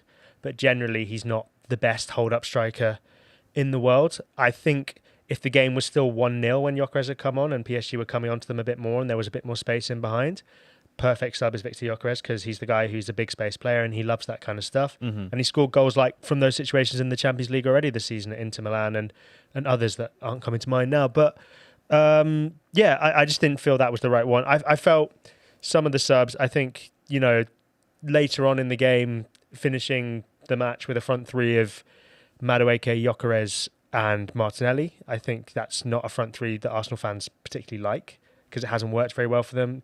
Having said that, that's against low blocks. But I just think sometimes you go for what's worked for you throughout the rest of the season. And I would have liked to have seen Eze within the 90 as well, if possible. Yeah. But again, I don't think subs is where Arsenal lost the game. And also, going back to the one team came to play, I think if you bring on a striker in sort of after an hour when it's 1-1, you're going to win the game. And I respect Arteta for that. I think he did genuinely try and win the match. So yeah.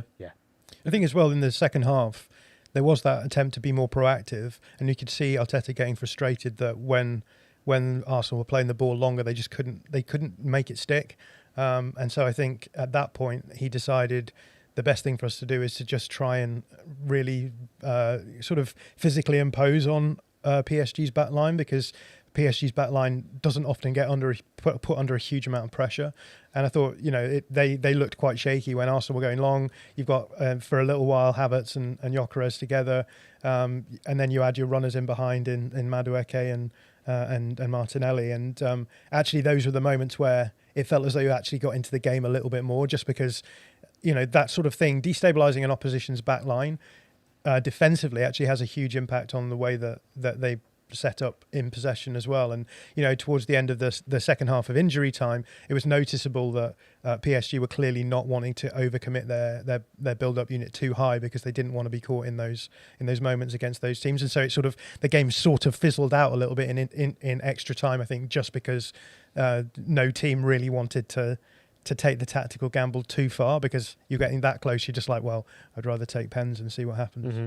Yeah, okay. And what did you make of the penalties? I'm going to come to Kai in a second, because Kai has in the shootout. Yeah, Kai has a perspective about David Raya, but I don't know. What did you make of the penalties generally? Yeah, I think it's really interesting that Arsenal missed 2 penalties because they missed the target, and I think that is very much a nerves thing. The Gabriel penalty is definitely a nerves penalty. Yeah. And I know that because I've been in the same situation before. You've taken a penalty in the Champions League final. That's right, Is that what you were going to say, Kai? It's exactly what I was going to say. You might not remember. I am quite old. Back in the 1980s. Oh, the European Cup. There you in the go, old of course. No, I took two penalties in a game once and missed them both. And in the first one was during normal time. And I hit the angle of post and bar. It was so close to just being the perfect penalty, and I missed. And then it went to penalty shootout, and my head was gone. No one else would take a penalty. So I was like, fine, I'll do it. And I absolutely Gabrielled it over. Oh, no. How did it feel? It felt absolutely horrible. It was the worst penalty I've ever taken. I'd never missed a penalty in a match before that. What a brag. And I was the penalty taker of the team. So how about that? It hurts. It hurts. Can we do quickly? You tell me what was wrong with David Raya during the penalties, and then I'm going to come to you, John, as a quick fire, because let me tell you, there's quite a lot of people in the chat now and the live stream, and it's off the hook. I would say this evening, there are people. I think people taking a huge amount of joy in Arsenal's loss. Oh, that's nice. And I think there are a number of narratives in here. Oh, really? That just don't make any sense to me. So we're going to do a fun quick fire round. Oh, nice. Where we get to what's the word? Debunk. Mythbusters. People are at home on their own. They're putting stuff in the chat because they feel they're completely unexposed. I They get wonder to say where whatever they want. debunking comes from. Presumably, it's like something like on a ship where you get someone out of their bed or something like that. Well, not to worry, John. I can tell you exactly the etymology of debunking, of course. So wise, Joe. Now, do you know what? Normally, I would be lazy and I would use the Google's AI overview to do this. But now I know how wrong it is about who I support. I'm going to look instead on the Wikipedia, because I know that Wikipedia is always correct. This is the debunker page. The debunker. Debunker page of Wikipedia. A debunker is a person or organization that exposes or discredits claims believed to be false, exaggerated, or pretentious. Pretentious. The term often associated with skeptical investigation of controversial topics such as UFOs, claimed paranormal phenomena. So the etymology here, the American Heritage Dictionary, I've been live streaming for 4 hours. The American Heritage Dick Cheney. The American Heritage Dictionary traces the passage of the word bunk and debunk and debunker into American English in 1923 as a belated outgrowth of bunkum. Have you heard that word before? Oh, yeah. Bunkum? Yeah. Yeah. The first recorded use of the word was in 1828, apparently related to a poorly received speech for Buncombe County, North Carolina. How about that? Okay. Does that make any sense to anyone? Yeah, nice. It's always good to learn Funny, things. because bunkum, I don't know why, almost onomatopoeically to me sounds like it does mean nonsense. Right. Yeah. That's just pure bunkum. But Complete bunkum. Yeah, but the fact that it's named after a place is kind of interesting. That's good fun. Now, anyway, you thought David Raya was diving too early. Yeah, I thought he was diving way too early. This is an old narrative, though, right? This goes back. It is. It goes back a few years. Arsenal had a penalty shootout in the FA Cup. Crystal Palace, was it? No, it was Manchester United. That was Pepper, wasn't it? Yeah, Man United's last season, and David Raya dived early for every single penalty. The idea is, I guess, like if you go the right way, you save it, as we saw with the Nuno Mendes one. But if you go the wrong way, you've kind of given the game away as to where you're going to die for a penalty shootout. And you noticed that, I think, more with Raya than anyone else. John made the point that maybe I think was it you said because he's a small goalie? Maybe. But I think to get to the bottom corner, he probably has to set off a little bit earlier. potentially. I guess if takers are going to do the thing that everyone does, which is try and read body language and stuff, it gives you a massive advantage. Massively. And yeah, he dived way too early for the penalties. He's done this before, and he's actually got a decent record when it comes to penalties for Arsenal in not shootouts. But fair to him, he's the only goalkeeper who saved the penalty. I mean, Arsenal's 2 penalties were missed. Safanov didn't save either.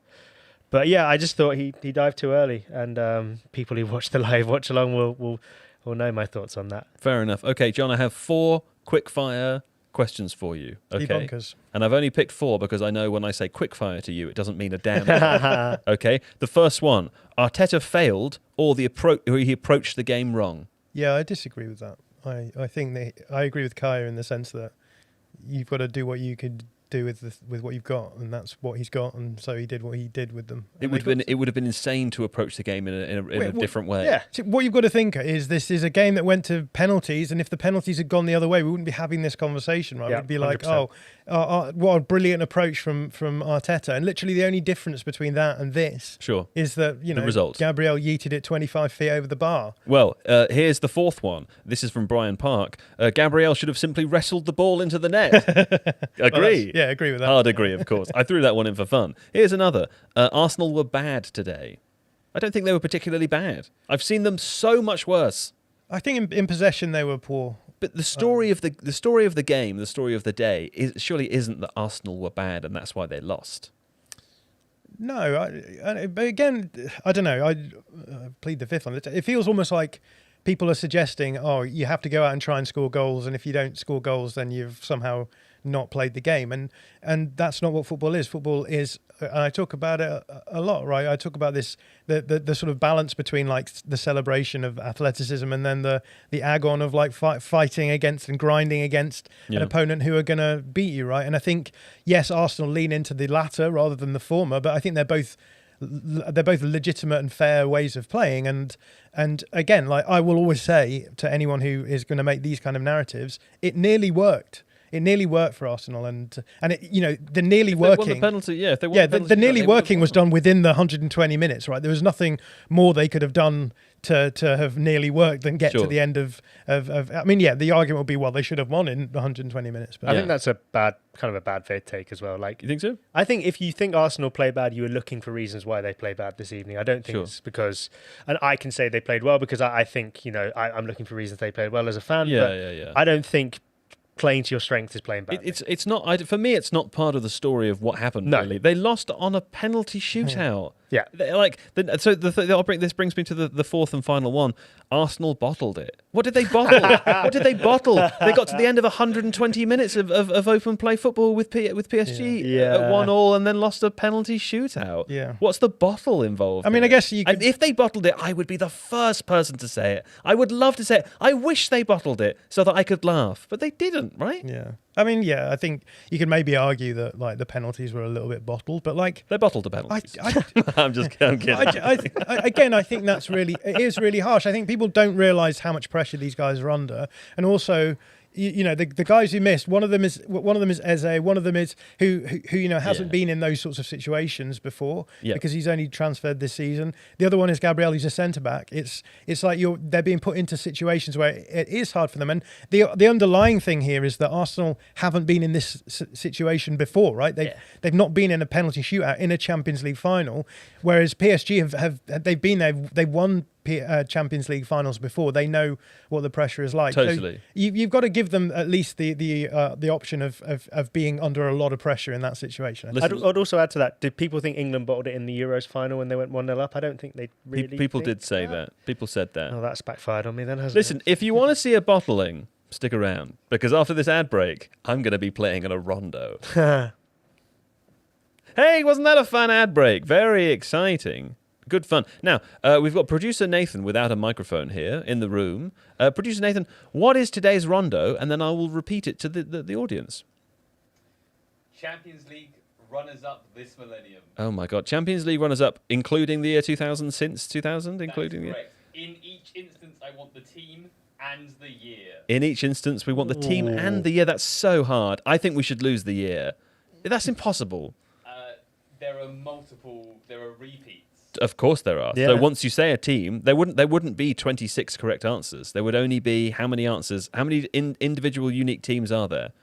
You've got time to count them. It's not like we're lying. 20. About 20. I think if we include year, it's going to be over immediately. All right. I can do year. Well, you're the only person that can. All right, listen. Welcome to the Rondo. Here's how the Rondo works, because someone in the comments noted the other day that I explain it every week. I'm going to do it again. Here's the Rondo. Producer Nathan asks us a question that has multiple correct answers. We go around in a circle. We give correct answers. If we give incorrect answers, we are immediately ejected from the Rondo. If we dither or dilly or dally or do anything that takes too long, producer Nathan can eject us himself. Although if he tries to do that to me, he will find himself without work. I can tell you now. That's how it works. And today's question is, we are looking for runners-up of the Champions League since the year 2000, not the year, and only teams, not individual instances. So if we say, for example, I will begin, if you don't mind, producer Nathan, can I begin?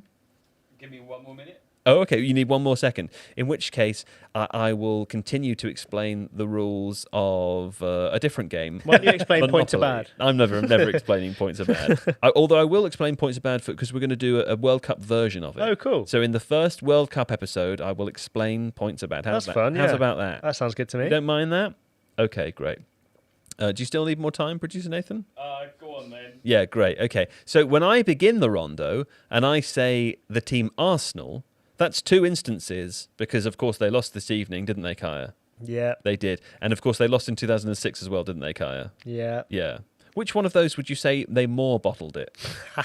Is it this one or 2006? Oh, God. I mean, it's Definitely hard because, 2006, surely. well, they were down to 10 men. I think that's quite harsh. Yeah, but to- that's bottling it, isn't it? Like What, to go, going down to 10 men is I bottling think it? so. Jens Lehmann bottled it for them. What? Yeah, I think. No. Why not? You can't call a red card a bottle. I think you Remember where can. your microphone is, Kaya. I'm sorry. Remember where you are, Kaya. Nah, I've forgotten. I'm too upset. All right, we're into the rondo. Yeah, I've let's given my rondo. first answer. Let's It's rondo. Arsenal. Off we go to Kaya. So I can't say Arsenal again.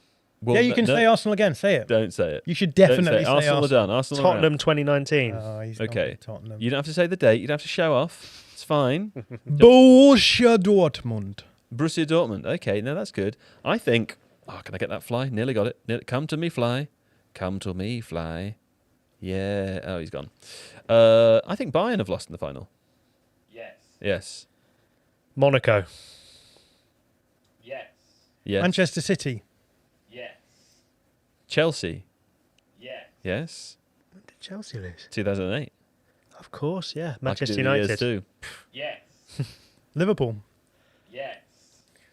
Atletico Madrid. Yes. I AC pulled that Milan. one. Milan? AC Milan. Yes. Juventus. Yes, we're nearly out. How many are left? 4. There are 4 teams left that have lost in the Champions League final. Okay. Inter, Yes. because they lost last year. Oh my God, I'm going to win. Valencia. Yes. Valencia. Yeah. When was that? 2000, I think. Wow. They Incredible. got 2 finals. John? Oh, he's taking time. He's taking some time. 3, 2, 1. Say a team. Any team? Say a team. Napoli. Napoli? No. Okay. It's back to me. I assume Barcelona must have lost one. No. No, they've won every final they got to. Wow, incredible. Okay, so if Kai can get one right, he'll win something tonight. Bayer Leverkusen had a Leverkusen seed, didn't they? So Bayer Leverkusen. That is correct. Wow. Nearly said them. Yeah. Well done, Kaya. Well done, buddy. Thanks, guys. What a trophy. Everything's going to be fine. Thank you. One answer remaining. One answer was remaining. Which one was it, producer Nathan? PSG. Oh, PSG. Of Of course, course. yeah, yeah. Of course. Yeah. Could have said them, couldn't Yeah. we? We Famously didn't so. need to. They didn't win a Champions League for ages. Famously Yeah. so. How about that? There we go. Okay, well, that was a rondo. Come back next time for more rondo.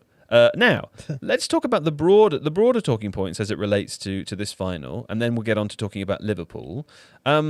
John, Company said, didn't he? Vincent Company, he said, you either go full into battles or you retreat fully. That was one of company's descriptions of what modern football is. Did you think this game subscribes to that theory? Yeah, so this was an interesting talking point after the PSG Bayern game, where In the semi-final? In the semi-final, yeah, in the first leg of the semi-finals, because the second leg was a little bit more tetchy, I would say. But yeah, the second leg wasn't really described by this quote. No, but in the first leg, both teams essentially just decided to go man-to-man across the pitch, roughly speaking. And yeah, when that happens, the game changes, right? It becomes a very much duel-based. It becomes 1v1s across the pitch. I believe they call it hell for leather. That's right. They do. The Wizards. And yeah, I mean, I guess the reason they would do that is because it's believed that it's harder and harder to defend against these sort of Galactico clubs now, where they've just got great players in all positions. And so the options are: what do you do? Do you try and mid block them and sort of give them space on the ball when they're building up, and then decide where the areas are that you're going to jump on them, or do you, the options that he gives, right? You either go fully and commit to the press and go man to man across the pitch, or you sit in a low block and absorb pressure and then try and hit them on the counter. So I mean, I guess that was partly why we talked about this game as being a sort of very prescient game, given the conversations about the future tactics of the game. And in many respects, the game did follow in the first half, right? It followed that trajectory of Arsenal sitting very deep, retreating fully, and seeing what could happen. And again, we've said you could make the argument that Arsenal maybe should have kept up that approach for the whole game.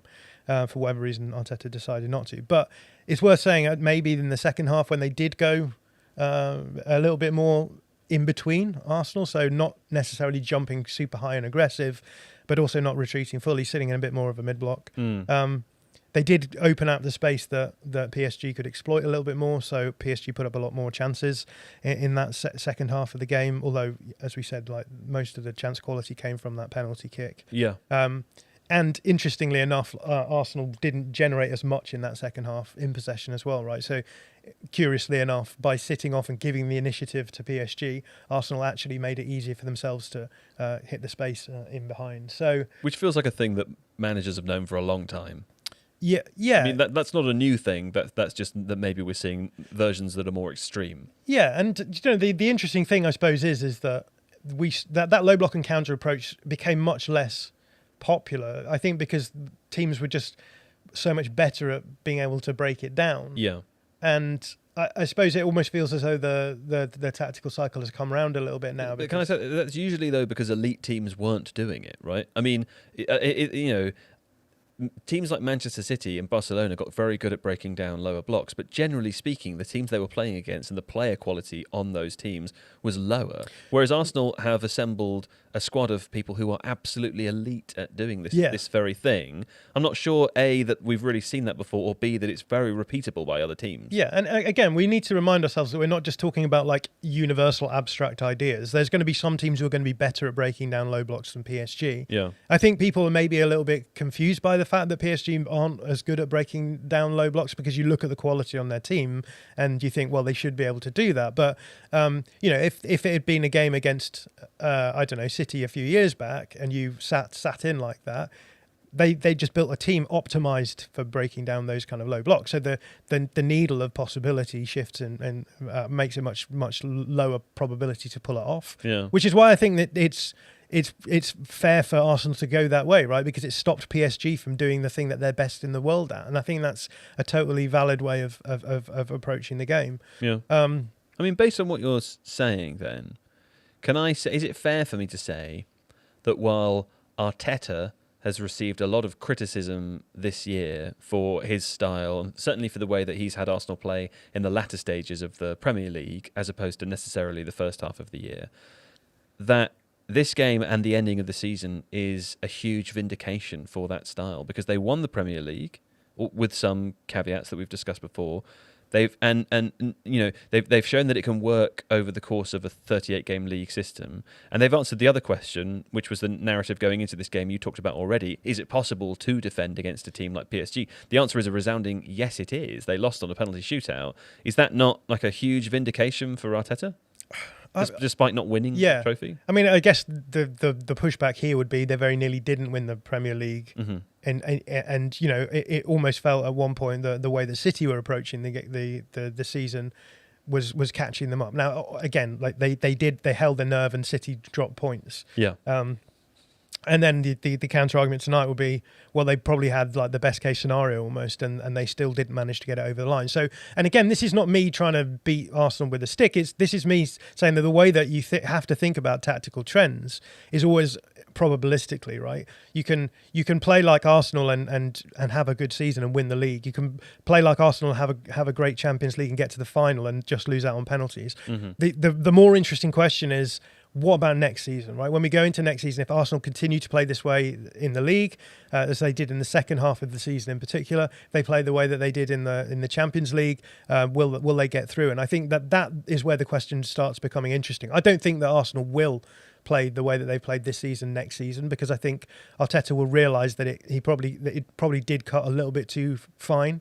And they're in a situation now where they've got that first league title under Arteta off their back, and now it's a question of like how do we make our dominance more probabilistically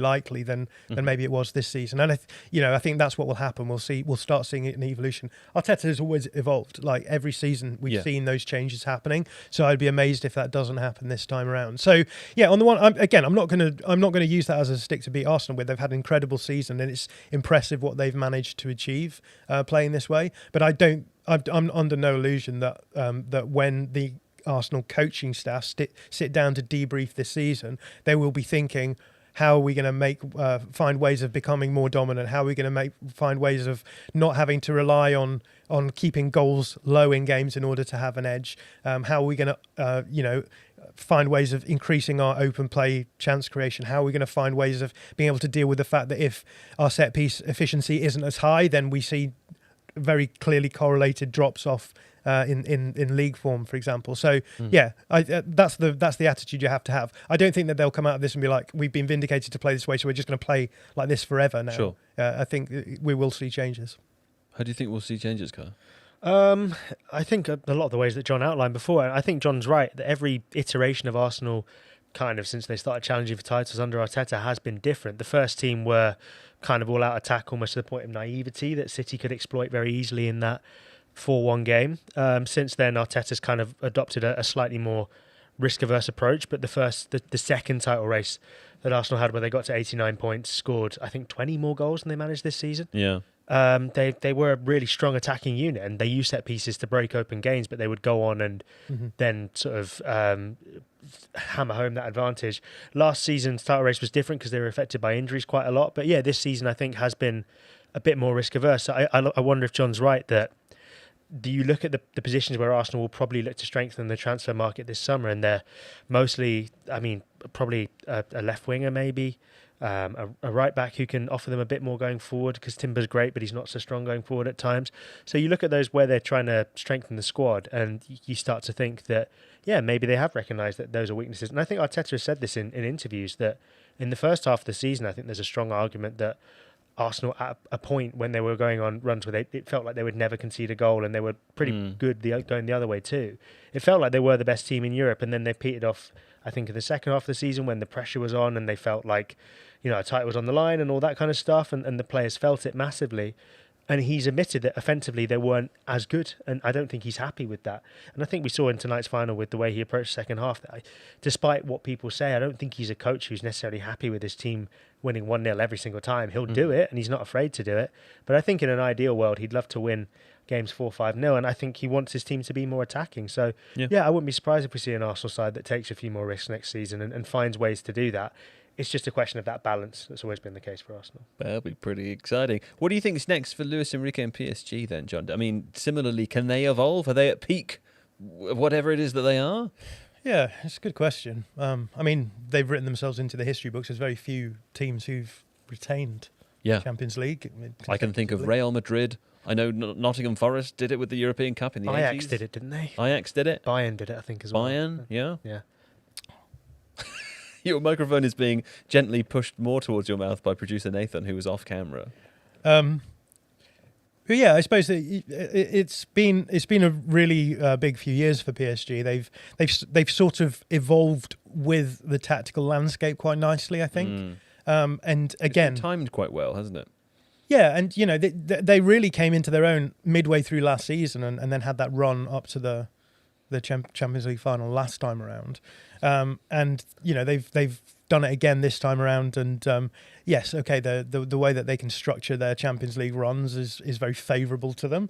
But from a tactical point of view, that they've certainly shown that there is a way to play in a world where things are becoming increasingly, I would say, increasingly physically dominant with a team of yes, physical players, but not physically imposing players.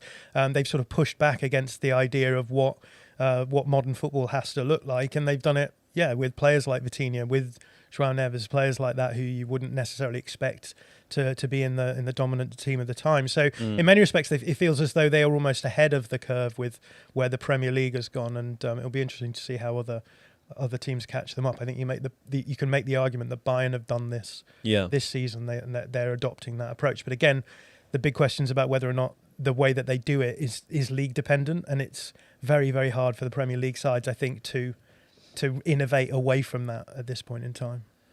How do you think you feel if you're Kylian Mbappe this evening?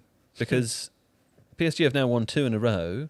They seem, there's a lot of three-peat shouts in the chat. They seem perhaps the most likely, looking at all the teams in Europe, to go on and win it again next year. Obviously, this is pre a transfer window. You probably don't feel great if you're Kylian Mbappe, do you? Something that's not really been talked about is that we went through a period where just Real Madrid were winning the Champions League all the time. Yeah.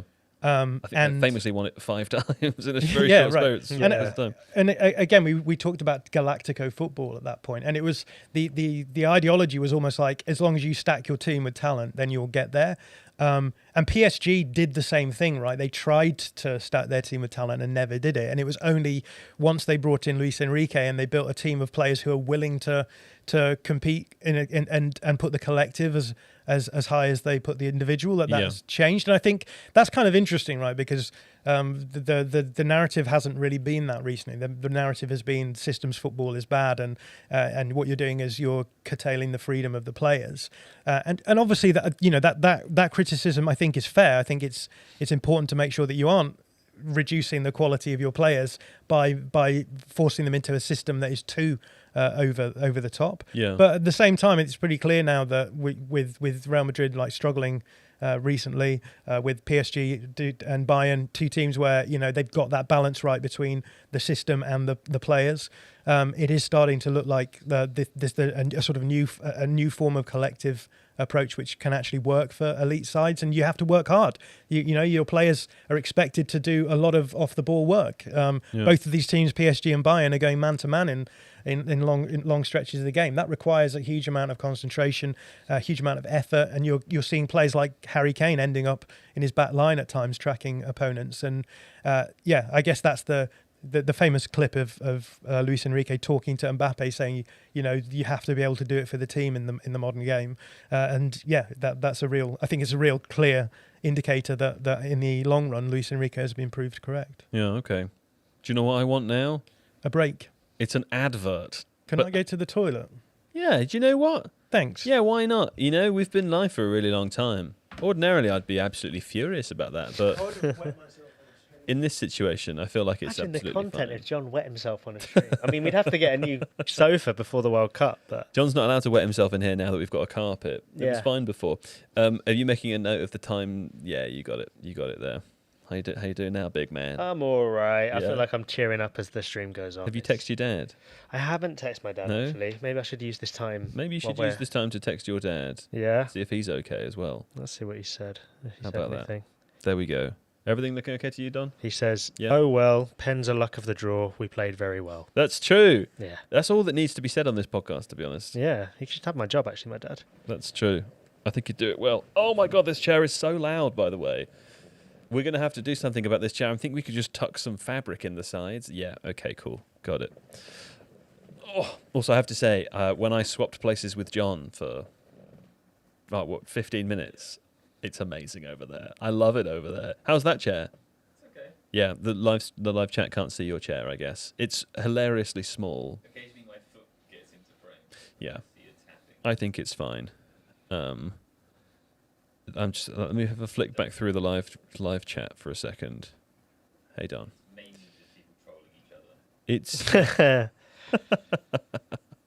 yeah. I've sort of stopped looking for the last 10 minutes because every time I look, no, I know. Yeah.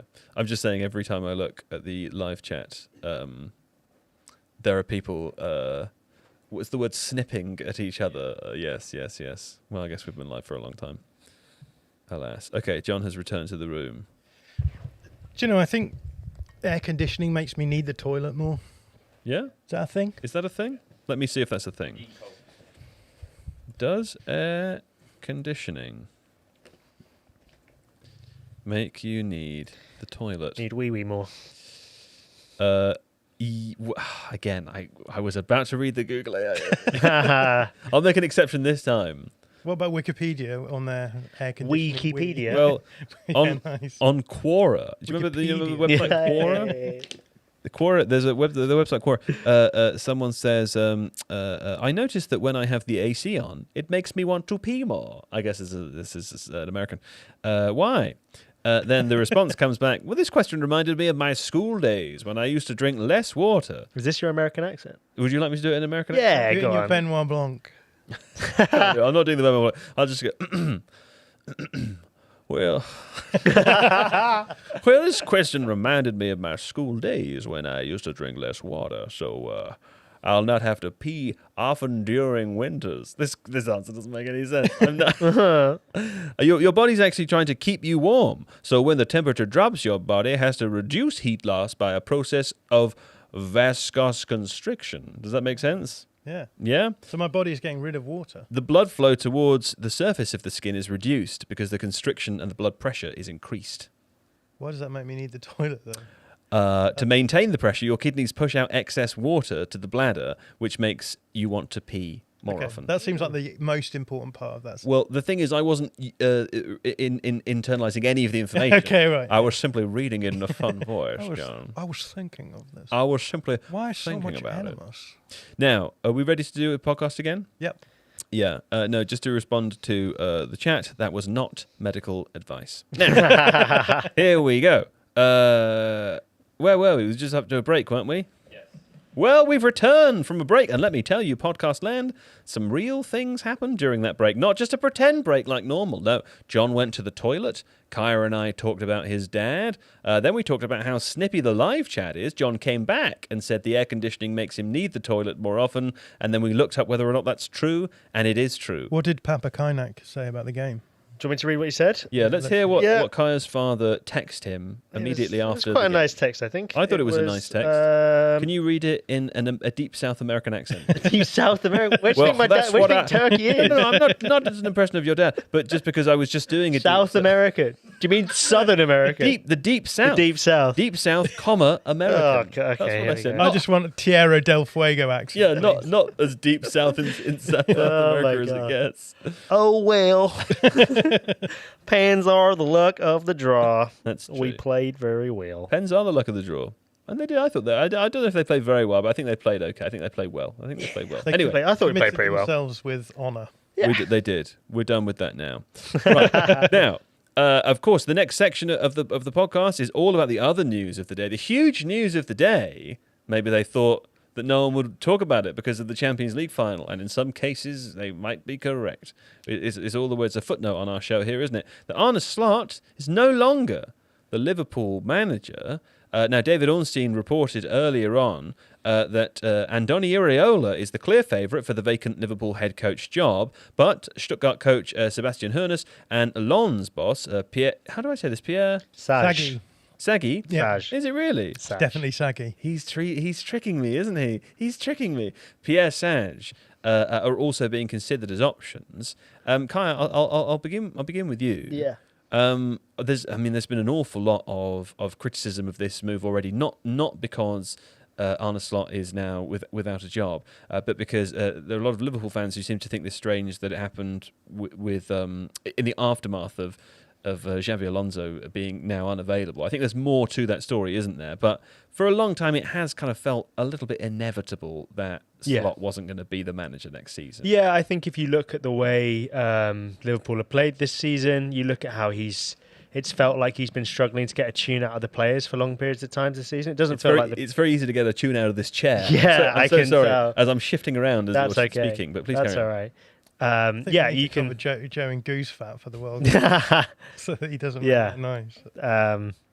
But yeah, I think Liverpool, it's felt like for a while they've been drifting under Slot. The style of play has felt kind of nowhere near the levels that won them the league last season. It's felt like quite an unhappy camp this season, the noises that have been coming out from them. And yeah, certainly towards the end. I mean, massively towards the end. Yeah. And I think Slot has lost the fans as well. I think he lost them quite a while ago with some of the stuff he's come out and said in terms of Liverpool don't win the league that often and things like that. And before Klopp, they hadn't won it for ages. I just think that's not a smart thing to say if you're a manager trying to keep fans on side. And I also think that Liverpool fans wanted Xabi Alonso before Arne Slot came in. I think they've kind of felt like, as he was their former player, it's felt like a natural progression for him to go from doing a fantastic job at Bayer Leverkusen. Okay, they missed out on him. He went to Real Madrid. Now he's available again. Surely, probably is the kind of the hottest free agent manager on the market in the summer, I would say. Yeah. I think I see why Liverpool fans wanted him, and I also see why he's someone who understands it. It always feels like the managerial bond with the fans and kind of the understanding of getting it is so much more important at that club than many others. And yeah, I just think that I understand why they're a bit upset about that. But yeah. Having said that, maybe this is a controversial opinion, John. You'll tell me. Can I say that it's possible that Xabi Alonso, the hottest free agent manager available this summer? I thought you'd pick up on that. There's another hot available manager this summer, Antonio Raiola, of course, who has been linked to the available job at Liverpool. Would it be fair to say that it could be considered that he's even hotter in the sense that he's just proved that he can do something? At least you can do something in the Premier League. Whether it's the same job that would be required at Liverpool or not is open to question. But Antonio Raiola, very much a proven Premier League manager in a way that Xabi Alonso isn't. Yeah, no, for sure. And finished just a place below Slot in the table as well. So with a squad that, cost peanuts compared to the Liverpool squad. Yeah, and I think this is an interesting one, right? Because we've had the narrative this season of what happens if you take one of these lower table coaches and put them in an elite side, right? Which is the narrative that's sort of been trotting around for a while. And it was very clear that it's not just so simple as if a coach is doing well with a smaller club, then you put them in a bigger squad, then it will suddenly work in the same way. But I think there are some concerns, I suppose, with Iraola in that respect. This is a risky appointment. I think there are some mitigations to those concerns. One of them is that usually that criticism boils down to what are they going to do with the ball, right? You have to try and if you're going to be a club like Liverpool, you have to be protagonists in some way. Mm-hmm. Now the problem is that in the past that protagonism has generally been secured through some kind of possession control. And we're in a point in time in the Premier League where we've never had less power for those possession control teams. Mm-hmm. I put a viz in my last Did You Notice column in The Athletic. I asked Conor O'Neill to do this. We were just having lunch, and I was really interested because I was talking a little bit about how possession control is sort of stuttering a bit. Conor O'Neill is a data reporter for The Athletic. Yeah, that's right. So he can do all of the smart stuff and make nice vizzes and make my pieces look nicer and smarter. Yeah. Make you look smart. Yes. There's lots of people in this company whose sole job seemingly is to make me look smarter than I am, which I'm very appreciative of. Mine is the only one to make him look less smart. And I love it. Yeah. But what was really interesting is that if you actually look at the spread of possession share across the Premier League, as Joe creaks in the chair, previously it's sort of spread out quite far between 70% and 30%. And over the last couple of seasons, we've seen that compress right down. So obviously it's a zero-sum game possession. So if the top comes down, the bottom is probably going to come up, or and that's what's happened. In a manner of speaking. If the top comes down, the bottom comes up. Yeah. That's certainly what I've noticed when I go to the toilet. I don't know. Does that work? You pull your top off when you go to the toilet. Yeah, that's what I'm Sort of weird, man. I pull it down. You pull Your the trousers your bottom down. and faces up when you go to the toilet. top off. Yeah. No one ever taught me how to go to the toilet. Wow. Anyway, yeah, if you look at that viz now, you can see that it goes between 60 and 40. So the teams at the top are finding it harder to control possession in the way they once did. Teams at the bottom are finding ways of being able to do it more. Now, possession control is not just about being able to keep the ball for as long as possible. It's also about making sure that you can force possession to change hands as well. So a big part of it comes down to the fact that the teams at the bottom are finding ways of winning the ball back off opponents as much as keeping the ball for longer periods as well. Mm-hmm. But I think that landscape then means that someone like Iraola, who people will say, oh, this season Bournemouth had just over, they just shaded over into the positive possession. Mm-hmm.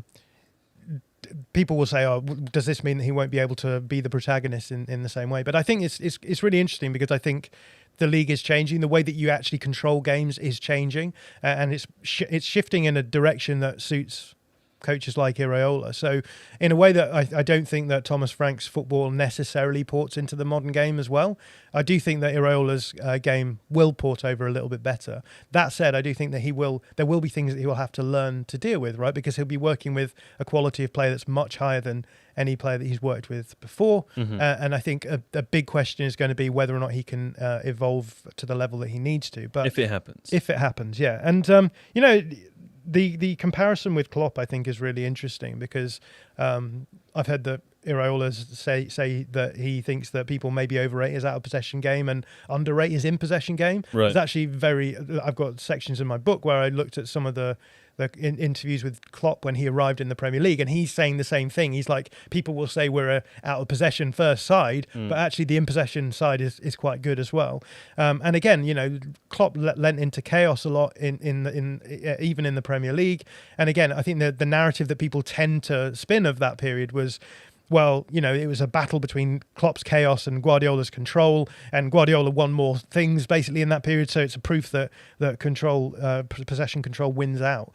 Whereas actually, I think the more compelling narrative is that Jurgen Klopp was the coach who got closest to causing Pep problems. Pep's own football evolved because of the challenges he faced from Jurgen Klopp, and Jurgen Klopp is very much the prime mover in the tactical landscape that we've ended up with now. So I think that will make it very interesting to see how whether or not Iraola can actually evolve at Liverpool. That's quite an interesting way of looking at it, isn't it? If you think that Jurgen Klopp is the prime mover in the tactical landscape that we're ended up in now, does that not make him more influential than Guardiola? Are we seeing the lineage of his thought processes more so than we are Pep Guardiola's? Yeah, and I think you could argue that Guardiola was more influential in the period before, but like Jurgen Klopp now has started to have that influence. And I guess I would, and in the book I do make this argument, actually, because everyone's responding to what Guardiola did. There's an extent to which he shares that influence, right? Even though it's people trying to counteract him. He kind of Guardiola-ified himself a little bit. Yeah, exactly. And the other thing I'm interested with Iraola is it was much easier for Klopp to do that, to go into Liverpool and impose and evolve with the club when they were finishing 7th, 8th position. It's going to be very different for Iraola now to come in and have the time allotted to him to actually evolve. So I do think that is something to keep in mind. It for me, the question is whether or not the club and the fans can be patient with him as he evolves, and to what extent the evolution can be successful enough while it's happening for it to work. Because I think there's plenty of coaches where that doesn't happen, right? Xabi Alonso, I think he was trying to evolve Real Madrid in a certain direction, but it didn't matter because he lost the players and he lost the fans. And so that's going to be an interesting aspect of Iraola too. How immediately successful is it going to be, and to what extent are they going to get that buy-in from the beginning? And with Bournemouth, it took him 10 games to get there. He could do that with a team like Bournemouth. It's fine. You can lose, not win 9 games in a row, and even then it was like tetchy towards the end of that 9 games. He's not going to get that at Liverpool. So you don't get 3 of those. To add to that as well, this Liverpool squad is going to go through another period of huge transition. They spent loads of money last summer, and they're in a position where they need to spend a lot more again this summer. Konate's leaving. Well, right? Frimpong, obviously. Salah's leaving. Van Dijk is kind of coming towards the end. Did you say Frimpong? Frimpong, I was going to say, has been a bit of a disaster at right Right. back. They haven't really got a solution since Trent left. It's felt like he's not replaced him. Florian Wirtz hasn't shown his best in a Liverpool shirt at all. Alexander Isak has had a season blighted by injury and hasn't shown his best. Hugo Ekitike, still questions about how you get them in a squad together. Cody Gakpo struggled. Ekitike's injured as well, right? Yeah, He's getting the injury that is like the killer injury. Exactly. It's a good position to be in. It's a really difficult job at Liverpool right now because you need to do a lot, and you probably need to be given a lot of time, like you said. But the question is, how will he deal with that, and will he get it? Because, Liverpool, their recruitment last summer was a mess. The squad now is a massive patchwork of different styles and ways that Slot thought he could play. And Andy Robertson's another player who's leaving. He's a huge figure in that dressing room. And Milos Kerkez didn't really convince last season, although he has worked with Iraola before. So, there's loads of questions around it. I'm really excited to see how Iraola does it because... If he gets the job. I feel like I'm worried we're getting ahead of ourselves. You're right. I would love to see him do it. Me too. Because I'd love to see him... I'd love to see him get the chance to do what he's done at Bournemouth on a bigger scale. I think if he can do it, it'd be really exciting and really fun. And I'd love to see that kind of football be played by with all due respect to Bournemouth, a bigger team with bigger resources. I think that could be really, really fun to watch. I mean, I will say, I said this a couple of weeks ago, but next season is shaping up to be fascinating, which makes me worried that it won't be because of my fear of inverse expectations. But if Iraola is the Liverpool manager in the mode of Klopp, sorry, I'm tapping my cup and producer Nathan's looking unhappily at me as I do. Do you like it when I do this? I'll do that again for you. Next season is shaping up to be very exciting, I think, because if Iraola does get the Liverpool job, he'll be facing opposite Enzo Maresca, the new Manchester City manager. Who the hell knows what's going to happen there? Xabi Alonso as the Chelsea manager, with an awful lot of, similarly, a lot of work to make up, but a lot of places to go. A high ceiling, one would expect also. A fully fledged Michael Carrick at Manchester United, and almost certainly losing the first 5 games of the season now that he's been given a contract. Right, that'll definitely happen. And again, we talked about this earlier with what might happen with Arteta's Arsenal, and how Arteta and Arsenal might evolve at the beginning of next season as well. I mean, Roberto De Zerbi at Spurs. And Roberto De Zerbi at a Spurs team that did not get relegated. So that's super exciting. All it's missing is Nuno and West Ham. But David Moyes and Everton are still here, aren't they? They'll do it for us. John, a question from the chat from Michael Nielsen, 1262.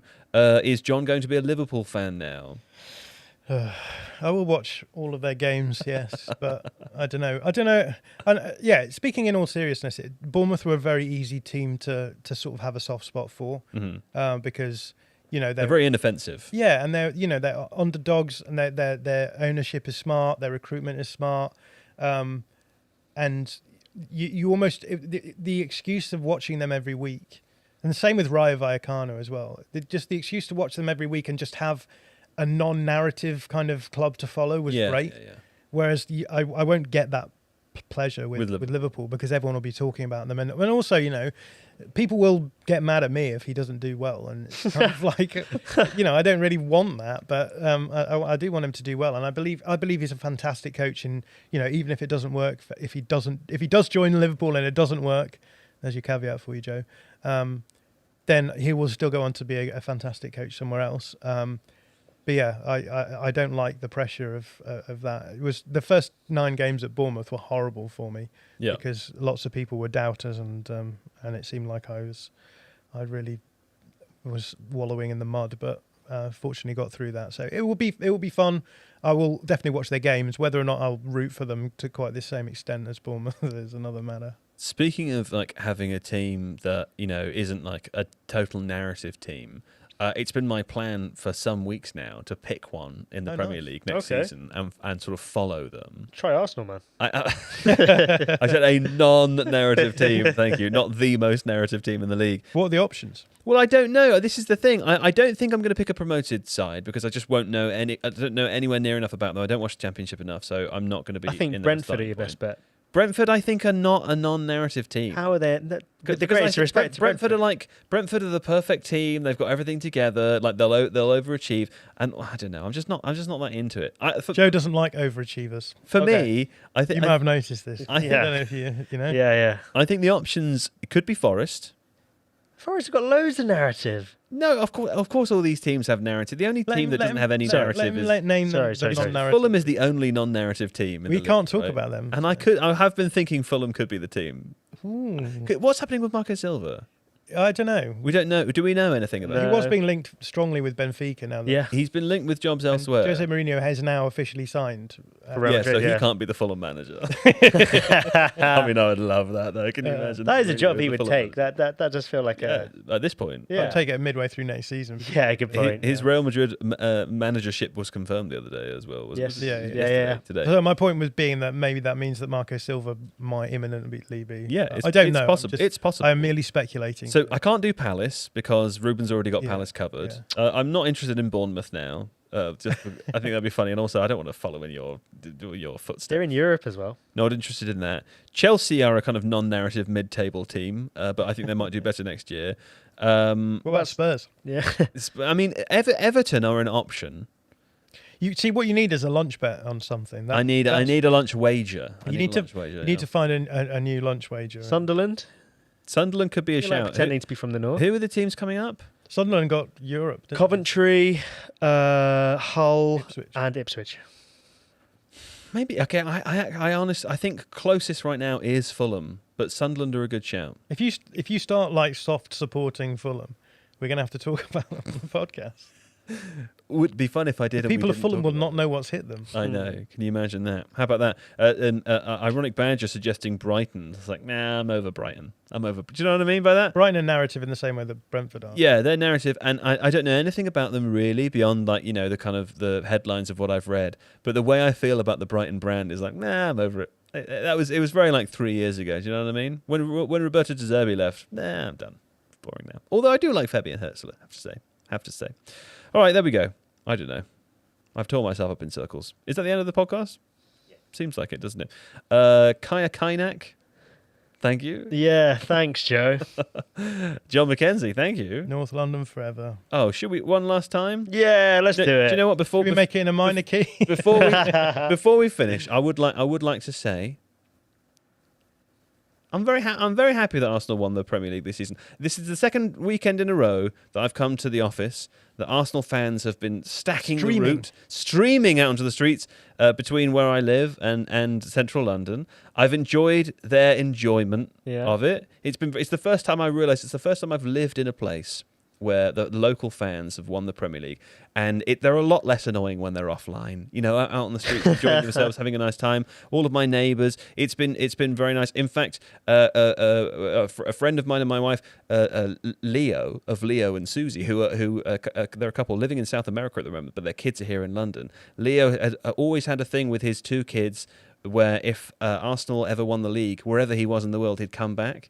He flew back a couple of days ago, so he'll be sad. Leo will be sad that they didn't win the Champions League, but he'll be at the parade tomorrow. Lovely, which will be very exciting. I'm sure everybody will enjoy that. And it's a shame you didn't win the Champions League, but you won the Premier League, Kaya.